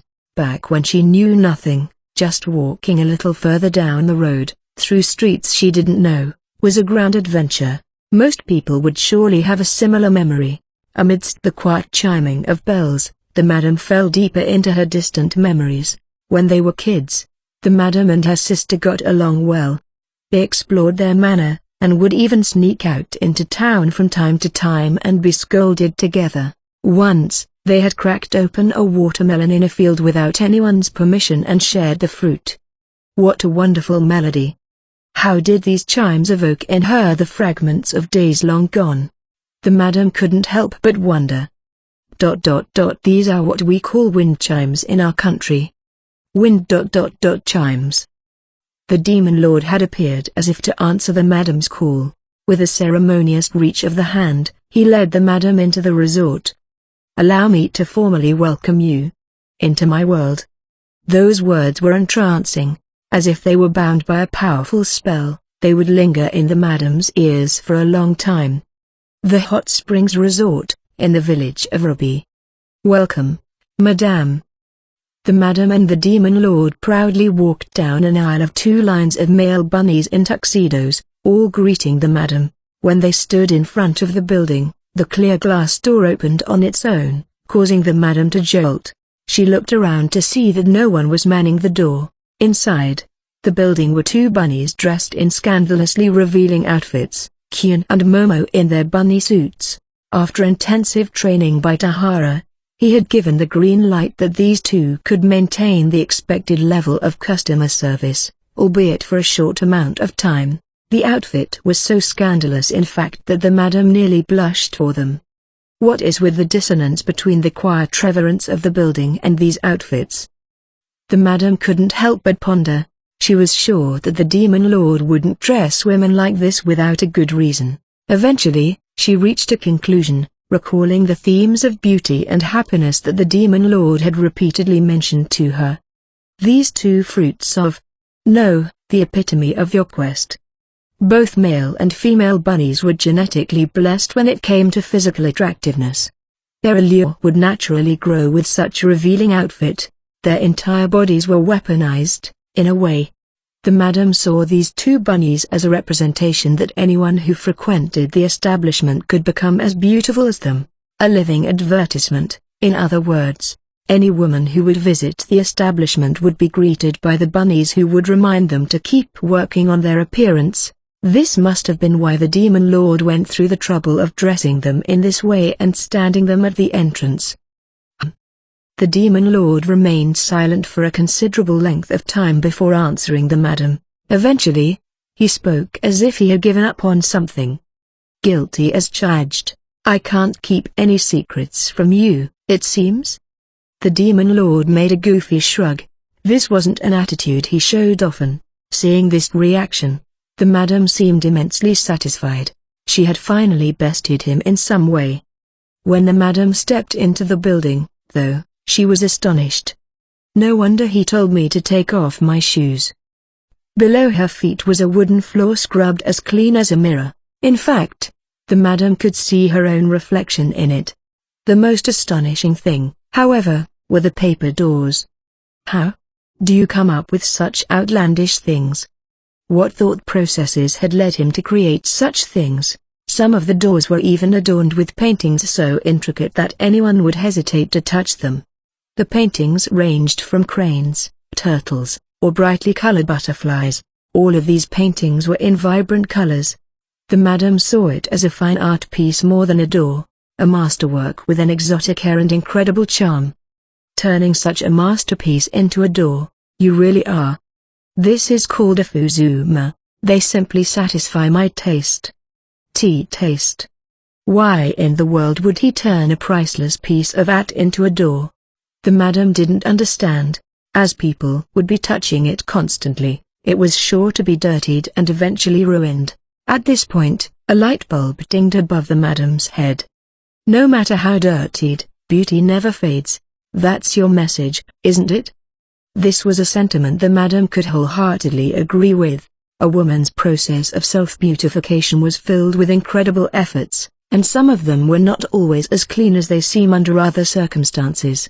A woman's beauty was unachievable without those less presentable efforts. The madam could even consider this to be her personal motto. To prepare such a thing instead of stating it outright, is this your idea of kindness? Or are you taunting women who haven't realized it? The demon lord remained silent for a considerable time before finally speaking as if he had given up. For now, I'll say it's both. You sly dog. The madam couldn't help but smile. She was seeing a subtle and sensitive side of this grandiose and mystical man. The madam saw this as the demon lord testing the wits of women, all the while feeling a glimpse of the man's humility. As they walked down the hallway, the madam spotted numerous vases, china, and framed paintings on the wall. Each one appeared to be a masterpiece in itself. My sister would freak if she saw such a world filled with art. Ha ha ha, that would be an honor. When the madam arrived at the entrance of the hot springs with bewildered eyes, Luna hurried out with a brimming smile. Oh, madame, what took you so long? Come on, hurry. Wow, you're quite chipper today. Normally, Luna didn't feel very comfortable around the madam and her influence. But today was another story. Luna could finally brag to her heart's content to the Empress. Then I shall leave you now. Please enjoy your stay. As the demon lord said this, Luna gleefully tugged on the madam's hand and pulled her into the hot springs area. A long silence remained in the hallway afterward. Eventually, the demon lord exhaled a long sigh, and mumbled to himself. I was just playing along. Hope I didn't peel the paint. Putting a cigarette in his mouth, the demon lord headed to the lobby with the satisfaction of a job well done. Hot Springs Resort, Women's Quarters. Come on, madame, let's go. You really are in a good mood today, little Luna. After stripping down, they opened the door to find a sight the madam had never even imagined before. First of all, the area was enormous. There were bathtub-like structures in various shapes all around that filled the entire place with white steam. Tiles were neatly laid out throughout the entire floor, so meticulous, in fact, that the madam was sure they were made and laid out by magic. In the distance, she could see a pathway laid out with flat rocks. The spaces in between the rocks were filled with small white pebbles. This was, indeed, almost a fantastical world for the madam. Is all of it hot water? I can't believe it. There's a cold bath, too. That wasn't really the point, the madam thought, but decided to keep it to herself for now. There were so many things she didn't understand without having Luna explain them to her. As Luna pressed some sort of button, a strand of forceful, thin streams of hot water came jetting out. What is this? What formation of spell stones could? It's called a shower. Now, Let's wash off first. Allow me to wash your back, Hoppity. With a bar of soap and towel in hand, Kian approached and washed the madam's back with efficiency. With the madam's large body in mind, Kian had practiced. As a result, Momo was left with a sore back, but her efforts seemed to pay off, while the madam, since she couldn't reach parts of her own back, was used to having someone wash it for her. The soap here felt especially refreshing. This was only natural, as the one-shot bar of soap made to be thrown in the arena and the top-shelf bar of soap kept at the hot springs resort simply had different stats. I can feel every last speckle of dirt leave my skin. Right? I can't live without this anymore. Luna fervently washed herself, too. The more she scrubbed, the cleaner her skin became. In the end, Kian rinsed the soap off of the madam with a shower. The madam felt like she had stripped an entire layer of skin. Now, Momo stood behind the madam with a bottle of shampoo and conditioner, washing her hair while massaging her scalp. Her practice against Kian paid off, too. Through the rigorous training, every last strand of Kian's fur, down to her ears, became silky smooth. Momo moved her fingers without saying a word, as Tahara had instructed her not to speak. Her fingers danced, as if to massage each strand of hair on the madam's head. Feeling the dust from her hair and the dirt from her scalp wash away, she couldn't help but let out a moan. Ugh! The sun of holy light shone harshly on the women here. The madam could feel that damage heal by the second. True to an extent, the shampoo did cleanse her hair, and the conditioner did restore some damage. After another shower to rinse her scalp, the madam mumbled in ecstasy. I feel so satisfied already. The madam felt like this experience alone was worth paying several gold coins for. Hearing this, Luna jumped to object. Madame, what are you talking about? I'm just braggy. I mean, showing you the good stuff. Your head is strong and honest as always, little Luna. The madam couldn't help but chuckle, but it was refreshing in a way. Compared to her usual world of people wearing layers upon layers of masks, never speaking their mind or giving a straightforward answer, a world where hollow shells danced around each other, someone like Luna was practically an endangered species. Madame, come on, let's go. Yes, little Luna. Diamond, diamond, diamond. The madam roars. Go in here first, madame. It's called a carbonic spring. This is a strange bath. Watching the tiny bubbles bunch together on the surface of the water, the madam showed a slight frown. Luna, on the other hand, didn't hesitate to dunk her whole body right in with a completely relaxed expression. The madam couldn't imagine that Luna was faking this bliss. The madam gingerly stepped into the spring before taking the plunge. The water wasn't too hot. Rather, it was just warm enough that she felt like she could stay in it for a long time. With her eyes closed in satisfaction, Luna called to the madam beside her, "Don't move, madame, the bubbles will cling to you." The madam didn't understand what she meant at first until she saw it happen. Bubbles actually began to cling onto her skin. This is the most notable benefit of a carbonic spring is improving circulation. It helps prevent high blood pressure, diabetes, and blood clots, as well as mitigate the symptoms of these ailments. Better circulation relieved sensitivity to cold, as well as shoulder, back, and joint pains. For someone of the madam's size, this was the perfect remedy. Wonderful. I feel like my body is being set free. Since the madam had spent most of her life dedicated to self-beautification, she immediately felt the effects of the hot spring. She had spent an incredible amount of money and time on her body. One could say she had a sense of super-awareness about her physicality. She had never gained this much weight by choice in the first place. A family gene was the culprit of that, and her sister, along with her departed parents, all had mountainous statures. When she was still a child, the madam was ridiculed and insulted by other nobles, and lived through miserable experiences on the party scene. Those harsh times drove the madam to the way of self-beautification and her sister to find beauty in art. Oh, madame, this water works wonders on your skin, too. With that, Luna gently splashed her face with water. She wasn't lying. Carbonic spring water worked as a sort of gentle cleanser and prevented damage to the skin. Hearing this, the madam hurried to splash water onto her face, too. The damage on my skin. Of course. These effects weren't exactly immediate, save for a very subtle effect. Still, the madam could sense the spring water improving her skin. All right, madame, let's go to the next one. Hold on, little Luna. Come on. Pulling the madam out of the tub with no mercy, Luna dragged her to the next spring. In fact, if only to the madam, Luna served as the perfect tour guide of the facility. If left alone, the madam would have spent hours in the carbonic spring. Luna was just about the only person in this world who could act so brazenly around her. The herbal bath is next. It smells so good. Herbal, you say? She was taken to a series of 5 tubs, each big enough to fit the madam easily. Some of them looked cute and cuddly while others were more seductive. This is my favorite.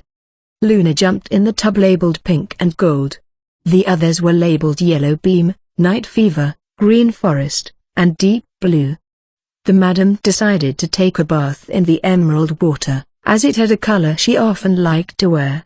This was the green forest, a bath that evoked the image of a crisp morning in the woods. There were 35 of these herbal, if you can call it that, baths in total, and the selection of 5 types changed every day. These baths were selected completely at random, making it impossible for even the Demon Lord to predict which baths would be implemented on a particular day. A forest. The scent is so refreshing. To boot, these tubs were designed to be enjoyed lying down. The tubs each had a metal headrest that was chilled by circulating cold water, allowing the occupant to stay in longer. It seemed quite easy to snooze away in one of these tubs. These scents just soak right into your skin. Watching Luna exclaim with joy, the madam couldn't help but smile. The little holy maiden had changed a lot recently. She was always this innocent, but also used to carry a dangerous air about her that made others keep their distance, as if she was always baring her fangs. Ah, you've fallen in love, little Luna. What do you mean? Don't try denying it. You're in love with that demon lord, aren't you? Don't be stupid, why would I ever? Seeing this reaction, the madam chuckled. Even for someone who had never been in love before, Luna's reaction was just too obvious. It nearly made the madam blush, too. He's a tough nut to crack, little Luna. He won't fall for any old broad. You have to really work on yourself. As far as the madam was considered, the Demon Lord was no ordinary existence. Building these facilities was one thing, but she had heard rumors that he defeated a gang of Satanists in an instant, and also that he blew up a medium-rank devil as if he was playing with a toy. The madam would not have been surprised to hear that he was something other than human. Even if he was, though, the madam wouldn't mind it a bit. That Demon Lord sees significant value in me. If he didn't, she wouldn't have been treated so exceptionally. Then, she thought, all she had to do was further improve her value to him. For a high-power noble like her, a business-like relationship was not only commonplace, but preferred. Nothing was more comforting to her than a win-win situation. Stop talking about him already. We're going to the next one. Wait, little Luna. Let me at least soak for a little bit. No. With a bright red face, Luna pulled the madam up again and energetically led the way. Their next destination was a sauna, a salt sauna, at that. This particular amenity and the madam were, apparently, destined to be. This is the salt sauna. Salt. Holy Light held a large mountain range to the south of it, cutting the nation off from the sea. Therefore, salt was an imported good here, and was far from cheap. As Luna opened the door, a comfortable amount of steam flowed out. The contents of the room astonished the madam. With a few chairs and benches here and there was a huge pile of salt in the middle of the room. More surprisingly, the floor was covered with enough salt to bury her ankles. The room was covered in a blanket of white. "It's like snow. I've seen it in the city-states, a long time ago." While the madam recalled a particular memory, that blanket of white literally fell from the sky at no cost. The white room in front of her now held a much different significance. "Come, madame, sit down, I'll show you the ropes." All right," Luna instructed proudly, as if she were a professor on the subject. Despite only learning all of this from me the other day, Luna acted as if she was a seasoned expert. Besides, using a salt sauna wasn't particularly difficult. All she had to do was wait inside it until she started to sweat, then melt some salt on her skin before rubbing it in. After some time, she would rinse it off, and repeat the process. The effects of the sauna, however, were everything a woman could want. Performing this on the face would get rid of oils and grime, renewing her skin. While it could be dangerous to go too far, a moderate scrub was said to remove any hardened skin cells, brightening the skin overall. "I tried this yesterday, and it worked wonders." "Really?" Luna realized that the madam wasn't entirely herself, but kept on with her lecture. The effect the salt had on her face was paltry compared to how it would affect her body. When rubbed into her body, the salt would have the effect of washing out fat. This was a dream come true for the madam. In any world, fat was difficult to get rid of. In her case, no matter how much she exercised, minded her diet, or tried any magical item she could get her hands on, the fat stubbornly remained. As she repeated the process of rubbing in salt, sweating, and rinsing, the madam's expression changed. She could sense the effect of the routine. It drastically increased her metabolism and started burning away fat.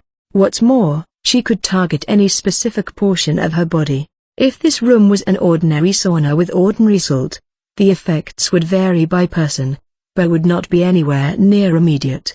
Just like the wheel on the well, though, this facility was created as part of the game. Its setting guaranteed results. Just as 2 plus 2 would equal 4, the madam's skin would be revitalized, and her fat would melt. It was inevitable according to the facility's setting. "See? Your skin will glow, and even your thighs will, madam." "Ugh. What's wrong, madam?" "Ugh. Ugh. Ugh. Oh, the madam roared. It was a thunderous roar, like that of a warrior on the battlefront. Who could have blamed her for it? She felt it. No, she heard it. She heard the thick layer of fat under her skin scream in agony. It screamed in terror as it faced down an inescapable enemy. Never before in her life could she hear that scream. Now it was ringing in her ears. What is it? Are you mad? Something you didn't like?" "Little Luna, I've made a decision." What? I'm going to move to this village, today." "What?"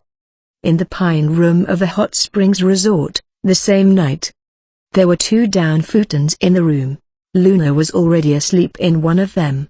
The madam lay awake in the other, quietly looking up at the ceiling. She was met with more surprise seeing the interior of the room, the most astonishing part of which was the floor woven of strange grass. It was just a tatami floor, of course, but it was a very peculiar thing for the madam. Once she was used to it, though, the flooring seemed strangely aesthetic. Perhaps it was the fact that it was of the madam's favorite colors, along with its pleasant scent, that did the trick. "At this rate, I think I'll actually fall asleep." The madam's large body always creaked her bed at night. No matter what bed she used, the annoying noises persisted. Frustrated by it, the madam had become accustomed to sleepless nights. In fact, she had developed full-blown insomnia by this point. But now, the down futon made in the Empire cradled her body with ease. It even held the madam up with its softness and overpowering resilience. It almost seemed to taunt her with a brazen smile, as if to say, "You think this is heavy? Such a boisterous, handsome bed. Trustworthy, yet somehow annoying." With a mixed bag of emotions, the madam could feel a good night's rest falling upon her for the first time in decades, as she was finally relieved from the maddening sound. "Move? You know someone of your status can't just up and move like that." As slumber cradled her, the madam recalled their earlier conversation. Yes, a relocation by someone like me would never be accepted. Worst case scenario, they'll think I'm making allies underground to stage a coup. SC. But there's one precedent. Or loophole to that. Loophole? That's right, rehabilitation. In fact, there were some cases where old nobles with terminal illnesses retired to the far countryside. There was also an example where a dying noble had crashed at a war buddy's manor to spend his last days, albeit short, with his friend. In some cases, the patient had moved out of the country to rehabilitate under a renowned doctor. Since no country in this world had particularly advanced medicine, no one bothered with such an ordeal, and even when they did, it was rarely approved. While these were extreme examples, they could pass as precedent if push came to shove. Of course, the madam herself was completely healthy without any illness. Who cares what hoops I have to jump through? The madam thought, with unyielding determination. She remembered how much she had been put down because of her weight. Infamous on the party scene, she was always laughed at behind her back. As distant memories came flooding back, anger kindled within her. She had shut down the whispers and snickers with her power and influence, but she couldn't give up on becoming beautiful. With determination in mind, the madam closed her eyes. I defy my fate. Her determination and longing as a woman would fly miles above the thoughts of some demon lord and end up shaking up the entire nation. Diamond, diamond, diamond. The demon lord's devious scheme. I didn't expect her to want to live here. This is more than anticipated. The demon lord and the madam were enjoying a leisurely breakfast in the lobby. A koto, a traditional Japanese harp, played on the speakers, adding to the atmosphere. While each of them had completely different intentions, they both shared a smile. I see. If there are no legal ramifications here, I don't mind at all. Thank you, Mr. Demon Lord. I do have a few stipulations, however. Here it comes. The madam thought. She was expecting him to ask for a price worthy of her unconventional request. Of course, the madam was willing to do anything.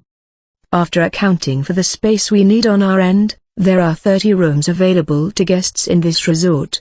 I would like you to make a list of guests to stay here, madame, and I want to leave the selection up to you.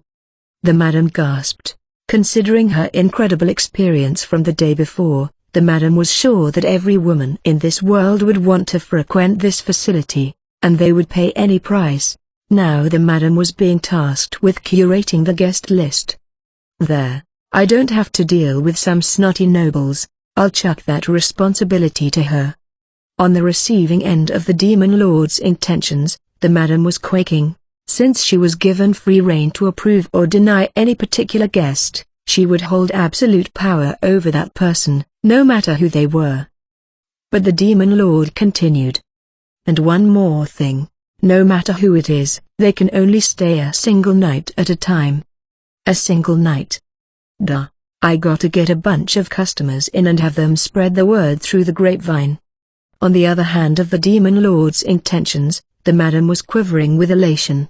One night in this heavenly facility, then sent back to their land the next day. She imagined that everyone would be devastated. If she were in that predicament, she would kick and scream with all of her might. You really want to give me power, don't you, Mr. Demon Lord? Anyone who heard the rumors would have to plead with the madam, and they wouldn't stop at once or twice. As for the people who already had the chance to experience the resort, they would be even more desperate. Naturally, these pleas would involve money and goods coming her way. No one in the madam's circle was so destitute as to ask for a favor without providing compensation. To anyone looking in, she would seem to be standing in front of the pearly gates with absolute say over the list of those who could get in.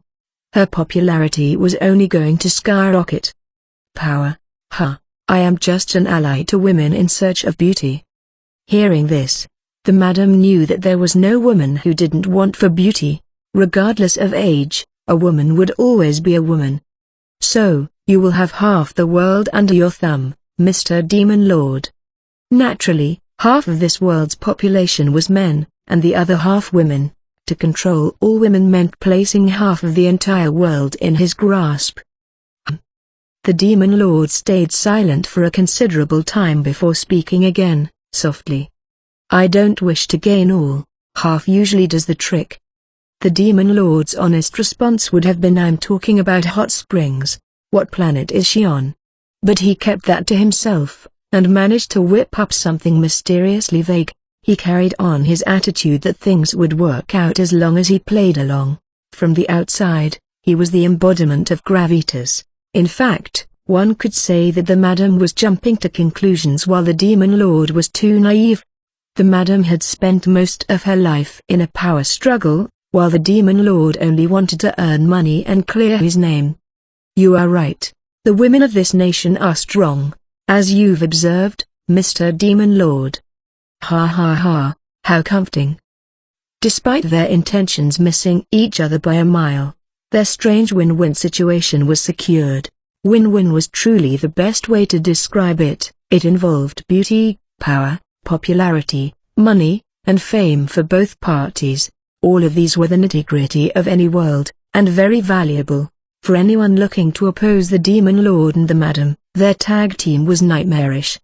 And this cunning demon lord didn't forget to say the right thing here. Oddly enough, it wasn't even empty flattery, but came from an honest observation. You look even more glowing than yesterday, madame. Oh, a master of flattery, as always. In fact, the madam was used to being fed these lines. She had heard them all, and each time, she had been unaffected, in one ear and out the other.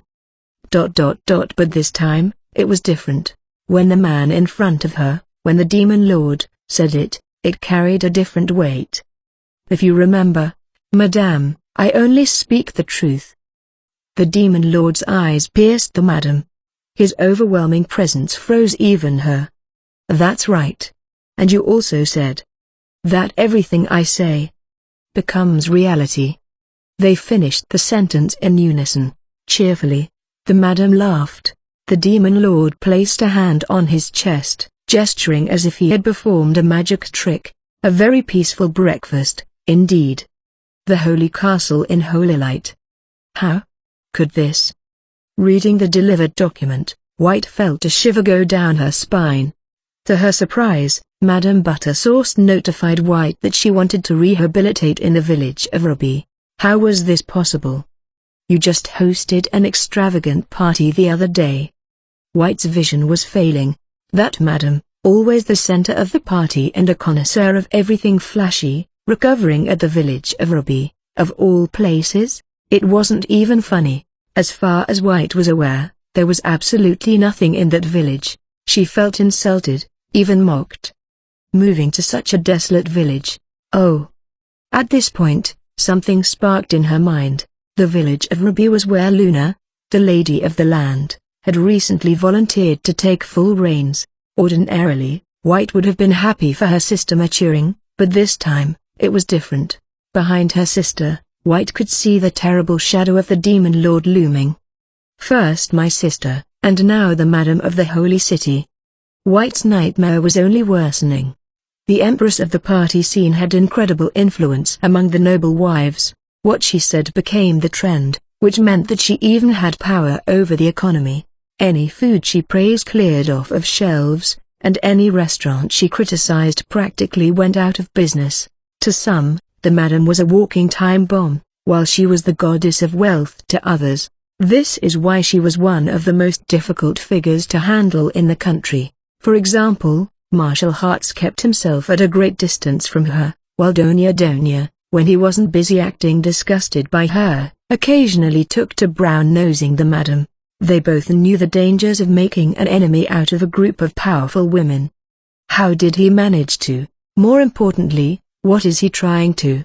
Oh. I only ask you to watch what I'm about to do and judge me for yourself. I have always shown who I am better than I explain it. White recalled what the demon lord had said. Remembering it now, his declaration was astonishing. He really did show what he was capable of rather than tell it. I see. That was a declaration of war. White couldn't help but clench her fists. In the holy castle, facing her, the eldest of the holy maidens, the demon lord had made such a brazen declaration of war. White remembered how cocky and devious the demon lord appeared while he did so. A declaration in the dead center of the enemy's headquarters, right to the face of the enemy's leader? It was unheard of. With this realization, White had no other words to describe that man.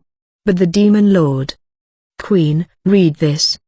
Uncharacteristically, White shoved the document at Queen, who had been lounging with her feet up on the round table. She took the document and read it silently.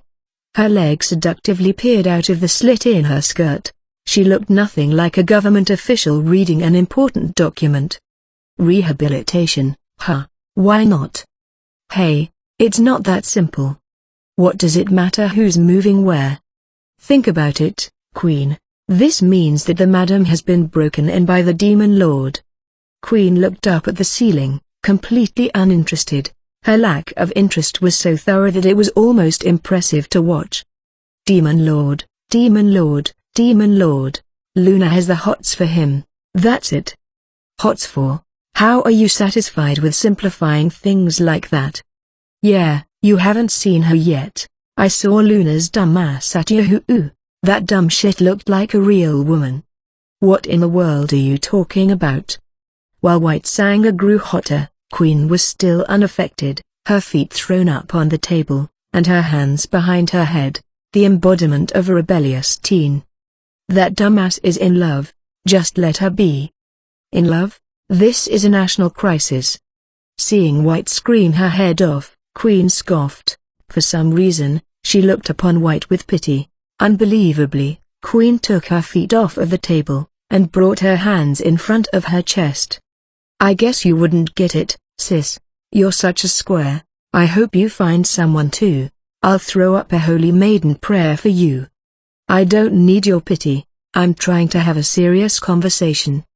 Holding in a laugh, Queen gave a prayer. As soon as she closed her eyes and clasped her hands, Queen became a perfectly angelic girl, a picture-perfect holy maiden. Any man would have stopped and stared. Oh great. Who was it again? Up there. Make sure my sis doesn't end up an old maid, will you? ... And Sir Zero, I love you. You're the love of my life. You just wanted to get the last part out, didn't you? Sir Zero. You're not done? Another day at the Holy Castle filled with commotion. Diamond, diamond, diamond. 20% match. ... Oh, it's just you, Tahara. Just me, huh? I'm hard at work here. In a room in the Hot Springs Resort, he opened the door to find Tahara standing over a fold-out blueprint, writing down some notes. With a red pencil tucked behind his ear, he always looked like he was making racetrack predictions in a newspaper. Is that a map of the village? The placement of the facilities look different. Do you have a problem with the secretary's placement of them? The best places for things change when the situation changes. For your information, I already have the secretary's permission. Oh, then carry on. His breakneck change in attitude left Tahara with a bitter expression, an award-worthy shift in tone. It's funny how you're worshipping the secretary now. Didn't see that coming. So what, you just had a change of fetish or something? You had a type, and it was young, beautiful boys. She found pleasure in torturing and humiliating them, watching their faces distort in pain. She was a natural-born sadist. A man like Kunai didn't fit into that category by any stretch of the imagination. Bunch of bunny boys hopping around here, too. Tahara mumbled, as he ran the pencil along the blueprint. Most of the bunnies were attractive, and there were, of course, children in the village, too. They were as attractive as boys could get. The Tahara knew would have never managed to keep her hands off of them.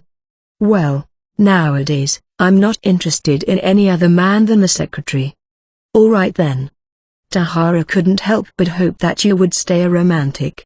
That would be the best for both his stomach and this world. If you were to bear her true nature, people would die like ants by the hundreds of thousands. All she had to do to destroy an entire nation was manufacture and spread a few highly infectious and lethal viruses.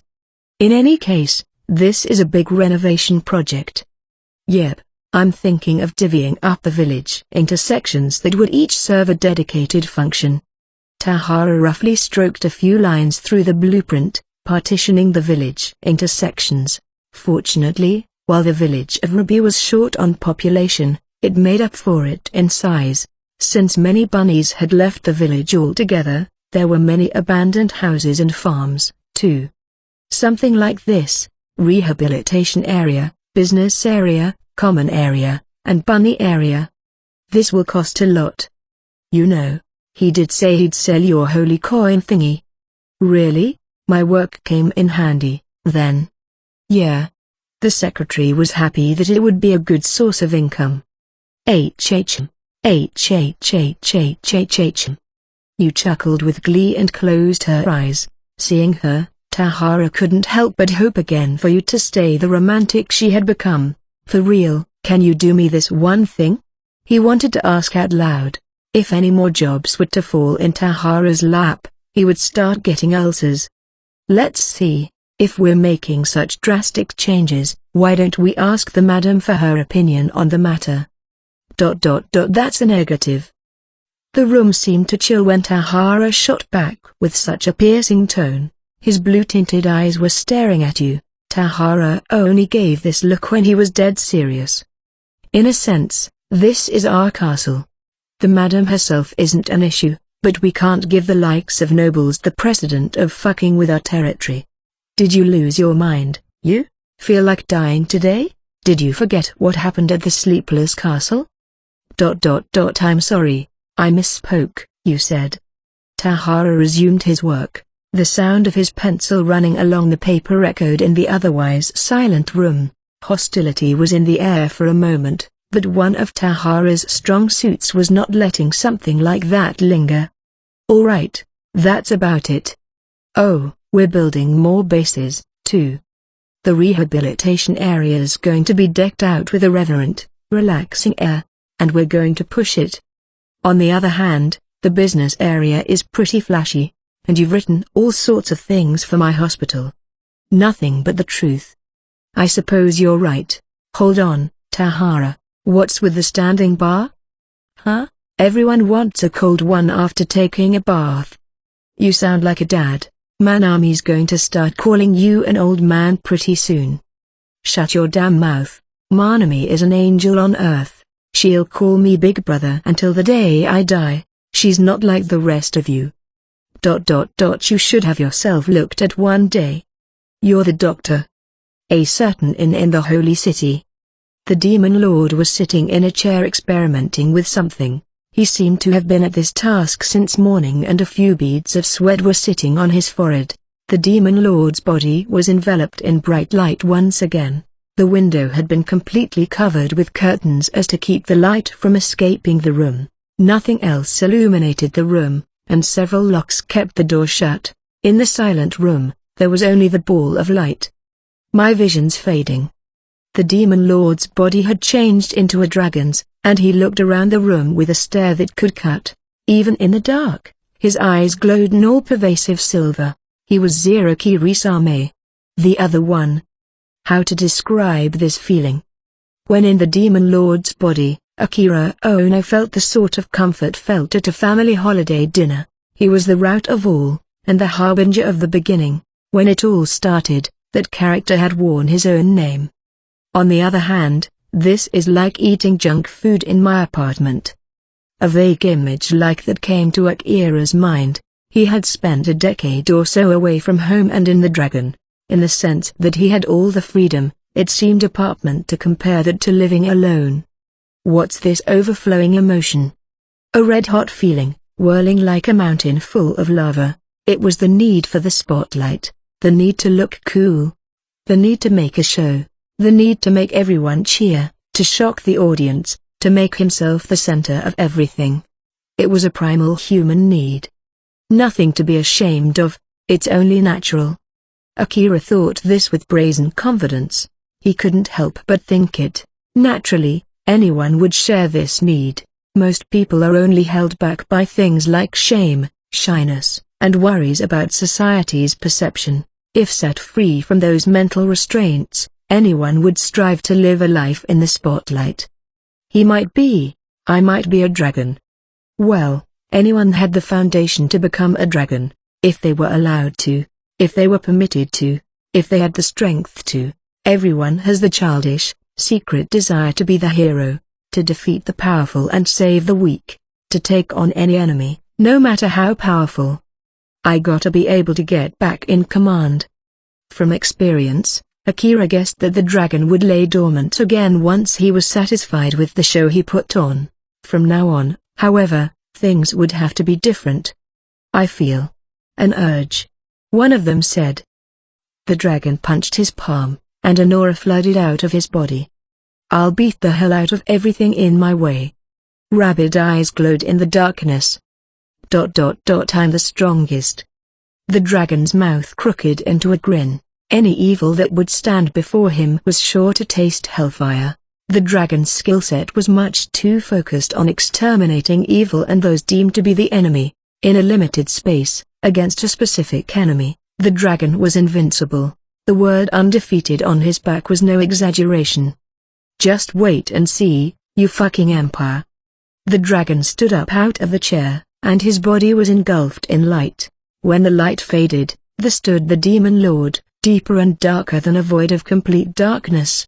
With no time to rest, the demon lord was taken over by the light, again. In the tireless cycle, this experimentation was bringing about a transformation, a little bit at a time, not a transformation, in fact, but a fusion with an old companion. Akira was the dragon himself when it all began. One day, Akira would control both the demon lord and the dragon, bending them both to his will. It was only natural. He had created both of them, and lived together with each of them. Diamond, diamond, diamond. Yukikaze storms in. Main Street, the holy city. I really have been overwhelmed lately. For the first time in a while, the demon lord was walking through the city alone. He enjoyed the carefree activity of strolling around alone, as fast or as slow as he wanted. With Aku or Luna, he couldn't help but match their pace. His strides were much wider. After all, the demon lord's physicality was top-notch in addition to his skills. Needless to say, his entire body was built like steel, but he also stood as tall as a model at 6'2". At the end of the day, he was an attractive man, even when he was just walking down the street. He was noticeable. I finally found you, Silver Fox. What, Demon Lord? Why? He noticed the pair of adventurers he had met a few times before. One of them was a warrior with sporty, amber skin, and the other was a mage with alabaster skin. In a way, they were the two extremes of outdoor enthusiast and agoraphobe. Oh, it's been a while. Even though he instinctively replied with some fake, implied undertone, he didn't even remember their names. Considering the hurricane that was his life recently, who could have blamed him? It's not like people had business cards to exchange in this world. Business cards, huh? That could be a hit. After thinking so much about money lately, a business idea naturally popped up in his head. In reality, the only thing the village of Ruby produced was carrots. It wasn't too bad of an idea to consider other products to manufacture. Mr. Fox, what are you doing in the Holy City? A little errand at the Adventurers Guild. Did the guild? What do you want to know? About the dungeons up north, for example. In reality, he wanted to know about items that protected against magic, but that wasn't something he wanted to spread all over town. That would only advertise his weakness. The workers know little about other countries. I will teach you. Hold on, Yukikaze. Slow down a little. Then go home, Mukin. Go be a bag of pecans. Who are you calling nuts? Alright, Yukikaze and Mukin, huh? As Yuki meant snow and Mukin meant tangerine in Japanese, their appearance seemed to reflect their names, making them easy to remember. Internally, The demon lord named this pear Yukimakan, or snow tangerine. There's a great place down the street, Mr. Fox. As thanks for everything you've done, it's my treat. I told you before, there's no need to thank me for it. Yes, you said it was something important. That's right. As soon as the demon lord had said this, a pale hand gently grasped his. It felt like never-melting snow, glowing in a mystical white. It's still daytime, but you can drink there, too. Drink, huh? The demon lord swallowed a ball of spit. As he recently had no time to himself. His life had been rather dry during that time. This way. I'll follow you. I'm not a child. You don't need to hold my hand. No. I'll get lost. You'll get lost. The demon lord nearly shouted this out of character, but somehow held it in. This girl looks like she should be reading books in the corner of a library, but she's acting like she's a klutz. While the demon lord was taken aback by the difference between Yukikazu's appearance and her attitude, she continued. Lead the way, Mukin. All right, fine, I give up. Hearing this, the demon lord sensed that he wasn't exactly welcomed by the girl called Mukin. She was calling him the demon lord, after all. If anything, he saw that he was feared by her. Love is a labyrinth. What is this girl saying? The demon lord was taken to a bar, where a sign showed its name to be Kanpai. While it was still early in the day, the demon lord could hear a considerable number of guests, both male and female, engaging in drink and merriment from within. 3 ales, over. I brought a new customer. Hey, if it isn't Mukin, it's not every day you bring someone to? As soon as they walked in the door, the attention of the owner and every last customer was immediately focused on the demon lord. Did I do something wrong? Wait, are these the people that were in the middle of the action during the attack? Seeing the demon lord appear out of the blue, the bar erupted in commotion. After all, he was the hero who saved their lives. It's the famous demon lord. Good job, Mukin. Oh, it's you. Come sit with us. I'll buy you a drink. Whoa, who's that? You dumbass, that's the gentleman who blew up Carnival. Hey, go get everyone who isn't doing anything. Wait. With the patrons of the bar running to and fro, the bar was now housing a storm. All the demon lord wanted to do was ask a few questions about a dungeon or two. Now, he was in a whole ordeal. Sit here, Mr. Fox. All right. The demon lord followed the bear, and sat at a table by a wall. It didn't look like this was the time and place for a quiet drink and conversation. The owner slammed the ale down on the table and thanked the demon lord. All the business owners around here can't thank you enough. Drink all you want, it's on the house. Slapping the demon lord's shoulder, the owner gave a hearty laugh. She reminded him of the madam in her energy that seemed to overwhelm even most men. In any case, I need a drink, then we'll talk. He reached for the pint, but Yukikazu nabbed it from him before curling up on his lap. What are you doing? I'll help you drink it, Mr. Fox. Sorry, I can drink it on my own. Where am I, in some sort of sleazy dive? It looked ridiculous to have a girl on his lap in a bar in broad daylight. Yukikazu was a boy, anyway. In the first place, drinking has to be an uninterrupted, solitary act in freedom. He conjured up some craft beer nerd nonsense before finally taking a sip of the ale. That's good. So good, that the demon lord could feel like his troubles over the past few days were only there to let him truly enjoy this pint. As the demon lord was relishing his first ale in a long time, Yukikazu suddenly robbed him of his pint, and drank the whole thing. It's sticky in my throat, Mr. Fox. Don't say it like that. The demon lord was getting worn out by everyone's dangerous use of syntax. One of these days, he thought, he would be thrown into the slammer for some crime he didn't commit. Your lips touched it, and it touched my lips. It's bubblicious. please start speaking a real language? You don't change, do you, Yukikaze? Here, brought you some things to snack on. Oh, these are boiled beans that resembled edamame, egg dishes, skewered meat wrapped in leaves, and stir-fried vegetables were placed on the table. All of them looked and smelled pretty good. However, remembering that the food in Yahoo was far from exquisite, the Demon Lord mentally braced himself before popping the end of a skewer in his mouth. It's actually delicious. You don't have to act so surprised, the owner remarked. My apologies, I didn't mean anything by it. I had something similar in Yahoo, and it wasn't nearly this good. Ah, I get it. But don't you come to my bar and expect some street food crap from Yahoo. The owner laughed boisterously and returned behind the bar. Even for the man raised in the foodie nation of Japan, these dishes were completely acceptable. When the Demon Lord was enjoying the first good food he had had in a while, Yukikaze stole the skewer right out of his hand. It's thick and slimy, Mr. Fox. Stop talking like that. The Demon Lord finished the second round of their routine. She's not a klutz, she's just a floozy.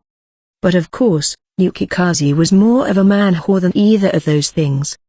Let's get to business, if you don't mind. I don't know much about the customs around here, or anything about how adventurers function. I would appreciate a detailed explanation.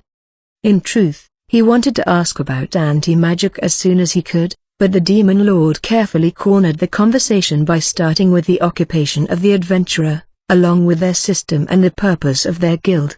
What Yukikaze described was mostly the same as what the Demon Lord had imagined adventurers to be. They even fell into the clichés of defeating monsters to earn rewards and uncover treasures from dungeons and ruins.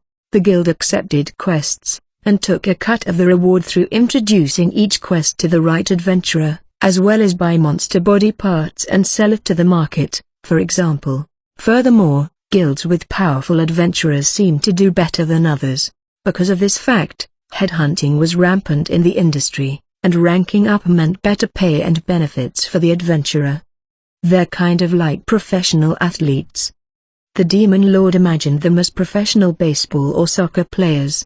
The best players would be scouted to different teams with competitive offers, leaving them with the liberty to choose the best offer. Some turn mercenary when they can't get quests. Mercenary, huh? Those without that kind of strength naturally had to do anything they could to put food on the table. This aspect seemed similar to the life of a professional athlete, too. Sometimes you get nothing from a dungeon, and sometimes monsters are hard to come by. I figured it would be the opposite of steady income. Unlike those with a 9-to-5 and a set salary, the adventurers were self-employed, and literally risked their lives doing their job. Upon further explanation, it became clear that a good number of them took on day laborer jobs, too. It was all too real and lacking in fantasy. We're at war, so a lot of people are out of work. War? While we're at war, it's hard to take passage into the northern nations. They suspect spies and covert operatives. So there are times when it's peaceful. Ha. Through the elongated battles with the northern nations, times of ceasefire seemed to have naturally formed, which was only practical. There would have been no time for either side to spend on production or farming if they were at war year-round. At the end of a non-stop war like that, both sides would be left nothing more than cemeteries. That's more information than I had hoped for. I appreciate it. To you, Mr. Fox, I'll tell anything. With that, Yukikaze glued herself to the Demon Lord. For some reason, even her hand was on his thigh. From her age and current position, she only looked like a worker and patron of some seedy nightclub. And what kind of things do you find in the dungeons? Rub. Stop rubbing your cheek against mine, I'm serious. I'm serious, too. I'm like Takijugi. What are you saying? After a considerable tooth-pulling on his part, the Demon Lord managed to ask about the type of things they find in dungeons. Generally speaking, Weapons in this world are separated into 5 categories. The first was common, comprised of weapons crafted by ordinary metal and animal hide. This one was pretty self-explanatory. The next was hardcast, crafted by monster fangs, hide, scales, or the like. These, apparently, could only be made by a skilled craftsman. Then, there was top tier, crafted from specific metals and materials. Humans were unable to make any of these. Dwarves, for example, were adept at crafting these weapons. After that, there was unique, only held by a handful of S-ranking adventurers. Even Yukikaze didn't know much about these. The last category was legendary. Luna had once bragged about it, since her staff was a legendary. We also look for undiscovered items. You can name it. Oh, that's interesting. Let's think of a name together. Do you have any family names? Like we're an expecting couple? The Demon Lord snapped back at lightning speed, but he was definitely getting knocked off of his game. While it was a problem to be straight up ignored like he was by Mikan, being too touchy like Yukikaze caused a whole other problem for him. Still, he did gain a lot from his conversation with them. Finally, the Demon Lord got to what he wanted to ask all along. Are there any worthwhile pieces sold in the shops, for example? Anything widely available is mass-produced, not very effective. What if budget wasn't an issue, like items that defend well against magic, or swords that can cut through hard scales? You need a one-of-a-kind to protect against a class 4 or 5 spell. I think your weapon could take on any enemy, though.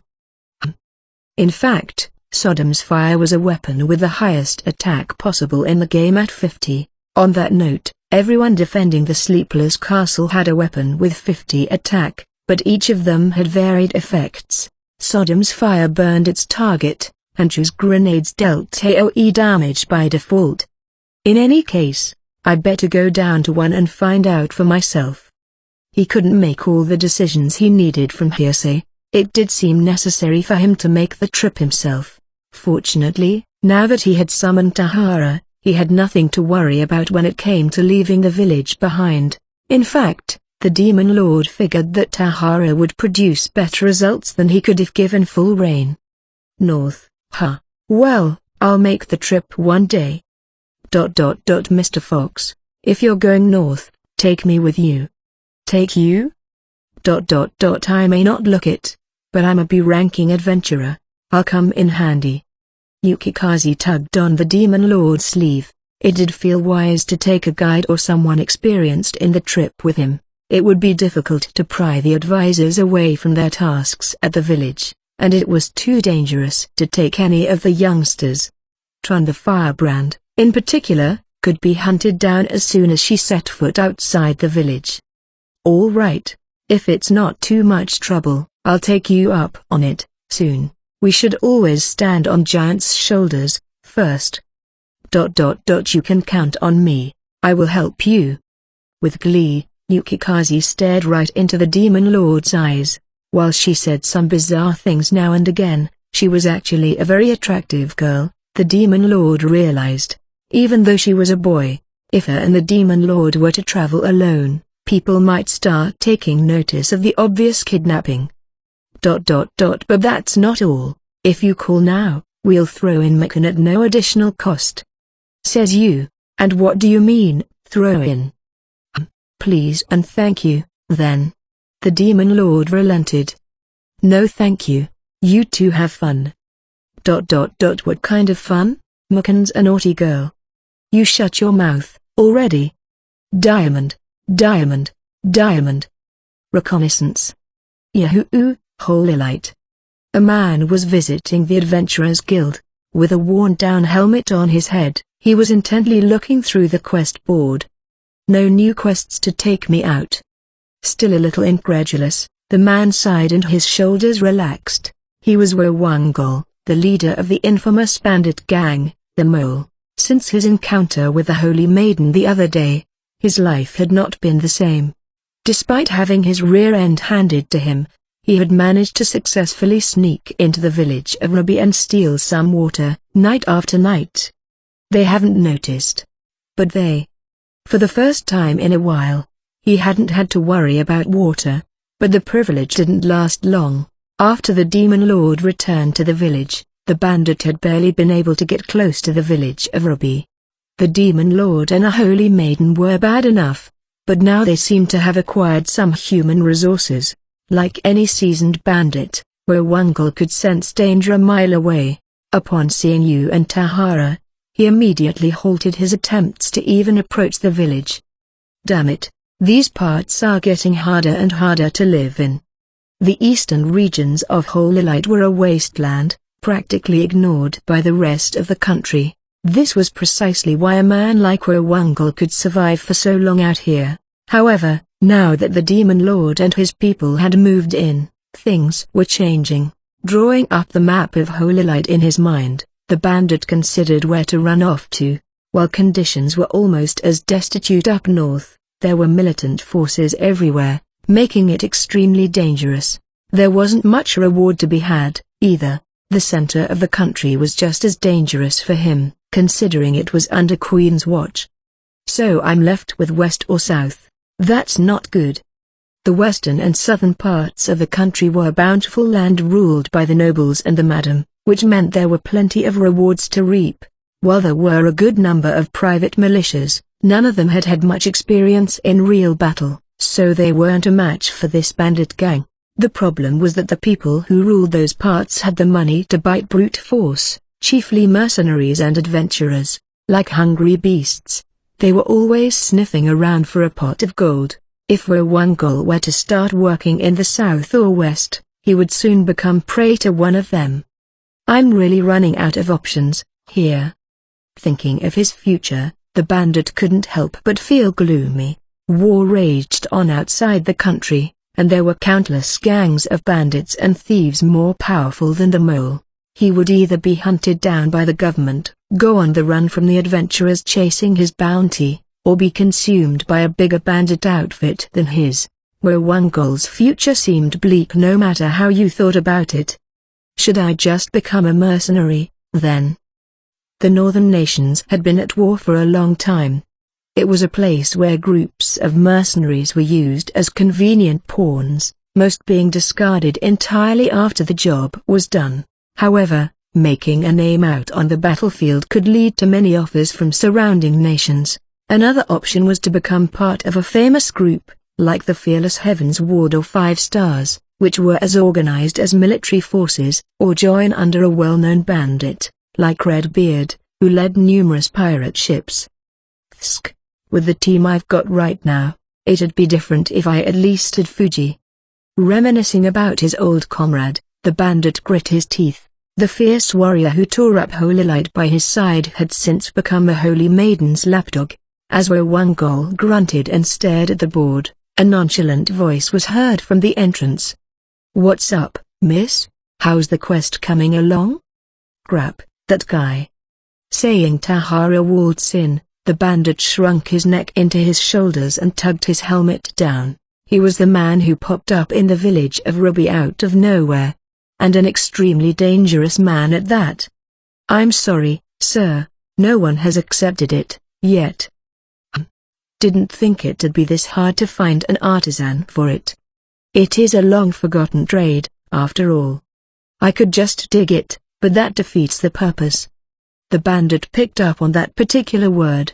Digging in this world usually meant for spell stones, but he didn't seem to be talking about that. You won't get any water by digging a well anywhere in this country. I'm telling you, it doesn't matter if we get water from it or not. I just need someone to build some sturdy wells.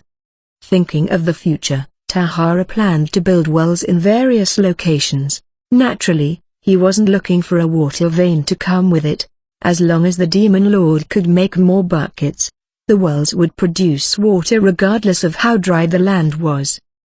Still, anyone would think of losing their pay or having failure deducted from it if there's no water after digging the well.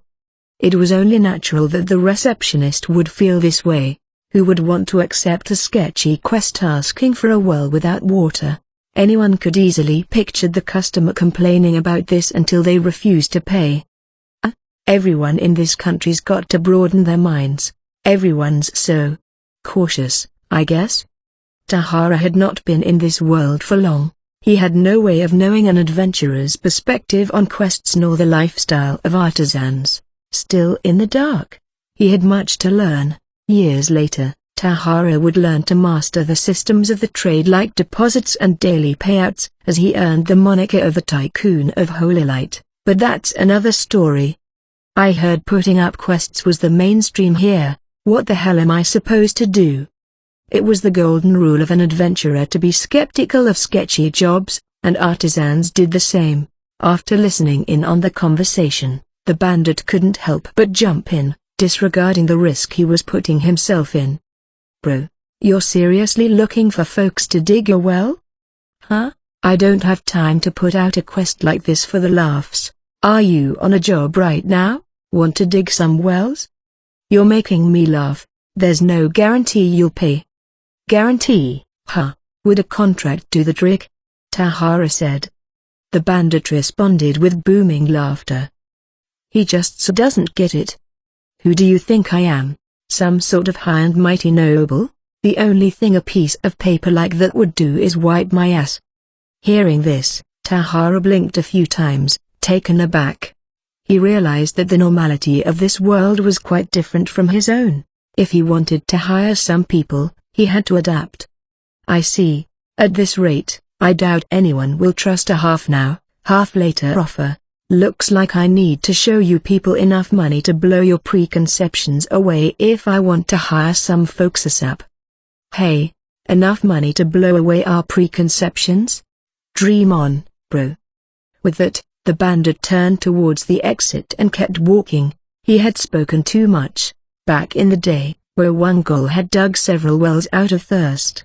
Remembering the suffering during those times, the excitement when he saw water, and the many wells that dried up in days after he spent so long digging them.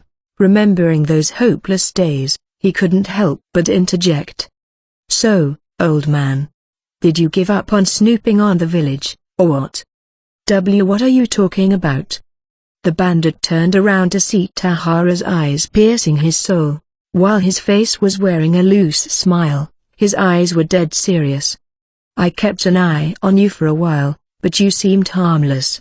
You look like you got some muscles. If you're hurting for money, I've got a jobs for you. Tahara was hurting for manpower. In fact, he needed workers, of course, but he also needed some security at some point to defend the village. What a joke. The bandit spat out and rushed out of the door. Tahara watched him leave with the same smile. Diamond, diamond, diamond. Those who carry the weight. Gatekeeper, a fortress in North Holy Light. A fortress facing the northern nations, this was the central hub of the militant nobles. The man in charge of the fortress was their leader, Marshal Hartz himself. He wasn't the kind of man to smile easily. On this day, however, he was wearing a quiet smile. Welcome back, Sambo. Standing up, Hartz approached Sambo and clapped his shoulders several times, with force, before embracing him. Tears fell from Sambo's eyes at the warm welcome from his leader, whom he gave all of his adoration to.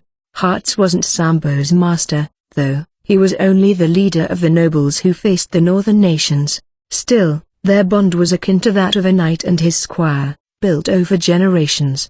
The nobles felt nothing but trust in Hartz. That was the intangible treasure that the rugged Hartz had earned by always jumping into battles near the border to protect their land without a thought for self-preservation.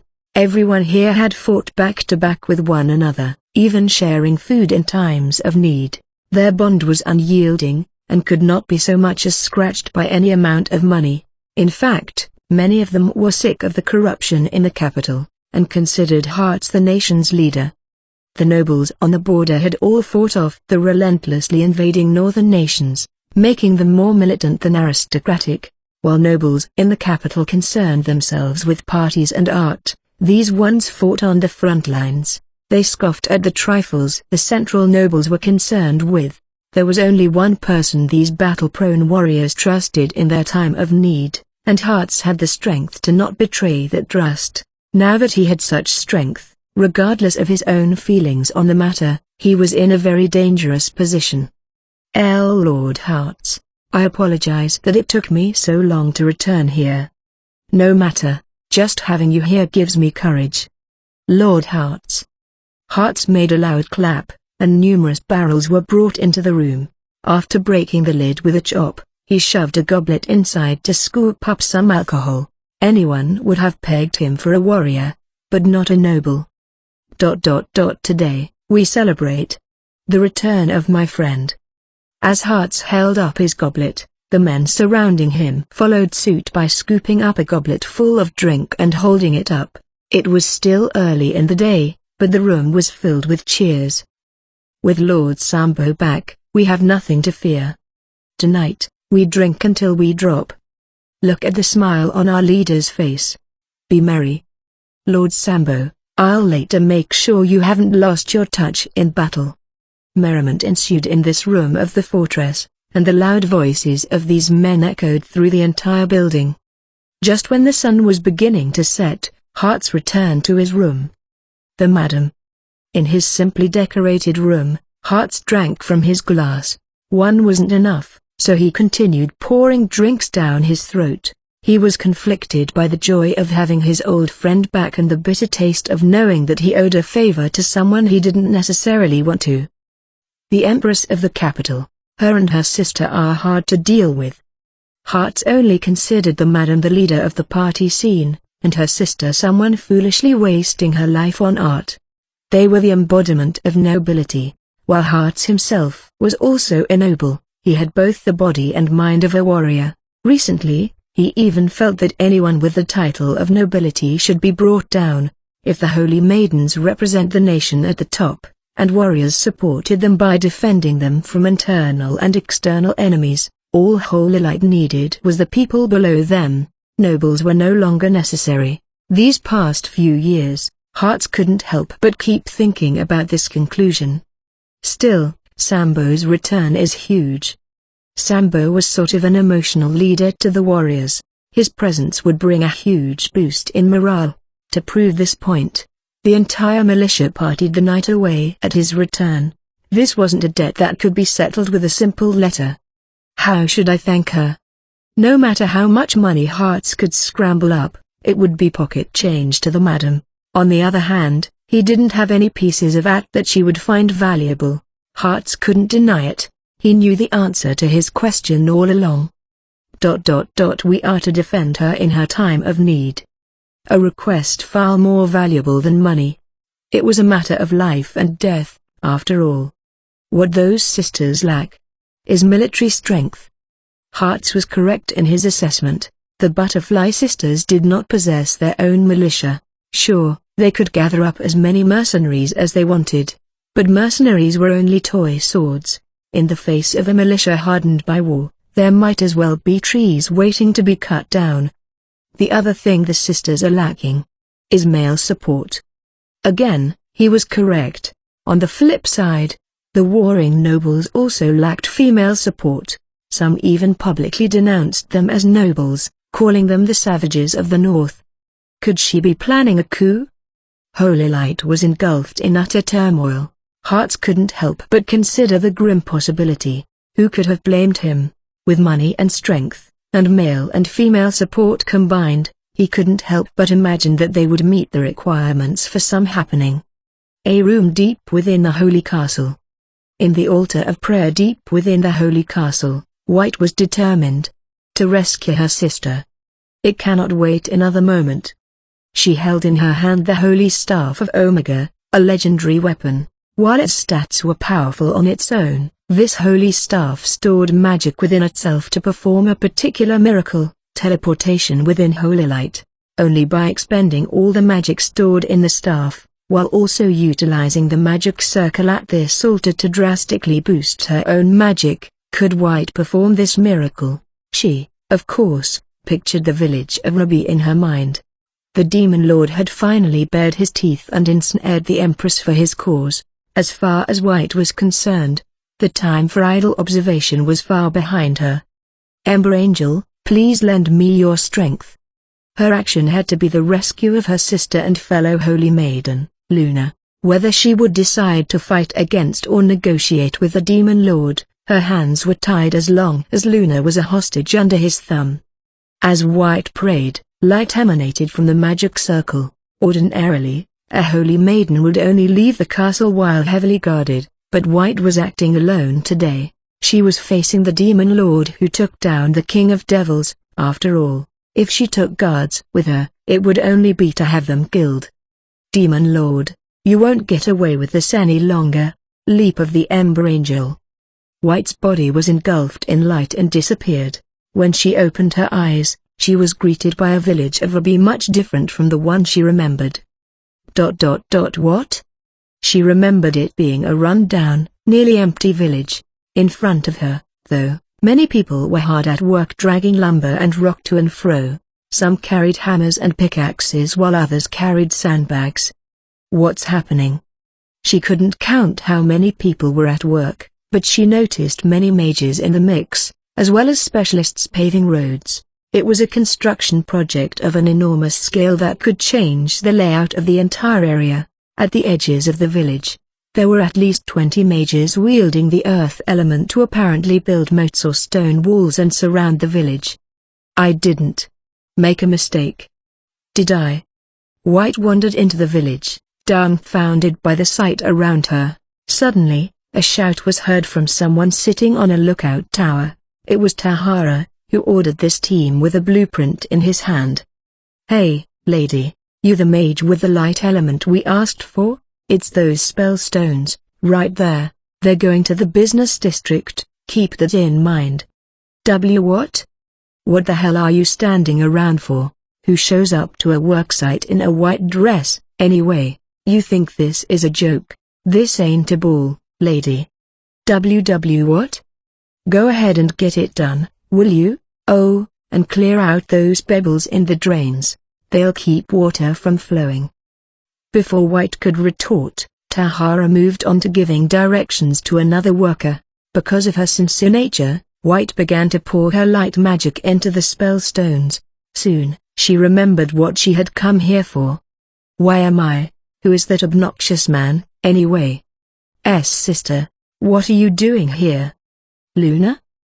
The dramatic reunion with her enslaved sister. In Luna's hand was a carrot, while White held a spell stone glowing in a smooth light. Diamond, diamond, diamond. The White Angel and the Demon Lord. Upon seeing Luna, White squeezed out her voice, quivering. Even in the midst of the commotion, her clear voice resonated. Luna, we are leaving. That Demon Lord is playing tricks on your mind. Huh? What are you talking about? White gritted her teeth at Luna's nonchalant attitude. She had come here ready to fight for her sister with her life. Luna, on the other hand, held up the carrot in her hand, saying something stupid like, "Bigger than you thought, right? Why are you boasting about your carrot? We're going home to the Holy Castle." Go home? I can't. We're renovating my land. Oh, right. We're calling it mad modding. Mad? Were they going to send the world into madness, starting with this village? Imagining the end result, a shiver ran down White's spine. Besides, how is he paying for such a large-scale construction? Something about selling a holy coin, I don't really know. He sold a holy coin? Whether or not they were talking about the same thing, the sisterly conversation went on as smooth as butter, and White was boiling. She respected tradition and considered the holy coins to be revered relics.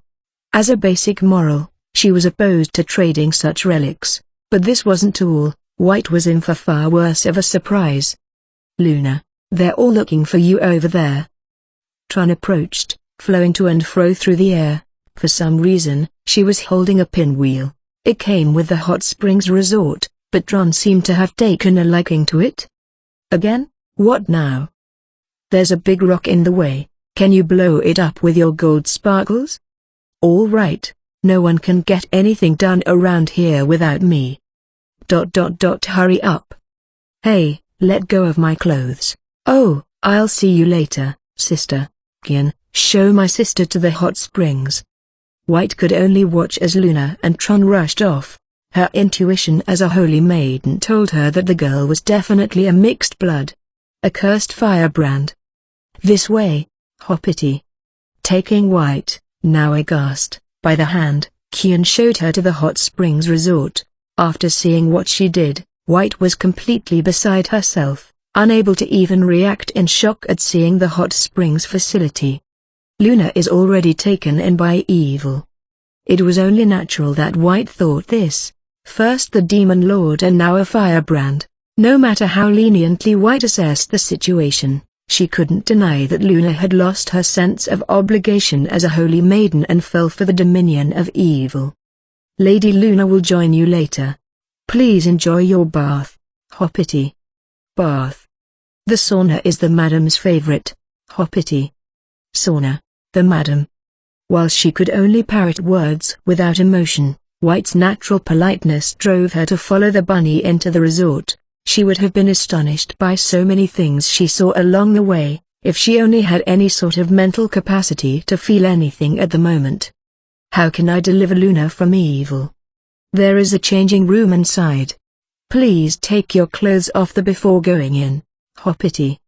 Kian left, having shown White the way, and she continued onward.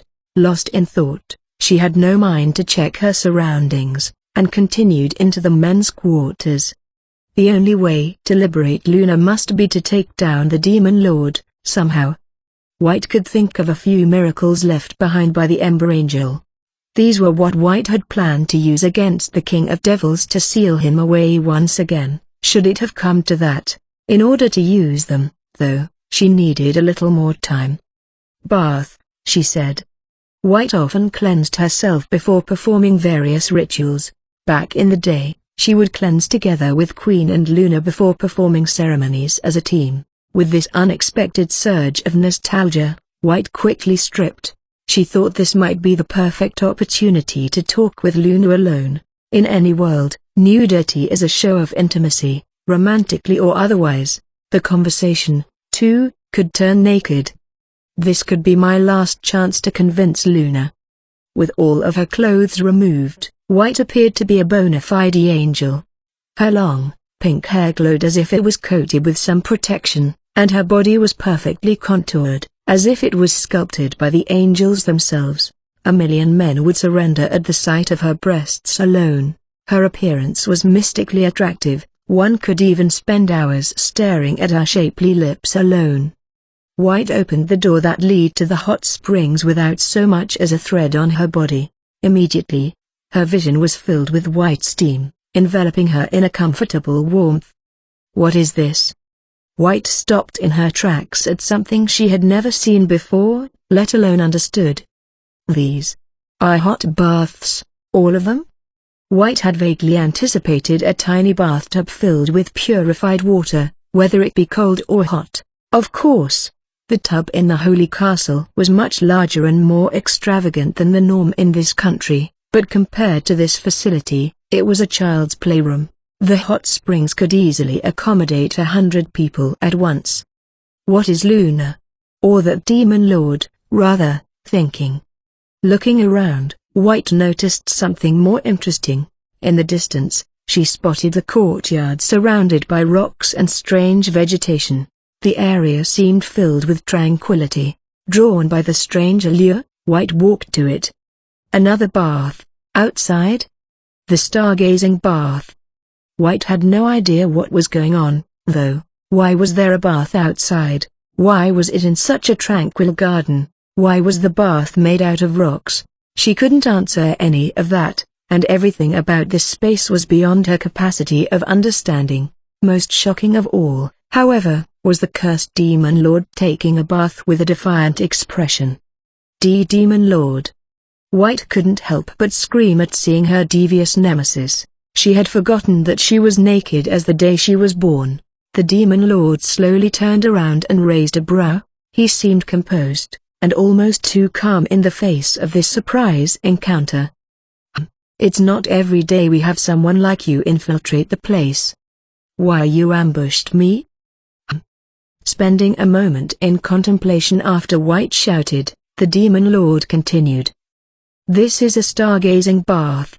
Anyone who causes a ruckus here is either an uneducated child or incredibly brash. I would like to believe that you are neither. White was enraged at his taunting words. She braced herself to ask this evil existence one last question.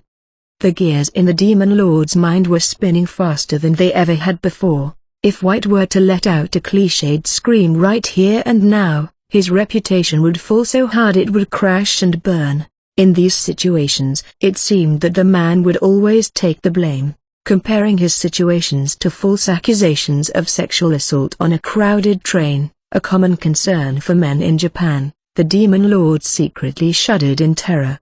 Because of that, his first move was to try and make sure that White wouldn't scream. I won't get thrown in jail for some stupid crime like ogling the Holy Maiden, will I? Raising his cup of sake from the tray floating on the water, he took a sip from it. His gesture must have made him appear as calm as the breeze, but the Demon Lord was panicking on the inside, and his hand was ever so slightly shaking. Damn it, why does shit hit the fan every time I'm taking a bath? Was it a curse or a blessing? Despite the crowd of people working outside, he had decided to start drinking in the stargazing bath midday, and now he was burning White's naked body into his memory, a truly unforgivable and evil being. Why is this Holy Maiden in the village, anyway? And this is the men's quarters. The realization hit the Demon Lord. He didn't imagine that she mistakenly came in, since he had no idea that she was so lost in her thoughts that she couldn't see her surroundings. This isn't some kind of honey trap, is it? The possibility came to his mind, but the Demon Lord discounted it immediately. Although there may be a time in the future when he would be subject to such a tactic, it would not be executed by the leader of the nation. Now this man's thought process led him to his usual stance. Well, you've come all this way. It seems you have something dire to bring to my attention. I consider myself to be rather open-minded, if I do say so myself. Blowing smoke to see what would happen. The Demon Lord had begun to realize that this tactic proved surprisingly effective. Often, his opponent would lose composure at his intimidating presence and spill the beans on their own. Open-minded? How could you? Before we begin, I must say this is a disturbing sight. Please. With that, the Demon Lord handed her his towel. Finally, White realized that she was naked. Ah, why you saw me knack? Why don't you join me in the tub? It would be a shame, and a great loss to the country, if you were to catch a cold. White was infuriated by the sarcastic proposal, but wrapped her body with the bath towel and jumped into the water. She seemed to be trying to cover her skin as much as possible. Her face was painted red with humiliation and anger. This was the first time any man had seen her naked, and he called it disturbing. Pity the Holy Maiden. Now, let's hear it. Why are you here? Titling his cup back, he gazed up at the sky. Seeing this, White's face twisted further in wrath. The Demon Lord was exuding an attitude that screamed that her naked body was not even worth looking at. Demon Lord, what are you doing with the matter? As a gust of wind blew away the white steam, White lost her words. She realized what should have been obvious. The Demon Lord was also naked, and his body was chiseled to the point of giving him an even further overwhelming presence. Now White blushed for another reason entirely. Is something the matter, Holy Maiden White? You won't say that a leader of this nation is taken aback by a naked man, I'm sure. The Demon Lord chuckled brazenly before tying his long hair up with a black rubber band. The Demon Lord was losing count of how many he had had so far, but another battle against a Holy Maiden was about to commence. Diamond, diamond, diamond. The steam-veiled duel. Is something the matter, Holy Maiden White? You won't say that a leader of this nation is taken aback by a naked man, I'm sure, the Demon Lord declared with grand bravado. These words were steeped in his desperate plea that me being naked isn't a big deal. This isn't sexual harassment, I swear. if rumors start going around that I showed my ding-dong to a holy maiden. He couldn't imagine a fate better than being jailed for life or burned at the stake with the bonus of carving his name into history as the most heinous sex offender. Drinking more from his cup, the demon lord glared up at the sky with a look as if to kill any god that was up there. No matter how many prime numbers he listed in his head, he kept remembering the nude encounter from a moment ago, which curdled a pool of lava in his loins. In accordance with the rest of his physique, the demon lord's horn was enormous, reminiscent of Gaebulg, the mythical spear said to penetrate all. With his entire body now a weapon, the demon lord let his gaze drift around the sky. Where does the blue sky end? Despite gazing up at the heavens in the manner of Zhuge Liang, the ancient strategist, just as a semi couldn't stop on a dime, an active volcano needed time to cool. That's right, I feel nothing from your naked body. White exclaimed. Wonderful, I'm glad we can focus on our conversation, then. One party had her face bright red to the brim, while the other looked up with gritted teeth. At first glance, it would appear that they were, indeed, enemies. Now you have the madam under your thumb. What are you doing to this country? Under my thumb? I'm insulted. Both Luna and madam are staying in this village of their own volition. I have never once coerced anyone to do so. How do you have the gall to? White couldn't help but approach the demon lord, and stare into his face. Despite her angered expression, she was mysteriously beautiful. Besides, although she had wrapped herself in the towel, her shoulders were exposed, along with the top of her twin peaks, that could ensnare the soul of any man alive, creating a long and deep canyon down the middle. Don't get too close to me, your body's a little too much for me. Why you?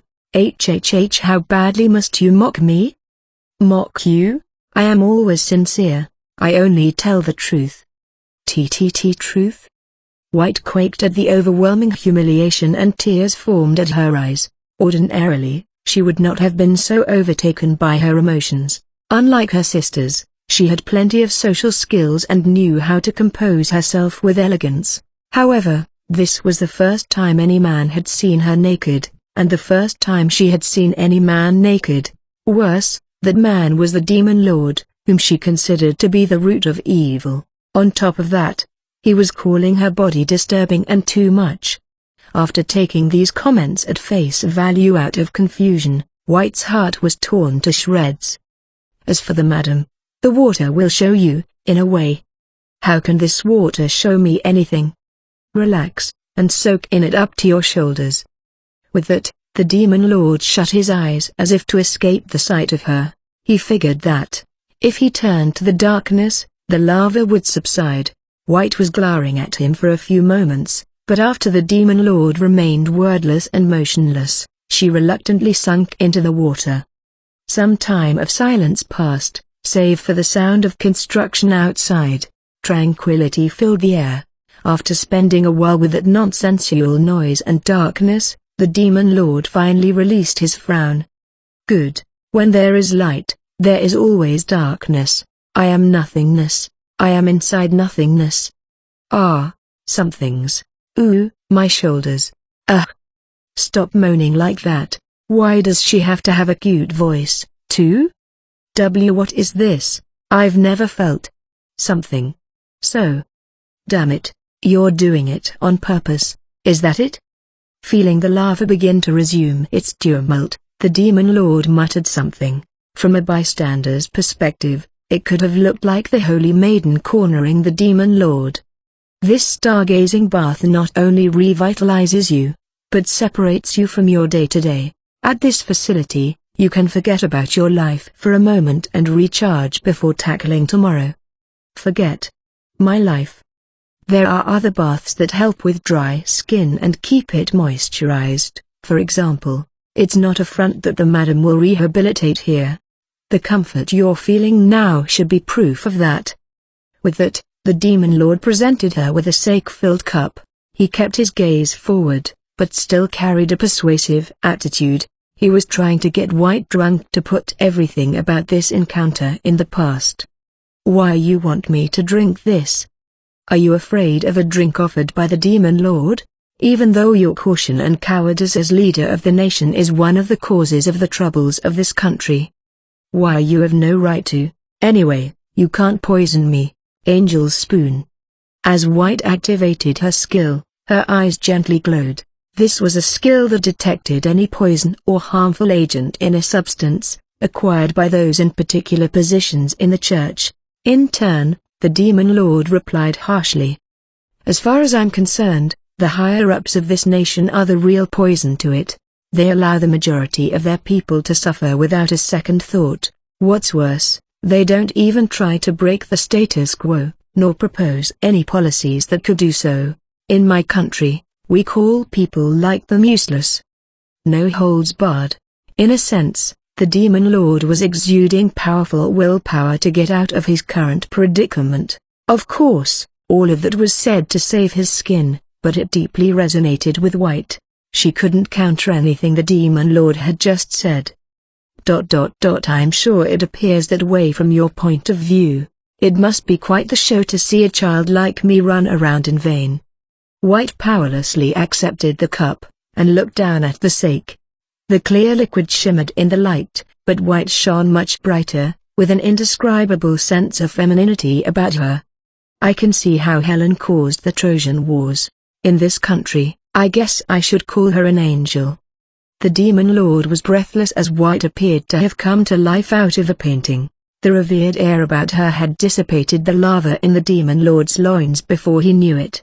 White tilted the cup, and the sake poured to her lips. This. In fact, the sake was also an item from the game, and had properties to recover stamina. With moderation, normal sake had health benefits too. In Japan, it was even said to be the root of 100 medicines. This is a drink from my country. It has been enjoyed for ages. Taking the cup from White, the Demon Lord took a sip. White let out a whisper about sharing the cup, but the Demon Lord was oblivious, and ruthlessly threw the sake down his throat. The truth was that they had already shared the cup when White took her first sip, but she must have been distracted in her sadness. The Demon Lord scoffed at her.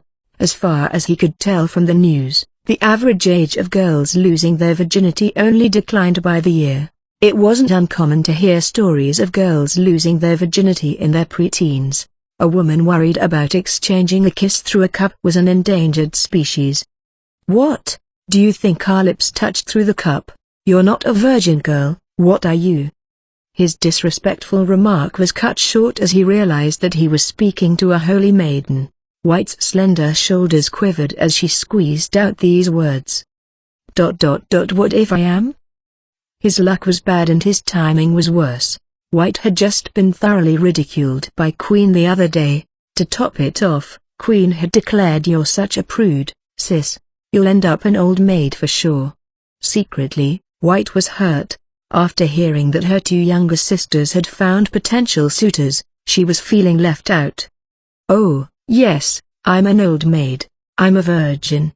Do you have a problem with that?" Aided by the open atmosphere of the stargazing bath and the buzz from the sake, White ended up saying something she never would have otherwise. No, I don't have a problem. In fact, virtuous women are preferred. Why don't you be proud of it? How can I be proud of such a thing?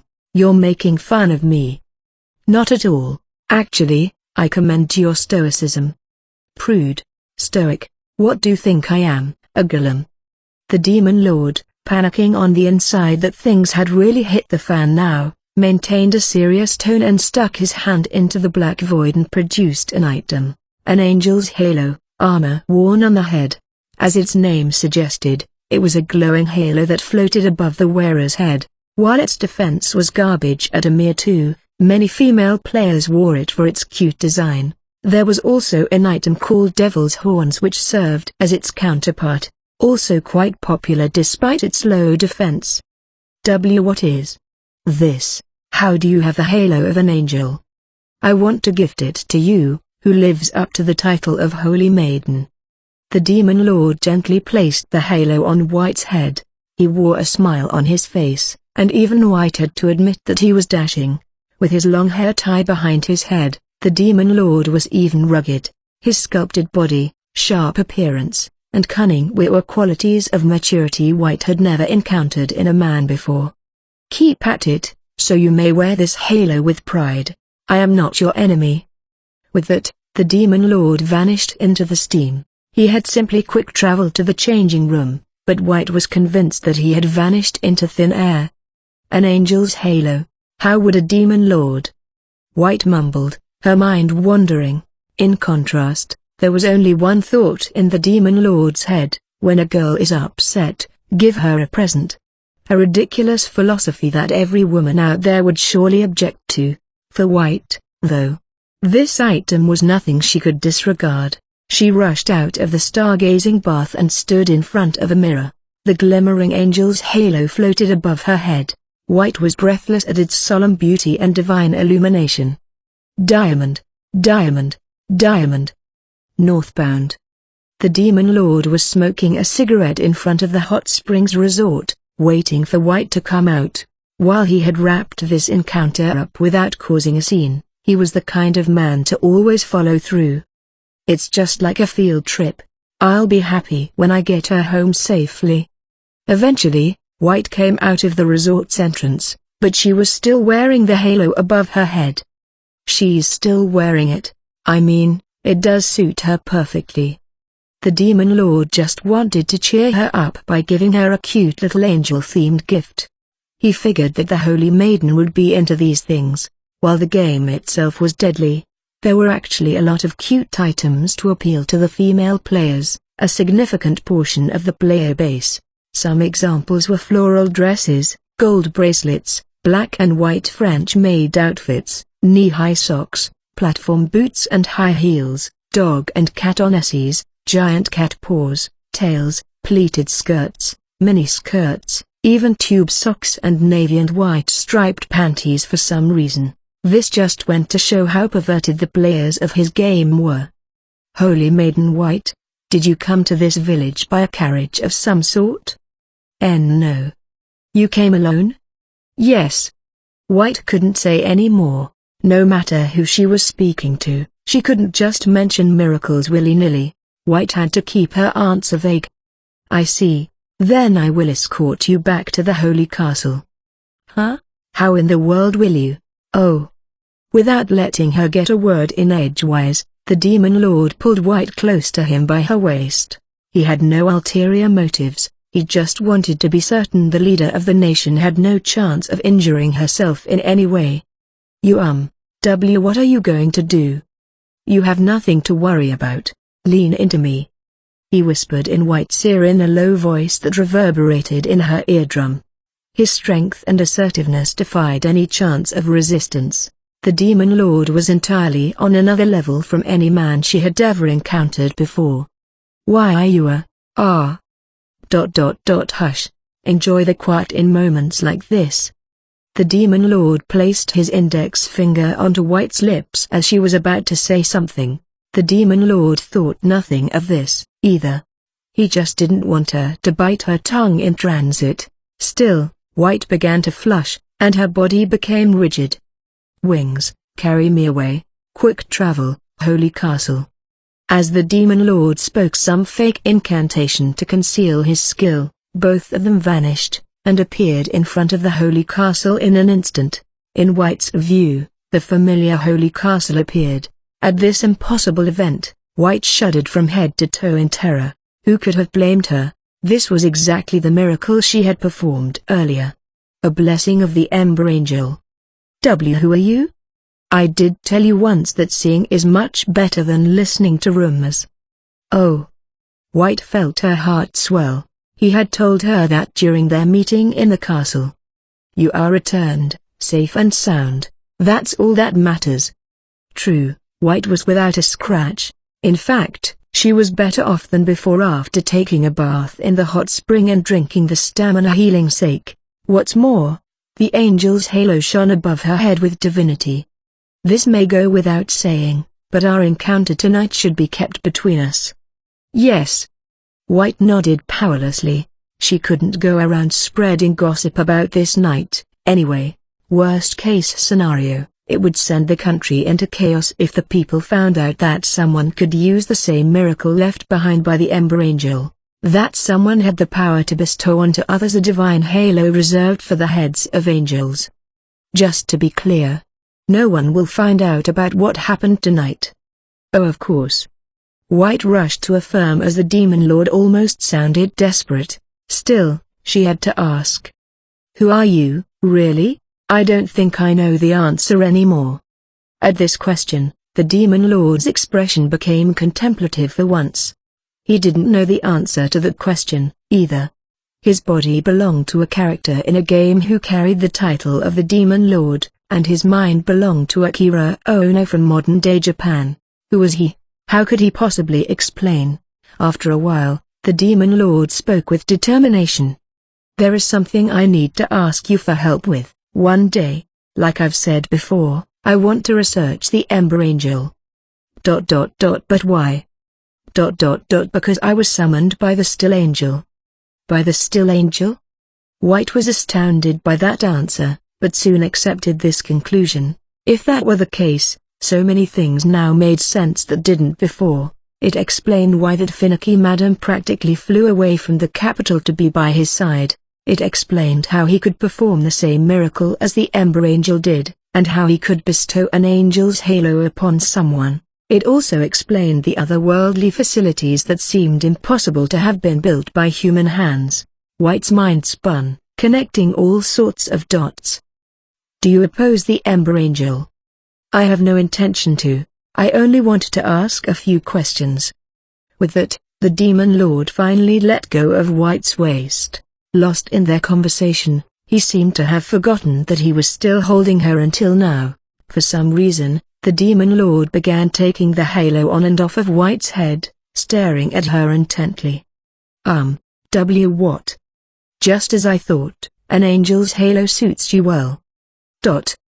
Just as White was about to speak, the Demon Lord flourished his pitch-black coat. White could hear his calm, deep voice coming through his back. Until we meet again, Holy Maiden White. With that, the Demon Lord vanished. White just stood in the same spot for a while before taking off the angel's halo from her head and holding it tight against her ample bosom. Her cheeks red, White seemed happy. There were a few theories that came to her mind. One of them was about the famous angel, Lucifer, a being told in legends as either a fallen angel or a demon lord, who rebelled against the great light in times of old. Many ancient literatures tell of him splitting the continent in two and conquering the night. While untold in legends, there must have been others like him. Some legends even told of devils siding with angels. An angel's halo. The halo White held in her hand shone as bright as ever, with blinding divinity, with no sign of dimming. White could no longer convince herself that someone who could create such a thing was evil. I must be destined to return you to the angel you are. Embracing the halo, White blissfully closed her eyes. The village of Ruby, night. That was Russian roulette. Dodge that bullet. Sitting in the hallway that lined the exterior of the Hot Springs Resort, the Demon Lord was smoking a cigarette while looking up at the moon. His expression was that of a man who had accomplished a grand project. A bystander might have called his behavior despicable, given that he saw a holy maiden naked, enjoyed a bath together with her, and gave her liquor to muddle the situation. On his face, though, there was a tint of brimming pride. Master Demon Lord, here you are. Aku, come here. The Demon Lord had pointed to the spot beside him, but Aku hopped right into his lap. Recently, Aku had been physically affectionate with him without any hesitation. The Demon Lord usually let her be, but it was a little taken aback this time. Aku had worn her yellow yukata again, and now the Demon Lord could feel her soft bottom on his thigh. Listen, Aku, it's okay now, but you have to remember to keep some distance from men. I'm a little worried at how trusting you are. I don't go up to any other man like this, Master Demon Lord. All right, if you say so. Yes, I do. Aku leaned back onto the Demon Lord. She seemed to trust him wholeheartedly. He pulled her closer and pat her head. Master Demon Lord, You're leaving tomorrow to head up north, aren't you? Yes, but I can quick travel. It's not a real journey if I can come home whenever I want. I know, but I'll still be lonely. Aku looked up at him, holding onto his shirt. The Demon Lord flashed a concerned expression for a moment, but responded with a cheery tone. If I see something cool, I'll bring it back for you, something to look forward to. Please be safe, Master Demon Lord. Ha, who do you think I am? He was a bona fide Demon Lord after all. Despite his general ridiculousness, even his advisors possessed incredible combat strength. If the Demon Lord wanted to, he could bring mayhem to this entire world, let alone this continent. Where do you go, Aku? I told you, you have to be my cuddle pillow tonight. Luna's selfish. Followed by quick-paced footsteps, Luna and Tron appeared from around the corner. Aku's right here on my lap. Why you pervert, my butt is one thing, but now Aku's? Right, I forgot to tell you. I took your sister back to the castle.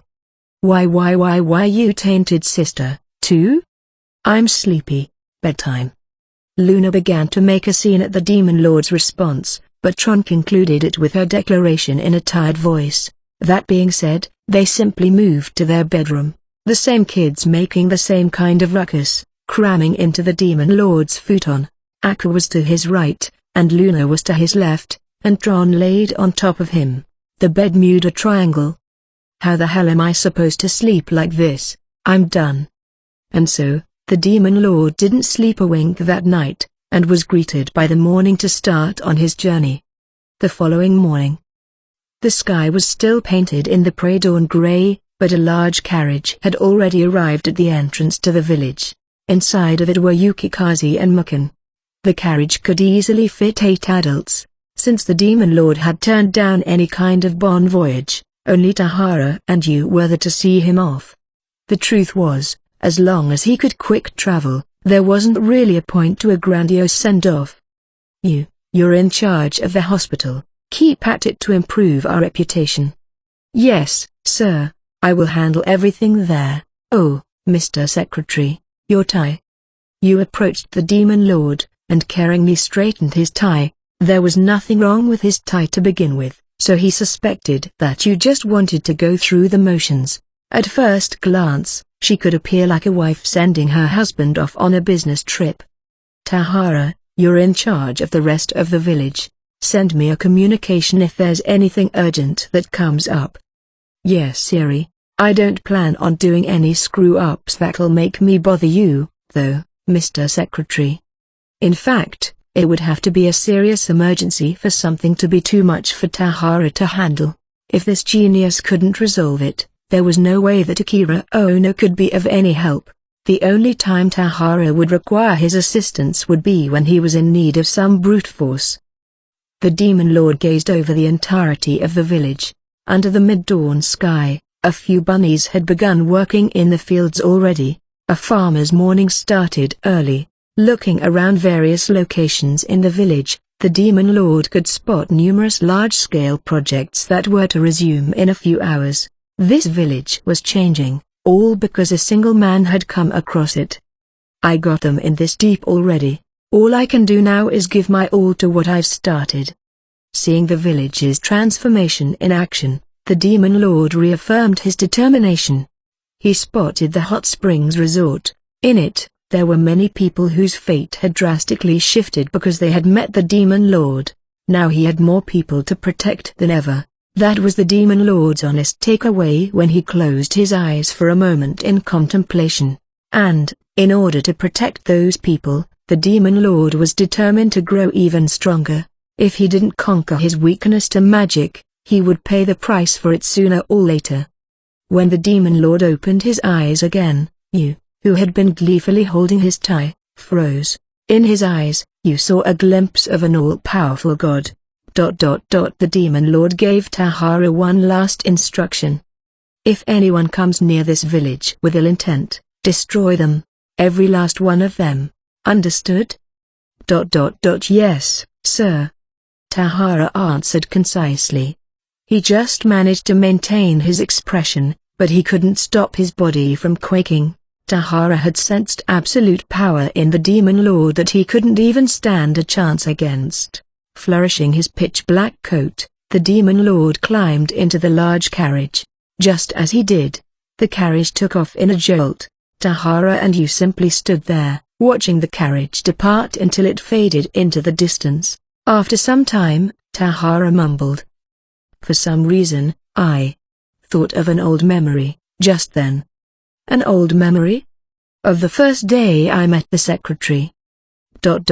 Interesting. Tahara produced a cigarette from his pocket and lit it. It was all crumpled from having been shoved in there without care, but Tahara didn't seem to mind.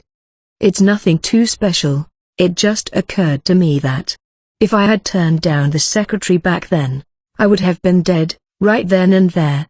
You seem to have some thoughts on the matter. As she fell silent, both of them, and in fact all of the department members in the Sleepless Castle, had been recruited by the Demon Lord. While each of them had a different story to tell when it came to their introduction to him, every single one of their stories began with the Demon Lord. Hell could freeze over, and I'd still never best that man. That's an obvious statement. You're a paramecium compared to the secretary. You didn't have any better candidates for the metaphor. Oh, I hope he returns soon. He just left. Even as the two advisors caused a ruckus, the carriage carried on. Its destination was the northern wilderness engulfed in war and mayhem. There were sure to be new encounters, along with numerous dungeons and ruins waiting for him there. The chaos caused by the Demon Lord would soon reach the center of the continent. But not for a while, at least. Diamond. Side story, An Outcast from the West, Part 1. The sun had gone down, or maybe it had vanished. Either way, there was no more light in the sky above. There was a group of prisoners trudging up a narrow, steep road. People were connected by chains or ropes tied around their waists, and each of them wore a collar on their neck. In the northern nations, north of Holy Light, there was no end in sight for the constant battles. Countries of various sizes were endlessly at war with each other. Nations sprouted up like bamboo shoots after the rain, and were extinguished just as often. The deluge of conflict burned farms and fields to ashes, mass-producing casualties each day and night. The enormous body count had decimated the infrastructure, causing a lack of food supply, a number of plagues, and countless refugees. The western nations, west of the northern nations, painted a similar hellscape. There, three powerful and evenly matched countries were in turmoil. Each battle ended in the victors marching away with loot, which sometimes included humans. Addressed as slaves or war dogs, they naturally held no human rights under their enemies' rule. Food, water, shelter, and of course pay, were given scarcely at best. It was par for the course for them to be worked to death by their captors, but some met even more gruesome fates. Some were subjected to inhumane experimentation or sacrificed as a catalyst for a spell. Apparently, humans were creatures that, once enough hatred curdled in their minds, stopped seeing their enemy as the same species as them. The Tsardom of Light, a particularly powerful and militaristic nation among the Western nations, was notorious for its inhumanity. This was a country that worshipped the Great Light, which once led the angels in combat against the devils. They were exceptionally cruel to their enemies. In any world or age, when religion came into play, those who opposed a theocracy were branded as heretics, and treatment of them was often gruesome and disgusting. Keep walking, heathens. Foul traitors against the Great Light. It appeared that the slowly marching band of captives was treated as such. To the far west, there were countless island states that had formed an archipelago. One of them must have been raided. How dare you defy us? Know your place.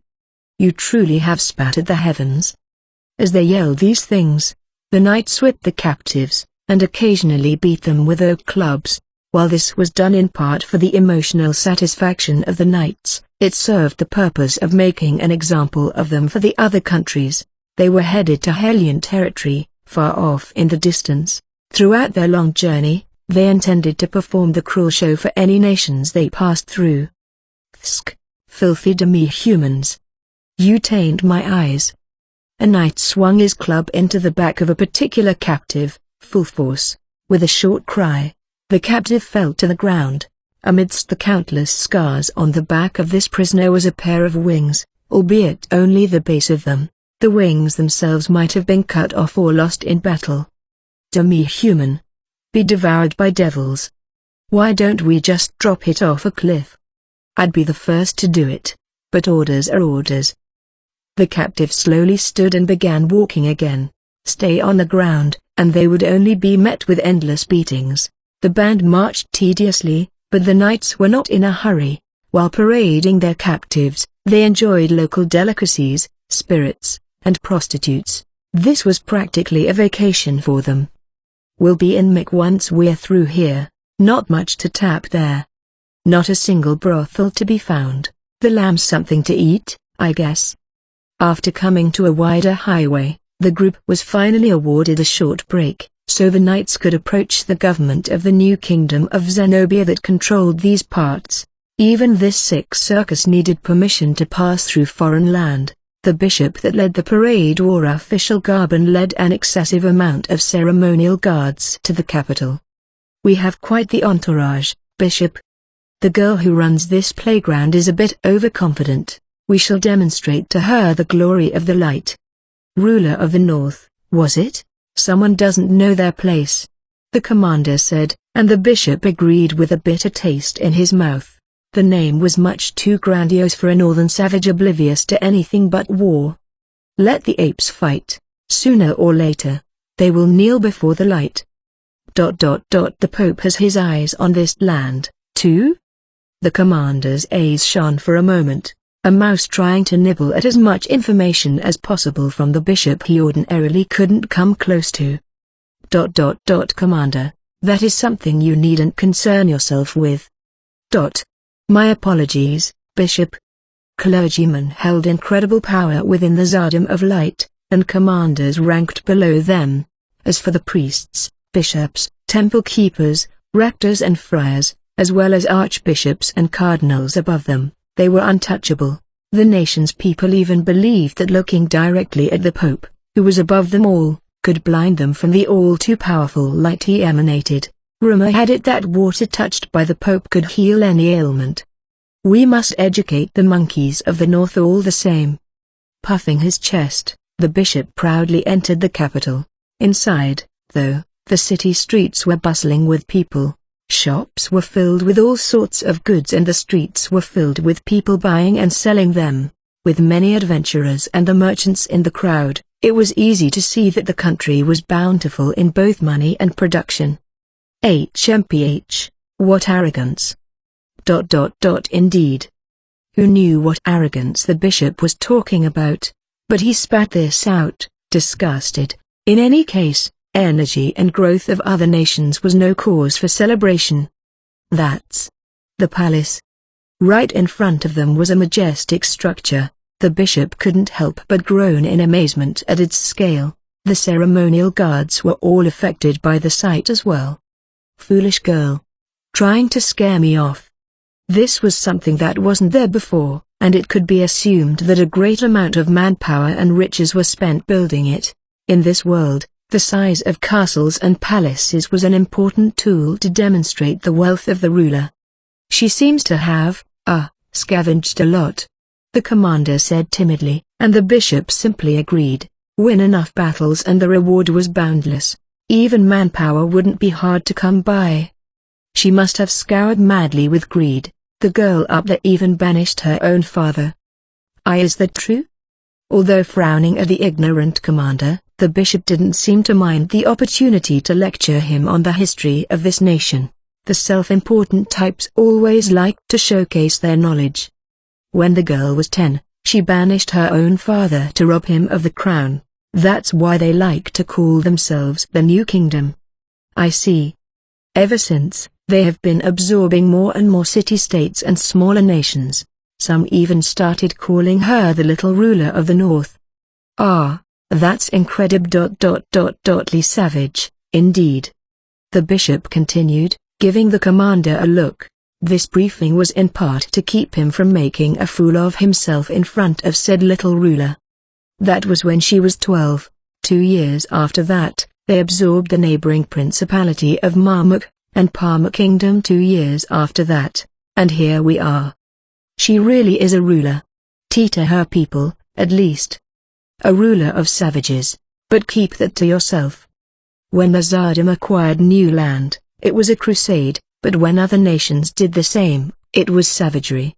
That may seem lacking in logic, but perhaps that was the effect religion could have on people. Now, let us greet the girl, shall we? The bishop had met the girl in question once before when she was still called the little ruler. Now he planned to visit her domain with malicious intent. All the while, he calculated the great impression he would make on his superiors if he could report back on the political status of countries he passed through on the way. Eventually, the group was shown to the throne room. There were countless officials lined up inside, filling the room with intimidation. Among them were renowned generals and cunning strategists, as well as leaders infamous in the surrounding nations. These figures stood out like stars in the ensemble, all glowering at the visiting party. On top of that, a thin, golden curtain veiled the throne, hiding the occupant from the visitor's view. Stupid girl, enough with the empty threats. The bishop, seasoned in diplomatic encounters, continued without batting an eye, while the commander walked stiffly, intimidated by the onslaught of looks from the room. I knew I should have brought at least a high knight, this weasel. As the Tsardom was at war, all of the high-ranking military leaders were busy on their own missions. A high knight would not have been available for such an inconsequential job. It has been too long, Your Highness. Kneeling in front of the throne, the bishop executed his formality. He remained still waiting for a response, but none came. When he looked up from confusion, the curtain parted in a slow, dramatic fashion. She's? A girl was unveiled, sitting confidently on the throne, and crossing her legs with a holier-than-thou attitude. Her garment was littered with flashy gold, and her luscious golden locks draped over it, as if they too were woven from golden thread. While her appearance was astonishingly attractive, her attitude was extremely aggressive. She cast a gaze that said she looked down upon anyone from a mile above. It was no wonder that her people now called her the Golden Ruler. An athletic allure exuded from her crossed legs, and the bishop secretly swallowed a gulp of saliva. He couldn't comprehend how different she looked from their last encounter. She's really that girl from before? The commander and the other guards were just as breathless, staring at her. If this was a battlefield, they would have all been killed already. You've come a long way, admirable. Even her tone was aggressive. She spoke like she was addressing a subordinate. In an attempt to gain some power in this exchange, the bishop rose. And, Your Highness. Eloquently, the bishop praised the rise of the new kingdom while subtly reminding the ruler that they wouldn't be able to maintain their lifestyle if they were to defy the Tsardom. However, a surprising response came back from the throne. You are permitted to pass. Be on your way. She dismissed them as if to say that she was too busy to speak with the likes of him. She was treating him as if the Tsardom was occupied by Zenobia. Her people were astounded by their ruler's gall at first, but their expressions soon changed to that of amusement. The Tsardom and the northern nations had a complicated relationship. Worn out by the constant war effort, the northern nations had begun to create ceasefire seasons, but that wasn't much more than a bandage on the wound, and did nothing towards a true solution. There was no way for dead ones to return home, after all. The workforce of the entire civilization dwindled as young men were drafted to war and tradesmen and farmers died in the battlefield, leaving towns and fields to be decrepit.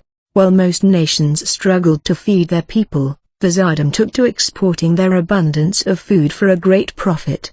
The warring should have brought about a breakpoint somewhere along the way that would conclude the violence once and for all, but the Tsardom continued supplying all belligerents with the food they desperately needed. The advisors in the room all pressured the bishop without a word. They were well aware that the Tsardom fattened itself on blood money. Savage apes. I am an acolyte of light. stop looking at me like that?" The bishop's expression twisted in discomfort. In a sense, the Tsardom of Light was solely responsible for prolonging the wars among the northern nations. "Ah, you seem busy, Your Highness. This old man will be on his way. I must say, though, I am truly amazed at how much you've grown, Your Highness." The bishop was still in his 40s, but he emphasized old man as he spoke with sarcasm, gazing up at her alluring legs. "When we met last, you were still a girl. Oh, how time flies. Perhaps that's just my old age talking." It was crude to compliment a ruler of a nation on her growth, to say the least. A few protests erupted from the advisers in the room, and the ruler raised her brow ever so slightly. At that moment, a woman appeared from behind the curtain as if on cue, the Chancellor of the new Kingdom of Zenobia, famous for her prowess in the role. "It brings us incomparable joy to have you compliment our ruler's growth." The Chancellor looked down on the bishop from near the throne, her long hair that reached down to her waist gently swayed. In her hand, she held a peculiar foldable fan. "If you wouldn't mind, we would love to have you come observe our operations. Your input could be of great value to us, Bishop." "Oh, an outsider like me? Are you sure? It will be an amusing story to tell when you return home," the Chancellor declared with confidence, and the bishop scoffed as he stood apart from his parade. "They may be savages, but it wouldn't hurt to take a look." There was a chance that he could snag a glimpse at the secret of the new kingdom's rapid growth. Soon, the advisers in the room knelt one after another before the ruler and sought her guidance. The bishop watched them from aside, but cold sweat soon began trickling down his forehead. "Your Highness, on the lack of water in the farmlands I reported the other day." "I remember. Permission granted.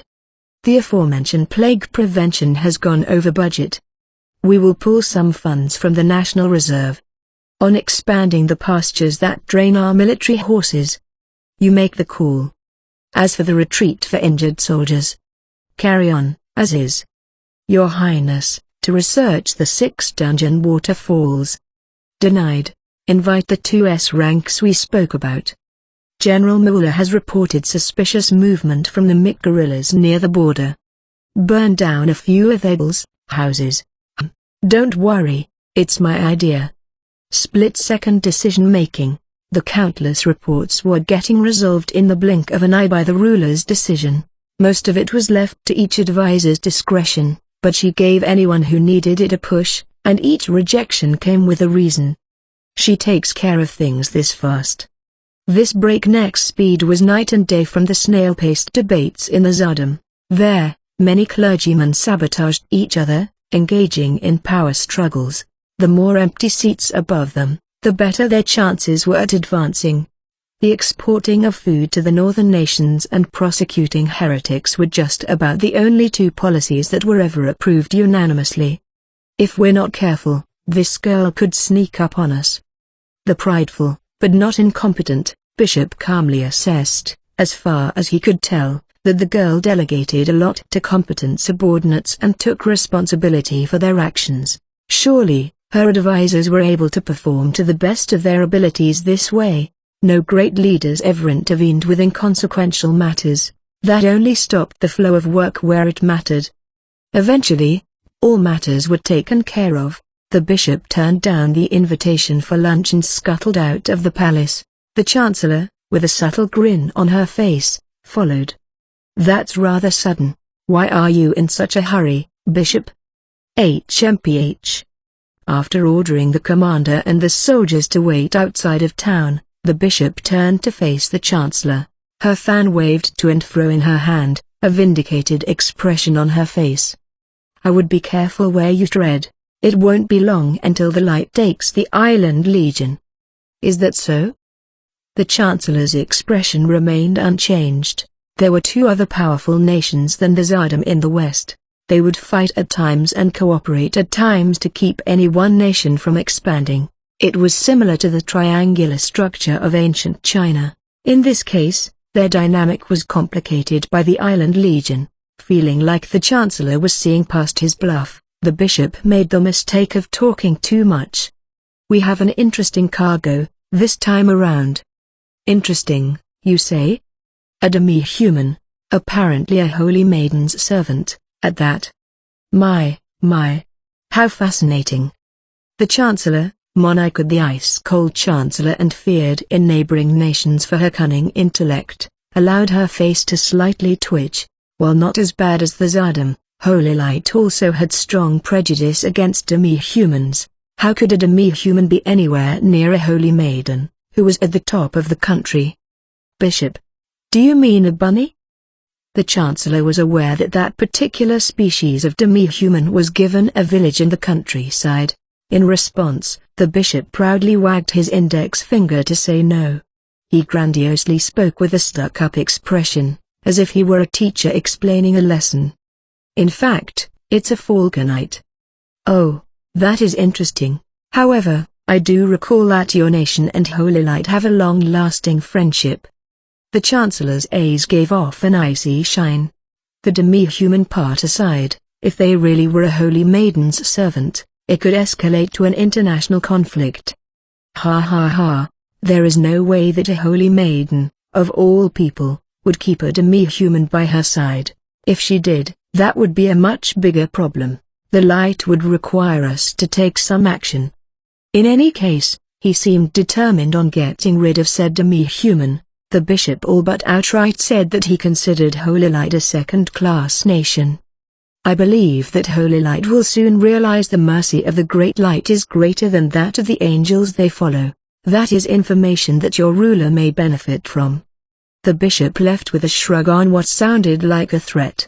Contemplating how to process this news, the Chancellor headed to the ruler's private room, which was thoroughly guarded to keep any unwanted characters from coming in. In the entirety of the new kingdom, the Chancellor was the only one freely permitted to enter. Beyond the several layers of inspection, the fortress-like private room in the palace depths was strangely quiet. This was because soundproofing and eavesdrop protection were put in place to not even let a single sound escape the room unnoticed. Your Highness, it's me.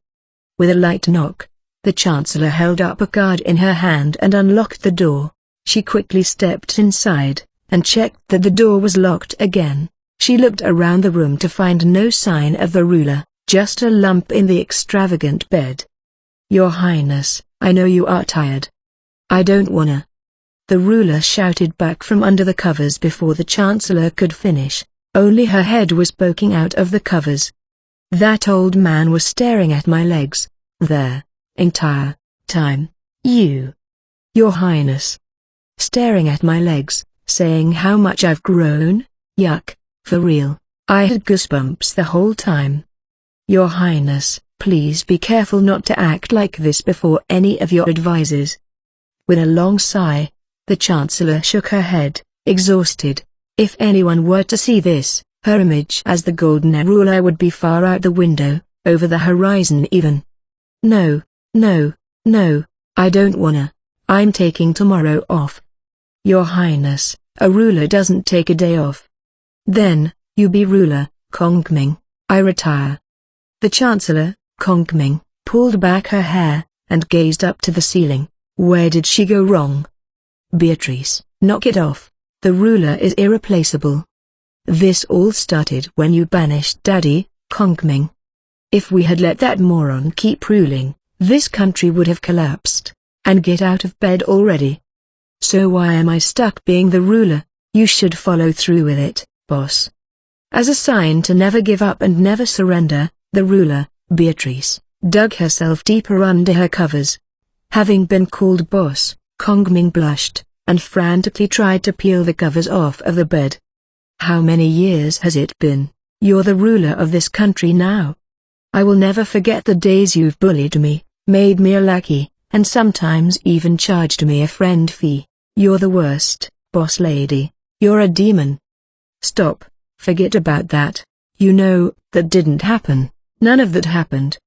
I'll never forget. I will never forget it for the rest of my life. I can't pretend like those days I've spent running to get you cigars in the cold rain never happened. No, forget it.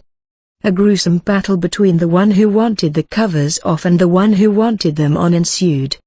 It all began when Kongming, a straight-A student, was selected as a friend/tutor for Princess Beatrice. Kongming, who had been praised as a prodigy from a young age, acted like the obedient tutor on the surface, all the while treating Beatrice like a lackey behind closed doors. Oh, the follies of youth. Even now, with an entire nation in their grasp, their childhood had never left them, although their public titles had changed to the Golden Ruler and Ice Cold Chancellor. They were still just schoolmates in private. Listen, Beatrice, the Zardom Parade has an interesting member. Interesting. That's right. Apparently, a holy maiden of holy light had, PFF. Beatrice reached her arm out and around, slapping a pillow in Kongming's face. I don't care about holy light. I'm just a showpiece. Just go ahead with one of your schemes, boss, do what you want. In truth, every policy of the new kingdom of Zenobia was proposed, planned, and decided upon by Kongming. Beatrice was ruler in name alone and only served as a lively facade. Still, she was seen by neighboring nations and her advisors as gorgeous, fearsome, and courageous, revolutionary for scouting anyone with talent, even commoners, and giving them important roles in the government. She was, indeed, one of the best puppet heads in the history of anywhere. Listen, they're carrying an interesting demi-human. We can use this to drive a wedge between the Zardom and Holy Light. I don't care about some faraway country. I've told you already that a Dragonborn has appeared in Holy Light. Hearing this, Beatrice finally stopped throwing pillows. Kongming, placing importance on information, had made sure to send informants into Holy Light, too. But you said it was a bunch of hogwash, boss. Yes, I did. Seizing her one opening, Kongming ripped the covers off of the bed and maneuvered Beatrice into an arm lock from behind. Not fair. Give up already and finish your duties as ruler. Beatrice struggled, but Kongming was much stronger than her slender stature suggested. The feeble ruler was submitted in the blink of an eye. Now listen, something's fishy about that country, right now. I even hear there's a man who calls himself the Demon Lord. There's a Demon Lord right behind me, right now.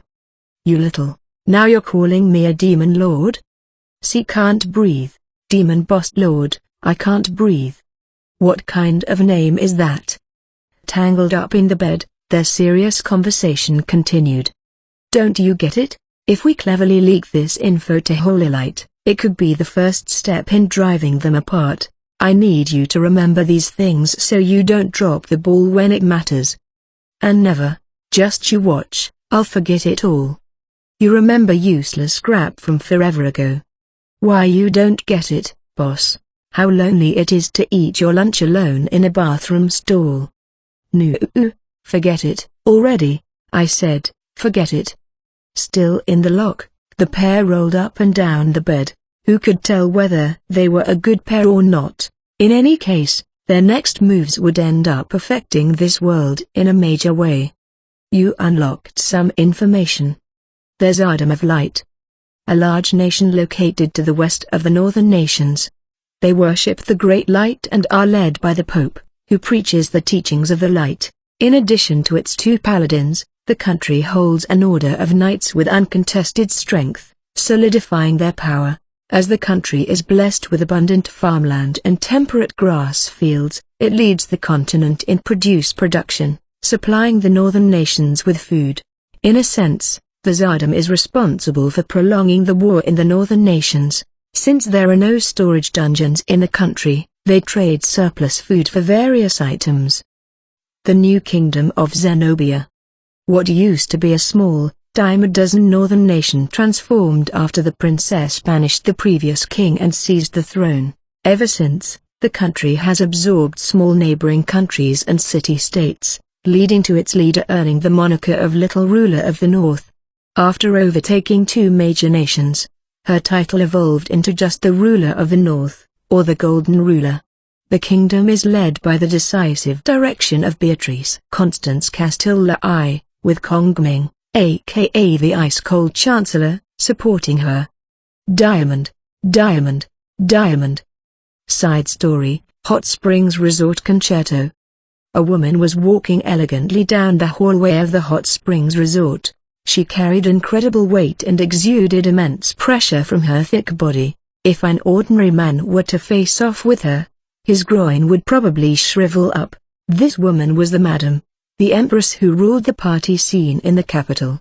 Her days were almost entirely spent in this resort, learning the effects of each hot spring and every detail of the facility. The expansive knowledge and experience the madam was accumulating were reserved only for her. No matter how much anyone paid, no matter how powerful their house was, everyone else was only allowed a one-night stay at this hot springs resort. This resort will entrance every woman on the continent someday. The madam was absolutely right. In what world could there be a bath that revitalized one's skin the longer one spent in it? Since that fateful day, the more the madam learned, the more she was astonished. The beautification and whitening of skin was incredible, but even the baths that were just meant to relax the body could only be explained as divine. The madam was recalling the magic words that seemed to melt her heart. Everything I say becomes reality. His undaunted statement and dark aura that seemed to swallow everything whole. And that deep voice that lingered in her ear. The madam realized that she was completely intoxicated by him. She was frustrated at herself for coolly self-assessing, but had to admit that it was the truth and she couldn't change it. I can't remember the last time I felt this way. In the glitz and glamour of the party scene, there were countless men who approached the madam, but none of them were looking at her. Without hearing a word from them, the madam could see in their eyes that they only wanted money and power. She hadn't paid them any mind most of the time, but once in a while, she would feel an overwhelming sense of loneliness. No matter how many handsome men swarmed her, they had nothing to offer that the madam wanted. Not a single thing.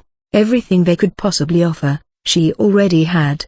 Money, power, status, glory, fame.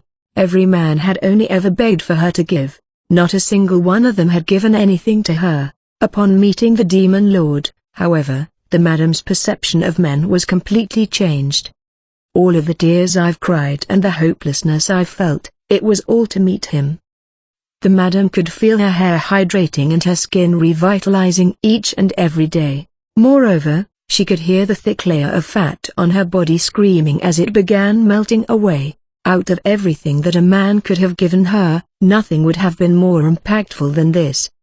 Before he returns from up north, she had to lose the weight. She had to become beautiful. She wanted to approach her ideal form and receive a genuine compliment, not one spoken out of politeness. Out of all of the men in the world, she wished to be praised by one alone. In short, she was in love. The madam was aware of this and kept her emotions bottled up. She couldn't want it just yet. When she arrived in the changing room of the hot springs, she stripped off her extravagant dress. When she opened the door, she was greeted by a woman's utopia, as per usual. "Oh, it's been a while." "Whoa, madam. Good evening."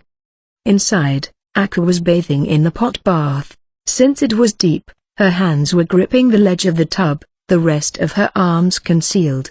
There was something adorable about her posture. "It's all right. No need for formalities, here," the madam said with a gentle smile as she leisurely rinsed off with a showerhead. Because of her thick fat, her movements weren't swift, nor was she light on her feet. But her appearance exuded a mysterious class that captured even Aku. This must have been the product of the madam spending most of her life in the limelight, polishing each and every movement of her body. In a world like hers, even a single movement of the eye or finger could be scrutinized. "Excuse me," Aku suddenly shouted, and the madam slowly turned around. While she acknowledged that Aku was someone the demon law kept close and carefully protected, whether or not Aku had something within her that warranted such treatment, the madam could not yet tell. How are you so beautiful, madam?" Normally, these were pleasantries the madam was sick of hearing. people lied through their teeth to people with power in order to buy their attention, to garner favors, to boost their reputation, etc. After meeting countless people and surviving the party scene, which was the epitome of fakeness, the madam was skilled at seeing through people's intentions. Aku's eyes, however, were perfectly genuine and clear. The madam was the one who was surprised, as Aku's eyes reminded her of the sun. What is this girl? With differently colored eyes, Aku even appeared mystical. My, you're so kind. While she responded with nonchalance, her interest in Aku only grew. I want to be a beautiful, mature woman like you, madame. That was enough for the wise madam to understand it all. There wasn't any mystery to it, the girl was in love too. In love with someone who soared above all else, who definitely was the first of his kind in any history. Ordinarily, there would be nothing to a little girl like her with no status or power falling in love, but for better or worse, Aku was actually close to the Demon Lord. From her point of view, of course she's in a rush. The madam could easily imagine that the Demon Lord would eventually be surrounded by beautiful women. There was no female in any world that could withstand the charm of such a powerful being, overwhelming strength, guts, and mysterious powers that seemed stronger than magic. He was definitely worthy of the title of Demon Lord. The higher he rose, because of their closeness, Aku would feel like she had to grow up that much faster. That urgency seemed like a very perilous thing to the madam. Aku, there is absolutely no need for you to rush growing up, the madam said, slowly, to try and calm her. The madam almost added, look at me, I'm not giving up, even at my age. Aku was still 13, after all. The madam knew that, at that age, Aku had infinite chances and no need to rush on anything. In fact, she had a feeling that the Demon Lord would be happier if Aku just acted her age. While she had only thought so out of intuition, she completely hit the mark. In truth, the Demon Lord wasn't looking for any sociability, class, or etiquette from Aku, as if he wanted to take her to parties. In fact, considering where things were headed, the Demon Lord was the one who should begin acquiring those things. But, the way I am, I don't know how much longer I can stay by Master Demon Lord's side. Aku lowered her gaze as she confessed her fear, which the madam wholeheartedly sympathized with as another woman. The more she was attracted to the Demon Lord, the more she, naturally, felt like she had to catch up and become a person worthy of his affection. The madam would go so far as to say that any woman must strive to do so under the philosophy that a woman who is always carried by her partner and adds nothing to the relationship would sooner or later be left behind. I understand why you're nervous, Aku. He keeps an especially close eye on you. I'm not pretty, I'm not good at anything. I don't know why he's so good to me. The madam was won over by Aku's humility. While this could have been interpreted as a humble brag by some, she sensed that this was a sincere and serious concern for Aku. Having finished at the shower, the madam walked over to Aku and joined her in the tub, holding the girl in front of her. Whoa! When she did, water flooded out of the tub like a waterfall. Oh, my, this is a luxury that we could never have before, isn't it? Soaking their entire bodies in precious water, heated with spell stones, to boot, was the height of luxury. Seeing that hot water overflow was an amazing sight. The most surprising thing, though, was that the tub was suddenly refilled until there was as much hot water as before. Why, you don't have to share a tub with me, madame. Someone like you shouldn't. Look, Aku, just like this tub of water, you have so many chances for do-overs. That's how young you are. When the water was depleted, it immediately regained what it was lost. What was youth good for if not to bounce back the next day after going a little too far? I'm a bathtub. Ahaha, maybe you are. The madam laughed heartily. Luna had her own innocence and naivety, but Aku's innocence was something else. Maybe this is why the Demon Lord likes you, Aku. So, I should stay in here? Ahaha. Oh, stop, you can't show off in here, can you? Still laughing, the madam was sure that Aku didn't need any noble-like etiquette. In fact, if she were to focus on such a thing, it could do more harm than good. What Aku needed were cute, age-appropriate outfits and nutritious meals. But most of all, she needed to live a free-spirited, exciting childhood. It was a very special and precious time in her life that she would never come back to. The madam believed that the best thing for Aku would be to appreciate the normalcy of her everyday life. Now I have another goal to accomplish. To guide this girl to become a princess worthy of standing beside him. The madam believed this was a task that no one else but her could take on. She considered you to be too smart, and not fit for the spousal position. If anything, she was the chancellor to a ruler. While this was only a personal desire of hers, she just wanted the demon lord to go home to a place where a kind girl like Aku was waiting for him. Perhaps this stemmed from her political beliefs. When the leader of a nation had no room to breathe nor stability in his life, that state of mind was directly reflected in the people. Therefore, politically speaking, Aku was an extremely important piece, too. As the madam let her thoughts on this matter wander, the entrance door flew open. Aku, found you. Tron? And the beautiful lady, too, shining bright as ever. Tron said. Oh my. Tron the firebrand had joined them. She had the rare gift of seeing the color of people's souls. To her, the madam was an endlessly noble and beautiful woman. In the madam's soul, Tron could see her strong determination to overcome her hopelessness, even after fighting tirelessly with it for decades. In her eyes, the madam was a beauty second to none. Tron's sincerity was obvious to the madam, too. Now you have me stumped. I've wanted to hear someone say that for so long, and here you are. Before she knew it, the madam was laughing. Those words she had longed and waited for had been given to her all too easily, twice in one day, for that matter. Why don't you join us? Yep, I want in too. Tron, after taking a shower, cheerfully jumped into the tub, and the madam caught her with ease. The tub easily fit the three and had room for more. The three blissfully closed their eyes, feeling the perfect temperature of the water. I'm going to keep coming here and be pretty. Oh, you want to draw someone's attention, too, don't you? Wait, you don't mean Master Demon Lord? Aku blurted out in surprise, but Tron was quick to deny it. No. Not the Demon Lord. Oh, okay. Aku sighed in relief. Since Tron was a similar age to her, maybe? Aku seemed particularly concerned about her. But he also is the Demon Lord. What? Which is it? Aku was left confused at Tron's paradoxical remark. She had only told the truth, though, since the Demon Lord was Zero and Zero was the Demon Lord. But Aku was unaware of this.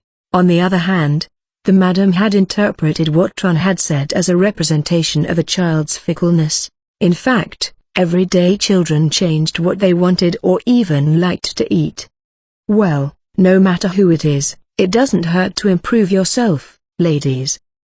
The madam thought of the future. These girls were directly brought here by the Demon Lord, and were sure to become important characters very close to him. She felt the obligation to help these two grow up to their full potential so they could provide much-needed relaxation to the Demon Lord. In any age, a throne was a lonesome place to sit. At times, this could have catastrophic repercussions on the world.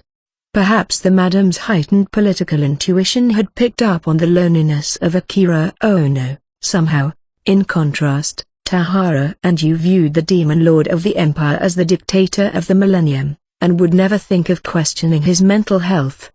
I doubt you or that handsome Tahara thinks about these things. In that case, the madam thought, what she had to do was becoming clearer. First, taking on the tiresome interactions with nobles and to control them as she saw fit. This would lead to lessening the burden on the Demon Lord and putting more money in his pocket. Secondly, the madam was determined to watch over these two girls and help them grow in the right direction. All right, you two, let's head to the stargazing bath. Oh okay. I want some wine. Tron chimed in. Of course, I brought a good bottle from a vineyard in my land. Cheerfully, the trio headed to the stargazing bath, a peaceful encounter that took place after the Demon Lord had headed north. Diamond, Diamond, Diamond. Epitaph, the day a world died. New Year's Day, 2000. That day, Sho jumped to his computer straight out of bed and visited a particular website. It didn't matter that it was New Year's Day. He was enamored with a video game called The Far East City of Chaos. He barely slept or ate, devoting his entire life to it. Sho was a hardcore gamer to begin with, having gotten into video games of all types before, but this was the first time he had really been captured by an indie game. That GM's nuts, but us players aren't too far behind. Sho mumbled with a little bit of self-deprecation. While any game produced by a corporation was subject to all sorts of restrictions, none of those applied to a game created by an individual. This was the year 2000, nonetheless. It was fair to say that the internet was still in its infancy. The World Wide Web was flooded with all sorts of independently made websites, and text-based sites were all the rage, while there was only the occasional low-budget indie game that blew up in popularity. The internet wasn't organized, but cluttered, and had an atmosphere akin to a dive bar. Sho was listening to the musical hits in Japan at the time, like Love Machine and Apollo. When he accessed the usual website while bobbing his head to the music, he was met with a pitch-black screen. Wondering if he had clicked the wrong bookmark, he tried again from his bookmark folder only to get the same result. In the middle of the black screen, only the following could be read. I had to shut down this world, as its details were lacking. Look forward to my next world. Akira Ono. For a while, Sho could only stare at the screen, aghast. Eventually, he started to quake in anger. What the hell? He had spent 2 years lost in the world of this video game. In an instant, it was all gone. Save for 2 sentences and a signature. This has got to be a mistake. There were over 1,000 players. Sho immediately opened the forums he had bookmarked. This time, he was met with posts and replies filled with confusion and despair. No one had seen this sudden shutdown coming. The forums had erupted into chaos. This is a joke, right? Hey, oh no, it's still early for April Fools, LOL. Are you effing kidding me? How long do you think I've spent on this game, asshole? If you were going to shut down, you could have just talked to us first. What next world? This guy's a moron.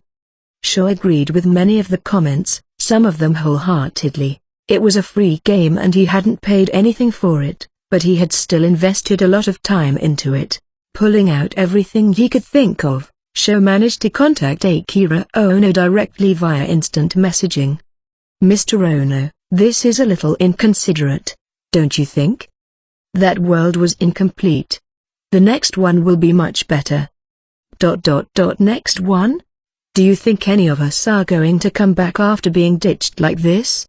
Yes, I know you will. Sho wasn't able to grasp how he could be so confident in the matter. He couldn't shake that the shutdown was done in a manner worthy of a scandal. There had to have been a million other reasonable ways to shut down. I don't know why you're so cocky about it. The players have turned their noses away already. It doesn't matter what kind of game you're going to make next, no one's going to care. Sho typed off. In fact, Sho had no intention of playing in Akira Ono's next world, no matter what that may be. What if it got shut down like this one? If he was going to play the game, even if it was free, he knew he would invest a significant amount of time into it, only to have that vanish again? No thanks. My world will continue evolving forever. Everyone will come back. Akira replied, and Sho went hot with rage. Not only was Akira not listening to what he had to say, it was as if Akira was speaking about a natural occurrence. How self-centered could he get? Oh yeah? Then suit yourself. Sho closed the messenger with it and went back to the forums. It's no joke. He really shut it down, he typed. There were a few dozen top players of the game who were famous among the player base, but Sho was a whole level above them.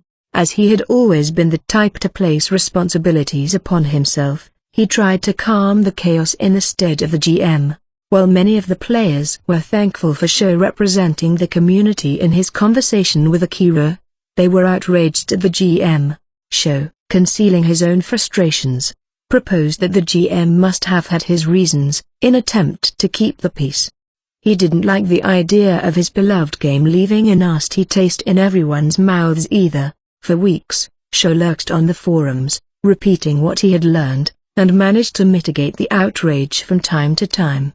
Thanks to his efforts, the pushback dwindled. The forums became less populated by the day until there was no one else left. Sho was a player who would later gain incredible influence in the next world. Back to New Year's Day, a girl was reading through these chaotic forums. Despite being in the room, she was wearing a gothic Lolita outfit, and even wearing an eye patch on one eye. Her name was Miu, and she was one of the prominent players in the community. While she was still in grade school, as her appearance would suggest, she had a particular talent. In the Far East City, she had killed countless players. Ono's quitting.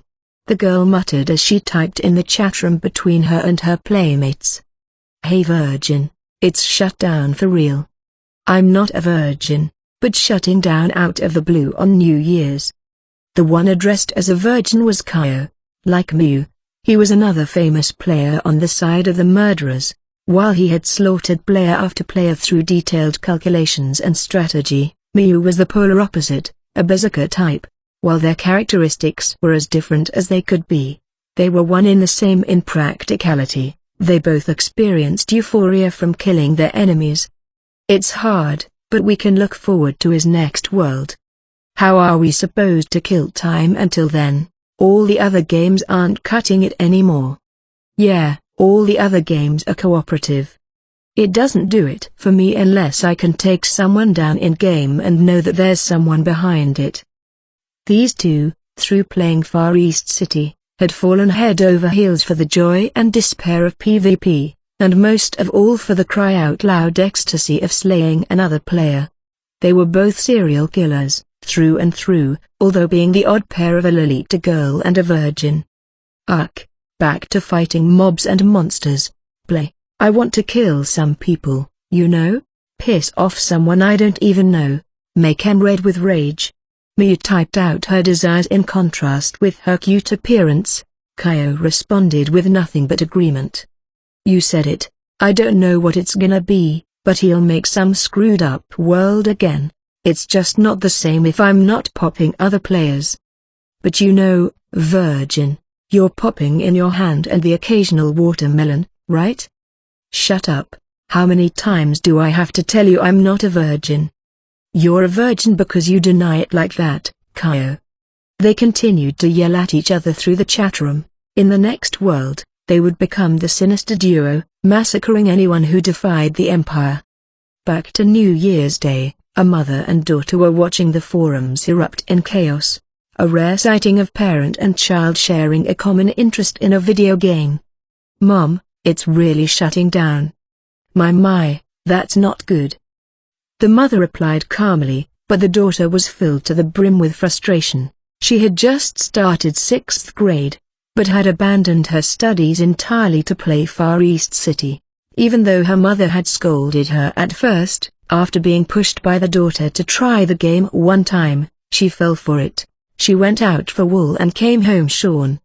What the hell? How long do you think I've spent grinding my character? When you're all grown up, there are a lot of things you have to think about. Damn it, I just got a good parasite armor 2 days ago. Hey, watch your language, young lady. The daughter's name was Jo. She was the one who would create the bomb to knock down the Sleepless Castle on that fateful day in 2016. The mother's name was Aki. She had repeatedly accomplished the feat of killing serial killers until finally receiving a special ability quite different from Zero's. Meanwhile, Akira, who caused the whole debacle, was sitting in front of his computer, day in and day out, in order to create his new world. A week had passed since the shutdown, during which Akira had eaten almost nothing, and slept only an hour or so here and there before getting back to work. Some would have called him mad. XX has entered the chatroom. XX signed into the password-protected chatroom Akira had kept open. Hey, Akira, you wanna hear my prophecy? Prophecy? Akira responded, almost like he couldn't be bothered to. You've barely eaten, right, Akira? Or slept? Huh? How do you know? I know everything about you, Akira. You. Fuck off. Actually, get a job, first. Sorry, you're breaking up. Bad reception. We're typing. Even as they went through their usual routine, Akira didn't stop smacking the keys. So many windows were open on his screen, and some strange scratchy sound could be heard from the console. He was creating a new world, a new arena, with all of his soul. Countless lines of code filled the screen, making him look like a sort of mathematician. While Akira wasn't a professional programmer, he had innate intuition and the tricks of the trade. Through trial and error, he had built his own theory of programming and used it to design games. At the same time, he poured an enormous amount of money into it without so much as a second thought. Akira, aren't you done with the next world yet? I'm so bored. Hurry it up, already. Shut up. Fuck off at the speed of light. Also, get a job and pay your taxes. Taxes are cancelled this year. I didn't know your authority superseded the Prime Minister's. R.I.P. in peace, taxes. Hey, I'm not complaining, LOL. Even as they joked around, Akira didn't stop. At incredible speed, he punched in line after line into the various windows on his screen, almost as if he had multiple pairs of eyes and brains that were each working at the same time. Eventually, he pulled out his backup computer and began typing code with a hand on each keyboard. You're funny, Akira. Huh? I know you're hard at it, now, you're sweating to make a world that ends in a week, right? Well, yeah. I didn't see that coming. I'm going to break down the concept that time spent on an air memo translates to skill. Yeah, you're funny. Stop being amused and get a job. Make your parents proud for a change. Ha, my parents have been silent statues for a long time. Akira stopped at reading this. He couldn't understand what exactly that meant. Ah, you mean they've passed away? Nah, they're alive, but they can't even form a thought anymore. Gee, gotcha. Some sort of ailment to the brain came to mind. Akira imagined a person, barely surviving on life support. Hey, Akira, what would you think if I told you 30's parents are in the same boat? What? Akira hesitated. That was someone from whom he hadn't heard after they disappeared on New Year's Eve. He had sent a few emails since him and XXX were close, but he hadn't received any responses. Who gives a shit? Akira replied harshly, but his wound still ached. With time, the sense of loss only seemed to grow. One day, 30'll be back to see the new world. Akira added. Yep, sure hope so, lol. What are you trying to say? It's okay, you've got me, regardless, don't be sad. Whatever, I'm going to finish this world, and I don't care if I'm alone when I do it. With that, Akira dove back into his work. While society and the entire world greeted the new millennium with jubilee, Akira began his lonesome battle. As time went by, there were fewer and fewer people by his side. XX, at times with a grin and at other times with a complicated expression, watched Akira through it all. XX watched him like a best friend, mother, or lover, depending on the season. Even when everyone else had left Akira, XX remained by his side, true to their word. 6 months later, XX turned on the computer and extracted a particular file from a folder.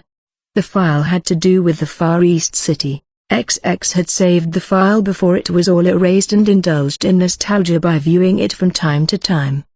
A white figure appeared behind XX. The door never opened. The figure had teleported there without a sound.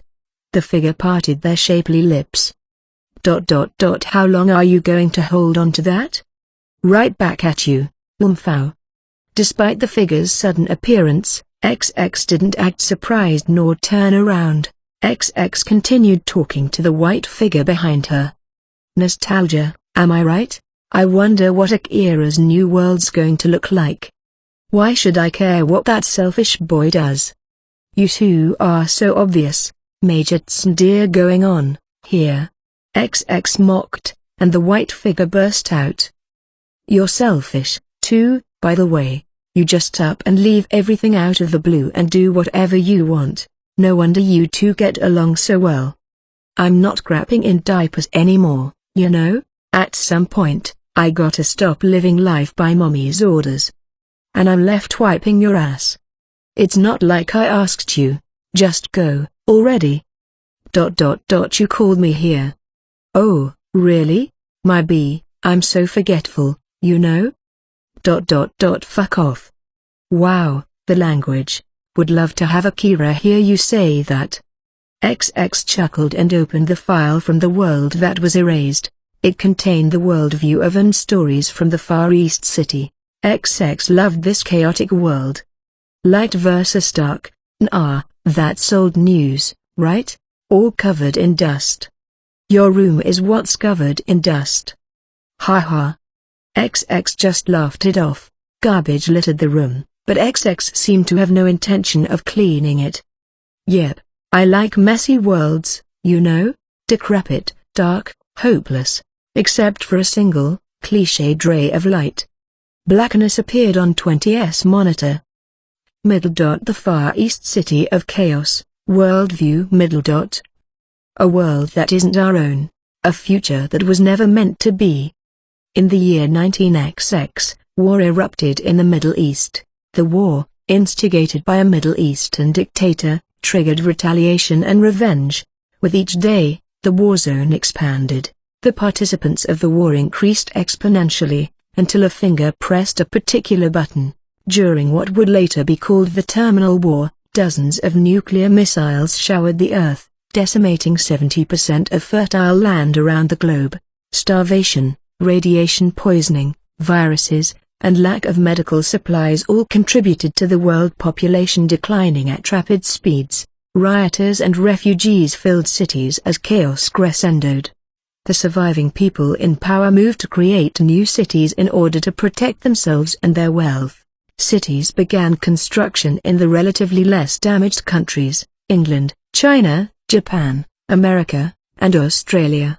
The completed cities were each named Europe City, Continental City, Far East City, Freedom City, and South Hemisphere City, respectively. The surviving people of wealth rejoiced at the completion of the cities that would protect them. 5 skyscrapers in total stood among the wasteland that Earth had become. People rotted away outside their gates, locked out of the cities, the world grumbling around them. The lamenting people of Earth call these the cities of chaos.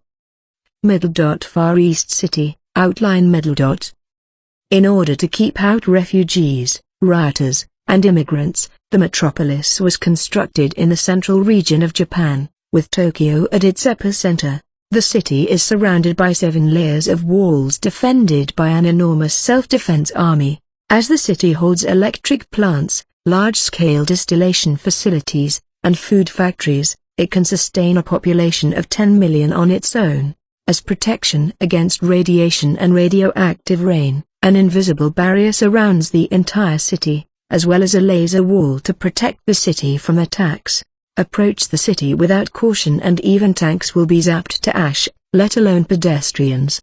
If you pay a fortune, you can enter the city after thorough radiation cleansing with heavy surveillance. While each city has its own prices, the price of a day pass into the city easily surpasses the average salary of those outside the walls. Naturally, most people die without ever stepping foot inside a city. While this is unrealistic for most anyone, with enough money, you can even become a resident of the city. Also, some individuals deemed beneficial for the city may be invited to move in, that is doctors, scientists, skilled military officers. Around each city, people have formed a secondary city using structures that, somehow, survived the war. The residents of these communities are literally called second-class citizens. Another set of walls surround the secondary city, outside of which are decrepit structures and barracks that comprise the tertiary city. Outside the tertiary Far East city is a wasteland as far as the eye can see. Exceptionally, perhaps because of its vast landmass, the continental city spawned all the way out to a fifth city. The planet is littered with radiation, with practically no healthy land left on Earth. The air is also heavily polluted. Spend one day outside of a city, and your lungs would be painted pitch black. Dust covers the sky, shutting out the sun most of the time. Occasionally, radioactive rain could be seen. Without a protective suit, you would be hard-pressed to step foot outside. You are a third-class citizen, resident of the tertiary city. You are worth less than a pile of garbage. In these parts, various groups have formed in order to survive a harsh environment. You can choose which group to join. The group led by the blood-soaked Holy Mother that is attempting to conquer the Far East city. The group whose members don't hesitate to kill other players for their money and goods. The group whose members trade for profit with the goal of becoming residents of the Far East city. The group that will serve as mercenaries to anyone willing to pay the price. The group of bounty hunters who make a living going after criminals with bounties on their heads. The group that spreads the teachings of the Way of the Messiah, a religion observed mostly in the Freedom City. In addition, you can customize yourself and choose which paths to take. A mesh warrior created by cybernetic technology, a wielder who uses various skills, spellcasters who use magic, tradesmen, who are skilled in things like business or farming, are only a few options. In the Far East city, you live however you want. There are no laws or moral boundaries, here. Besides, a third-class citizen like you has no effect whatsoever on this world. So, I have only one thing left to say. Live an ugly life, and die an ugly death. Ha ha ha ha. Reading the nostalgic intro, XX burst out laughing. The messy worldview and the antagonistic intro both drew 20's attention. This is what got XX into the game. Akira's the best. Like, he's dead on my type. Good for you. What's with the cold shoulder? You're the one who got so into the game you started the new Way of the Messiah group. Too long ago to remember. Whatever you say, now beat it, I want to go to bed. What do you want from this world? No, what are you planning to do in this world? Nothing, just play and sleep. Hey, look, this part about magic spells? I was the one who taught the gist of it to Akira. You just explained it to him. I was the one who helped with the actual programming, and fuck off at the speed of sound. No way, I already decided to live out my neat life right here. I'll still keep an eye on you to make sure you don't do anything stupid. Sounds fun, weirdo. Nighty-night. With that, XX jumped into bed and curled up under the covers. The white figure watched for a while, but eventually sighed and disappeared. The white figure had jumped to a giant building. The office at the top floor held a sign that read 42, OMG, which was a world-renowned video game company. The white figure took a seat at the luxurious leather chair in the CEO's office, as an elderly gentleman in a butler's uniform expertly poured a cup of tea. An elegant aroma filled the room. Without a word, the white figure sipped the tea. Any changes? The gentleman asked. Still unemployed. I have no idea what's gotten into. A frown crept on the white figure's beautiful face. Remembering how much trouble XX had brought about was causing a headache. Still obsessed with Akira as ever. Excessively fond of Mr. Ono, it seems. In my personal opinion, I suspect that Mr. Ono may have a gift in that department. The gentleman insinuated something. The wise white figure immediately picked up on it, and denied it. Don't be foolish. I have no interest in that boy. Is that so? The gentleman let out a polite chuckle and topped off the teacup. In any case, keep up the surveillance. At this command, the gentleman took a deep bow and left the room. Once alone, the white figure couldn't help but let out a sigh. To think they were left behind for this, that one's almost at a breaking point. The white figure, eyes closed, appeared to be concerned about something. Diamond, diamond, diamond. Epitaph, the day a world was born. Another 6 months passed after the conversation between XX and the white figure. Akira had created the new world over the course of that year, a world where the Empire ruled over all. Reviewing the numerous files he had completed, the ruthless game, the sleepless castle, the demon lord and his advisors, Akira shouted. "It's my best work yet. I'm a freaking genius. Ha ha ha ha." Pumping his fist into the air, he burst out laughing. Whether he was a genius or not, Akira's determination was unparalleled. He had created an entire world all by himself. It wasn't an easy feat. Akira uploaded the files onto his server one after another and launched the game. On the screen was the Demon Lord of the Empire, wearing a dauntless grin. "What's up, kunai? Nice to meet you, I guess. Well, from today on, you will be what I am." It was another indie game, which were much more prevalent during the internet's infancy. What set this game apart, however, was that the creator of it was an endlessly determined man who never gave up. A particular day in 2001, a pair of twins noticed the change. As identical twins, even their facial expressions and gestures were exactly that. "It looks like Ono's back in the game," said the older brother, who went by the name Max Online. "Yep, the website's updated," said the younger brother, who went by the name Max Online. With a synchronized, showboaty gesture, the two brothers each pushed up their glasses with one finger. The website, which had only displayed a small block of text since the shutdown, had finally changed. In red font, it read "A New Age Program, coming soon." A new age program, huh? What kind of game do you think it'll be? We'll see. He's a madman, conservatively speaking. A new game's fine and all, but no one got to beat Maria. There had been many battles over the Far East City, but no player had emerged victorious. X was still bothered by this fact. His brother Max seemed to have thoughts on the matter, too, as he gently added, "Let's pay him back double in this so-called New Age program." "When soon, anyway? Today? Tomorrow?"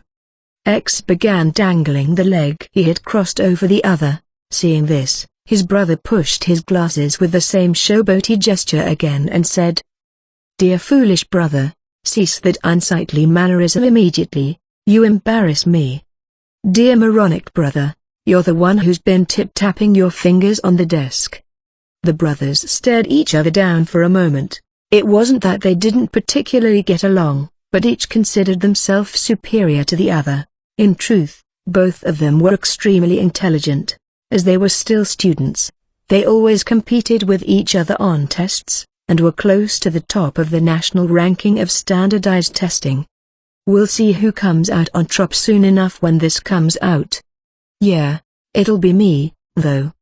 With the younger brother's immediate comeback, Max grew visibly upset. "Foolish brother, you just have to have the last word, don't you?" "Shut up, you frameless glasses-wearing douchebag." They jumped up and began wrestling on the spot. These twins would be two of the top players in the Empire-controlled world, too. A few days later, Sho noticed the change in the website. However, he was lit up with anger rather than joy. Without so much as an apology, he had really created what he called a new world. The worldview and intro text were tacked onto the page without much thought. By a force of habit, Sho clicked on the intro. "It's ridiculous. Who in their right mind would ever register to?" He opened the intro to be greeted by an astonishing set of features. The most noteworthy of them was that the game would end in a week. While basic data like player names would be saved, everything else would reset each week. Sho was astounded by the bizarre system. "What the? How can you call this a video game?" Leveling up characters, growing them, and collecting items to make them stronger. That was the backbone, the fun part, and the point of an RPG. Without that structure, how could it stand as one? He was all confident before, but this has to be a Hail Mary. Sho's anger gradually left him as something like pity replaced it. There was no way that a game like this would ever become popular. At the end of the day, Sho was still grateful for the fun he had playing the previous game, all for free. As a result, he pitied this video game that absolutely no one would play, and also its creator, Akira Ono. "All right, I'll register for it, at least," he mumbled, as if preparing to send Akira Ono off on his deathbed. A particular day, midnight. Sho had downloaded the new game and jumped to the registration screen. He had no interest in the game itself, but the idea that everything would end in a week made it seem more casual, so this gave him the push to register. He had no idea that his life was about to change forever. A week-long battle to the death, huh? A character called the Demon Lord of the Empire appeared on the screen, along with various rules. Surprisingly, the Demon Lord was also named Akira Ono. What's this supposed to mean? Come and get me? As cocky as always. Whoa, hold on. Sho couldn't help but call out the tagline that appeared on screen, which read, "Real-time Battle Royale, 24 hours a day." An explanation that the game would be running 24/7 followed this tagline. Are you kidding me? People have school and work, and, lives. The system seemed to completely ignore the normal life cycle of human society. Sho couldn't believe it. If this was the case, players could barely sleep or go to work. Was revolutionary the review you were hoping for? You just went too far. Next, Sho's avatar, along with a customization screen, appeared. There were a significant number of parts. As someone who didn't half-ass these kinds of things, Sho spent a considerable time customizing his avatar. How much did you put into this? The graphics were way too good to be an indie game. Sho could tell that Akira, who never compromised on his worldview, must have forsaken every other aspect of life and dumped every cent he had into the game. I'm sure graphics are outsourced, but, oh, they have lines. In addition to the character name, Sho could input lines for his character to say on particular instances. The number of those instances was shocking. A line said when killing another player, when activating a skill, when encountering enemies, and even when dying.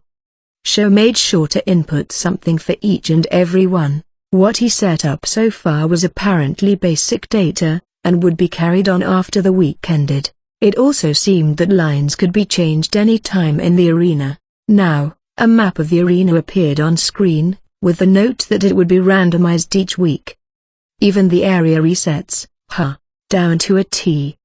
Sho was reaffirmed that Akira had no intention of letting any player accumulate anything. With this system, everyone always started the game from scratch.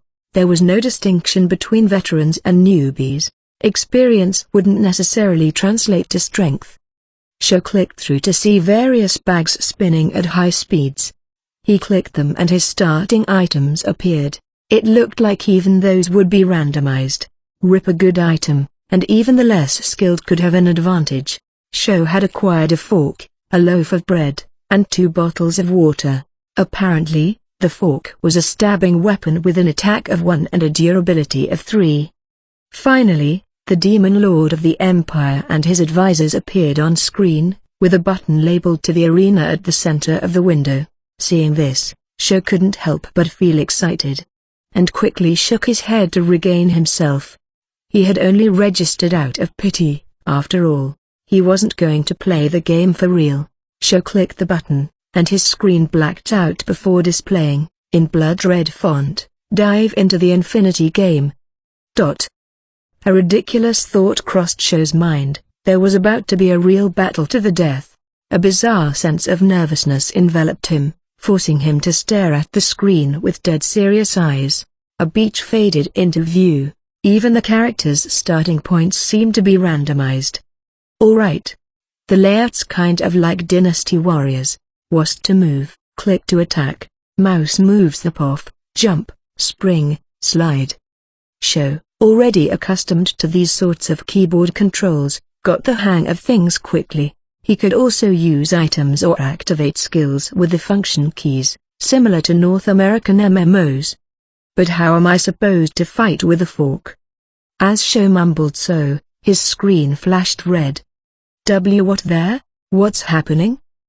He noticed that what must have been his HP had decreased, as he was under attack. He moved his cursor to see a little girl swing an axe. The sight was nothing short of a scene from a horror film. How did you? Won't you die for me?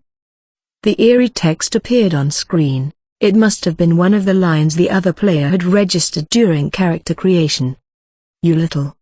Sho had experience with various games, after all. He dodged the sudden axe attack and retaliated with his fork. Weapon destroyed. Your fork broke. Yo, why would you break with one hit? Won't you die for me? Shut the hell up. Sho successfully sprinted away from this ordeal, but cold sweat dripped down his face when he saw the gauge labeled stamina rapidly decreasing. Despite this being a real-time battle royale, there was a limit. Sho figured that, whether he wanted to search for something or fight someone, he had to plan out his moves if he didn't want to end up immobilized from running out of stamina. If he did, he was a sitting duck. It would be like a sheep left alone in the middle of a wolf pack. Damn it, I got to look for a weapon. He headed for an area labeled suburb. It seemed most likely that he could find something here. He spotted a command called search. When he clicked it, various items appeared in exchange for some of his stamina. TV, throw weapon, 12 attack, 1 use. Ripton tea, heals stamina, 10. Kitchen knife, stab weapon, 8 attack, 5 durability. These don't seem too good. For having spent stamina to conjure them, they didn't seem worthwhile. At this time, Sho realized that, excluding what he had equipped on his character, he could only hold 5 items at a time. I have to think about what I carry, too. His inventory could easily fill up with things he didn't really need. Suddenly, his screen flashed red. Damn it, not again. What the hell are you? Sho turned around to see a man wearing glasses and holding a club. Younger brothers are always the best. Psycho. Dodging the club, Sho stabbed back with his kitchen knife. Weapon destroyed. Your knife broke. You, pansy. Sho couldn't help but scream at his crumbling arsenal. Just when he thought he was done for, loud gunshots echoed in the area and the man's body convulsed. From the distance, another man with a machine gun came running. You are, foolish brother, die, brother. The two players went at each other as Sho hobbled away. A few seconds later, text appeared on his screen. XXXX max shot X to death. Last words, I don't need to input anything, here, it's predetermined that I'm going to win. How could the apes defeat a genius like me? Oh, come on, it broadcasts your last words? As he ran away, Sho clicked open what was called the news report to find countless records of deaths. There were numerous new players and numerous casualties. It's midnight, guys. For real? He opened what was called the survivor list to see a column of avatars and their respective comments. Mute, here, play nice, please. Kill everyone. Oh no, it's me, I'm gonna kill ya. Not a virgin, just wanted to make that clear. That girl Ren's super cute, though. I will be the last one standing, I will be the Pirate King. Sho let out a chuckle at the variety of comments. For some reason, it was starting to become a little fun. Everyone's your enemy though. He punched, barehanded, a player that was about to attack him. It felt amazing. Haha, this is whack. Sho didn't know what was whack about it, though. Everywhere he looked, there were enemies. He couldn't let his guard down for a second, even when doing something else. It felt like being stranded on an island full of zombies or monsters, like he was the protagonist of a Hollywood blockbuster. As he kept running, he started to approach a player just standing there, one who didn't seem to grasp the controls, yet, without hesitating, Sho threw the TV at this new player and pummeled them. The other player seemed surprised, but Sho kept beating until they fell to their knees. XXXX Show beat Hoshi to death. Last words, I wanted to. Take it easy. Ha ha, ha ha ha ha. Show burst out laughing. He just killed another human being on the other side of the screen, and with no mercy. He didn't understand the overwhelming sense of victory. Show couldn't stop laughing just imagining the other player's expression at that moment.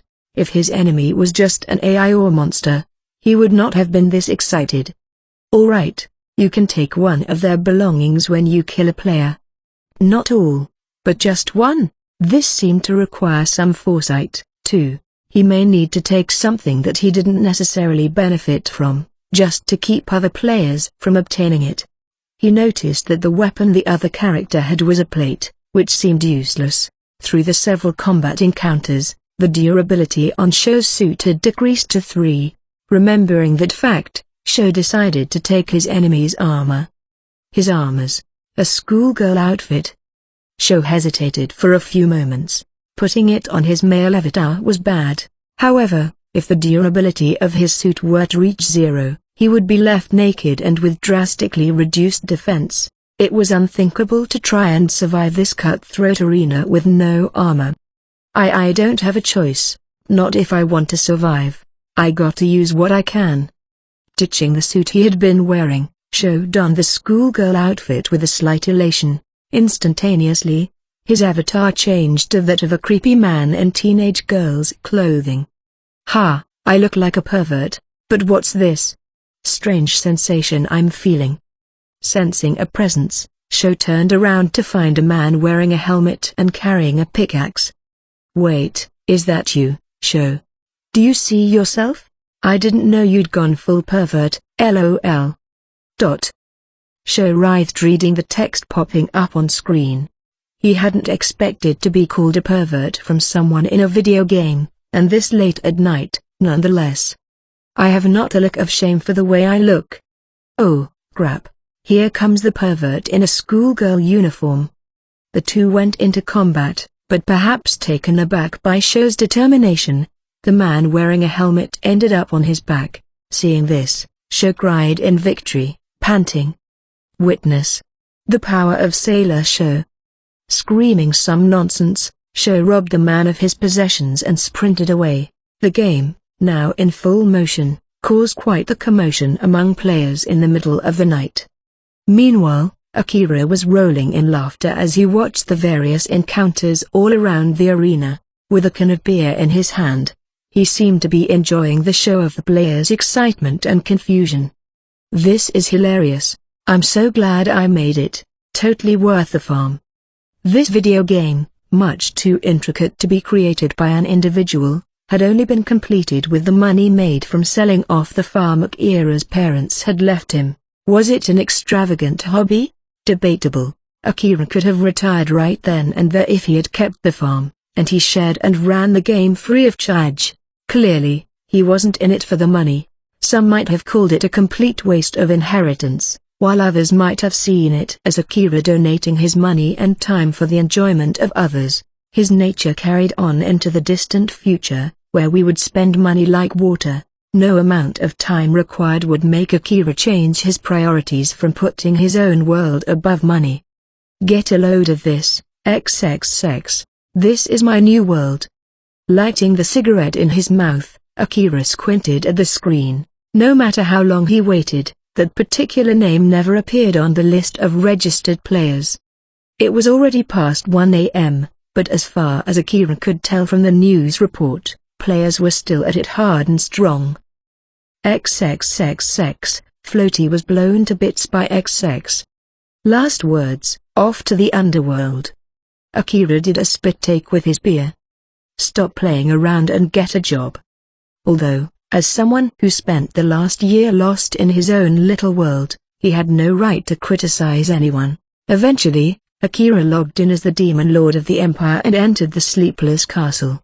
While he had outsourced the game's graphics, this area was, of course, the most expensive. In short, it was a giant, near-futuristic fortress illuminated in white. It had carried on most of the functions of the Far East City. Even the battleship Musashi was afloat in the bay nearby with the sole purpose of demonstrating the Empire's strength. I better finish the battleship fast, so they can see it from the beaches and ports. He looked over at the supergigantic battleship near the ocean's horizon. Akira wanted to implement it sooner, as it seemed to epitomize the Empire, but he ran out of time. Lots of bug reports, though. Most of them were about missing graphics, but there were various other reports about missing displays, items disappearing, etc. If he didn't fix these quickly, the players would lose trust in him. Please fix it soon. Part of my character stats is glitching. The punching animation. I can only hold 5 items? Come on.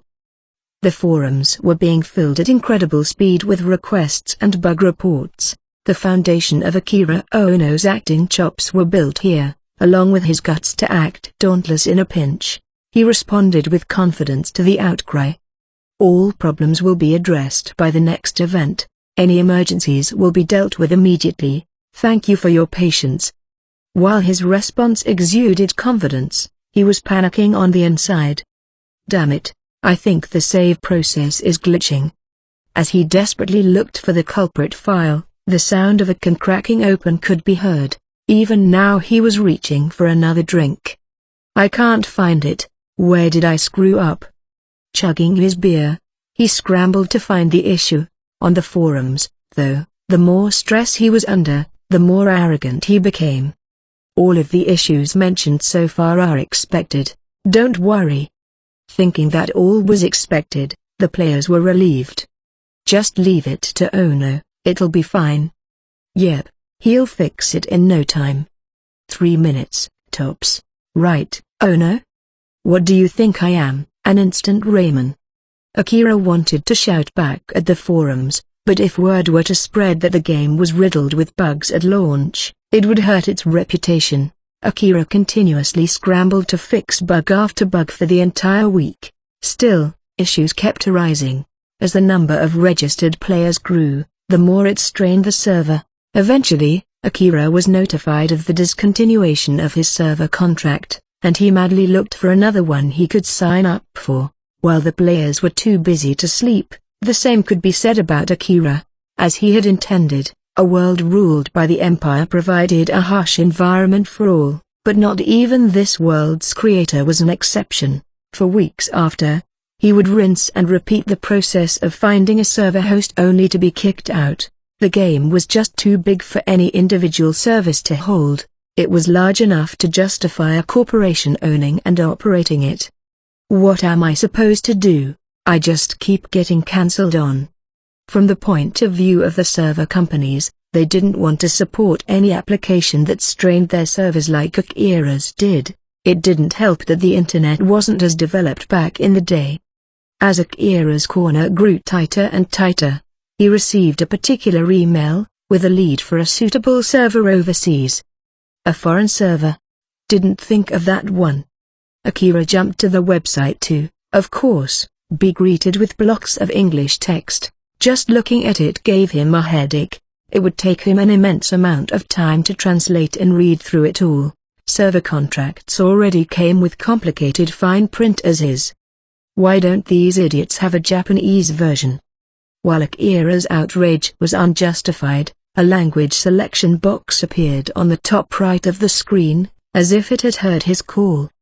Oh, there it is, my B. He immediately switched to Japanese. Apparently, it was a test server where they wanted to see how much weight the server could carry. This could be the one. Akira inputted the necessary information to apply. Surprisingly, he received a same-day response, in Japanese, nonetheless. Ready for transfer when you are, huh? Yes. Finally resolving his lingering issue, Akira thrust his fists into the air. For the past few weeks, he had jumped from server to server, which caused a lot of issues for gameplay. Since many players had been complaining about it, Akira wrote in the forums with his usual boisterousness. The wait is over, everyone. The Japanese servers were too weak to handle my world, so we're going overseas. Continue to enjoy smooth gameplay in our new server. He really had no right to be so high and mighty about it, but the players responded with applause. You did it. Oh no. Going to the big leagues, it's getting real. Most players didn't have a grasp on the workings of a server, and just gave a knee-jerk reaction to the overseas descriptor. Alright, if the server's stable, I can keep modifying the game. He would continue to put more and more weight onto the server. However, this one in particular didn't budge no matter how much Akira poured into the game. Moreover, it was extremely cheap. While he was relieved of one major problem, Akira couldn't shake a remnant of sorrow in his heart. He still hadn't seen XXX, who had always supported him through trying times.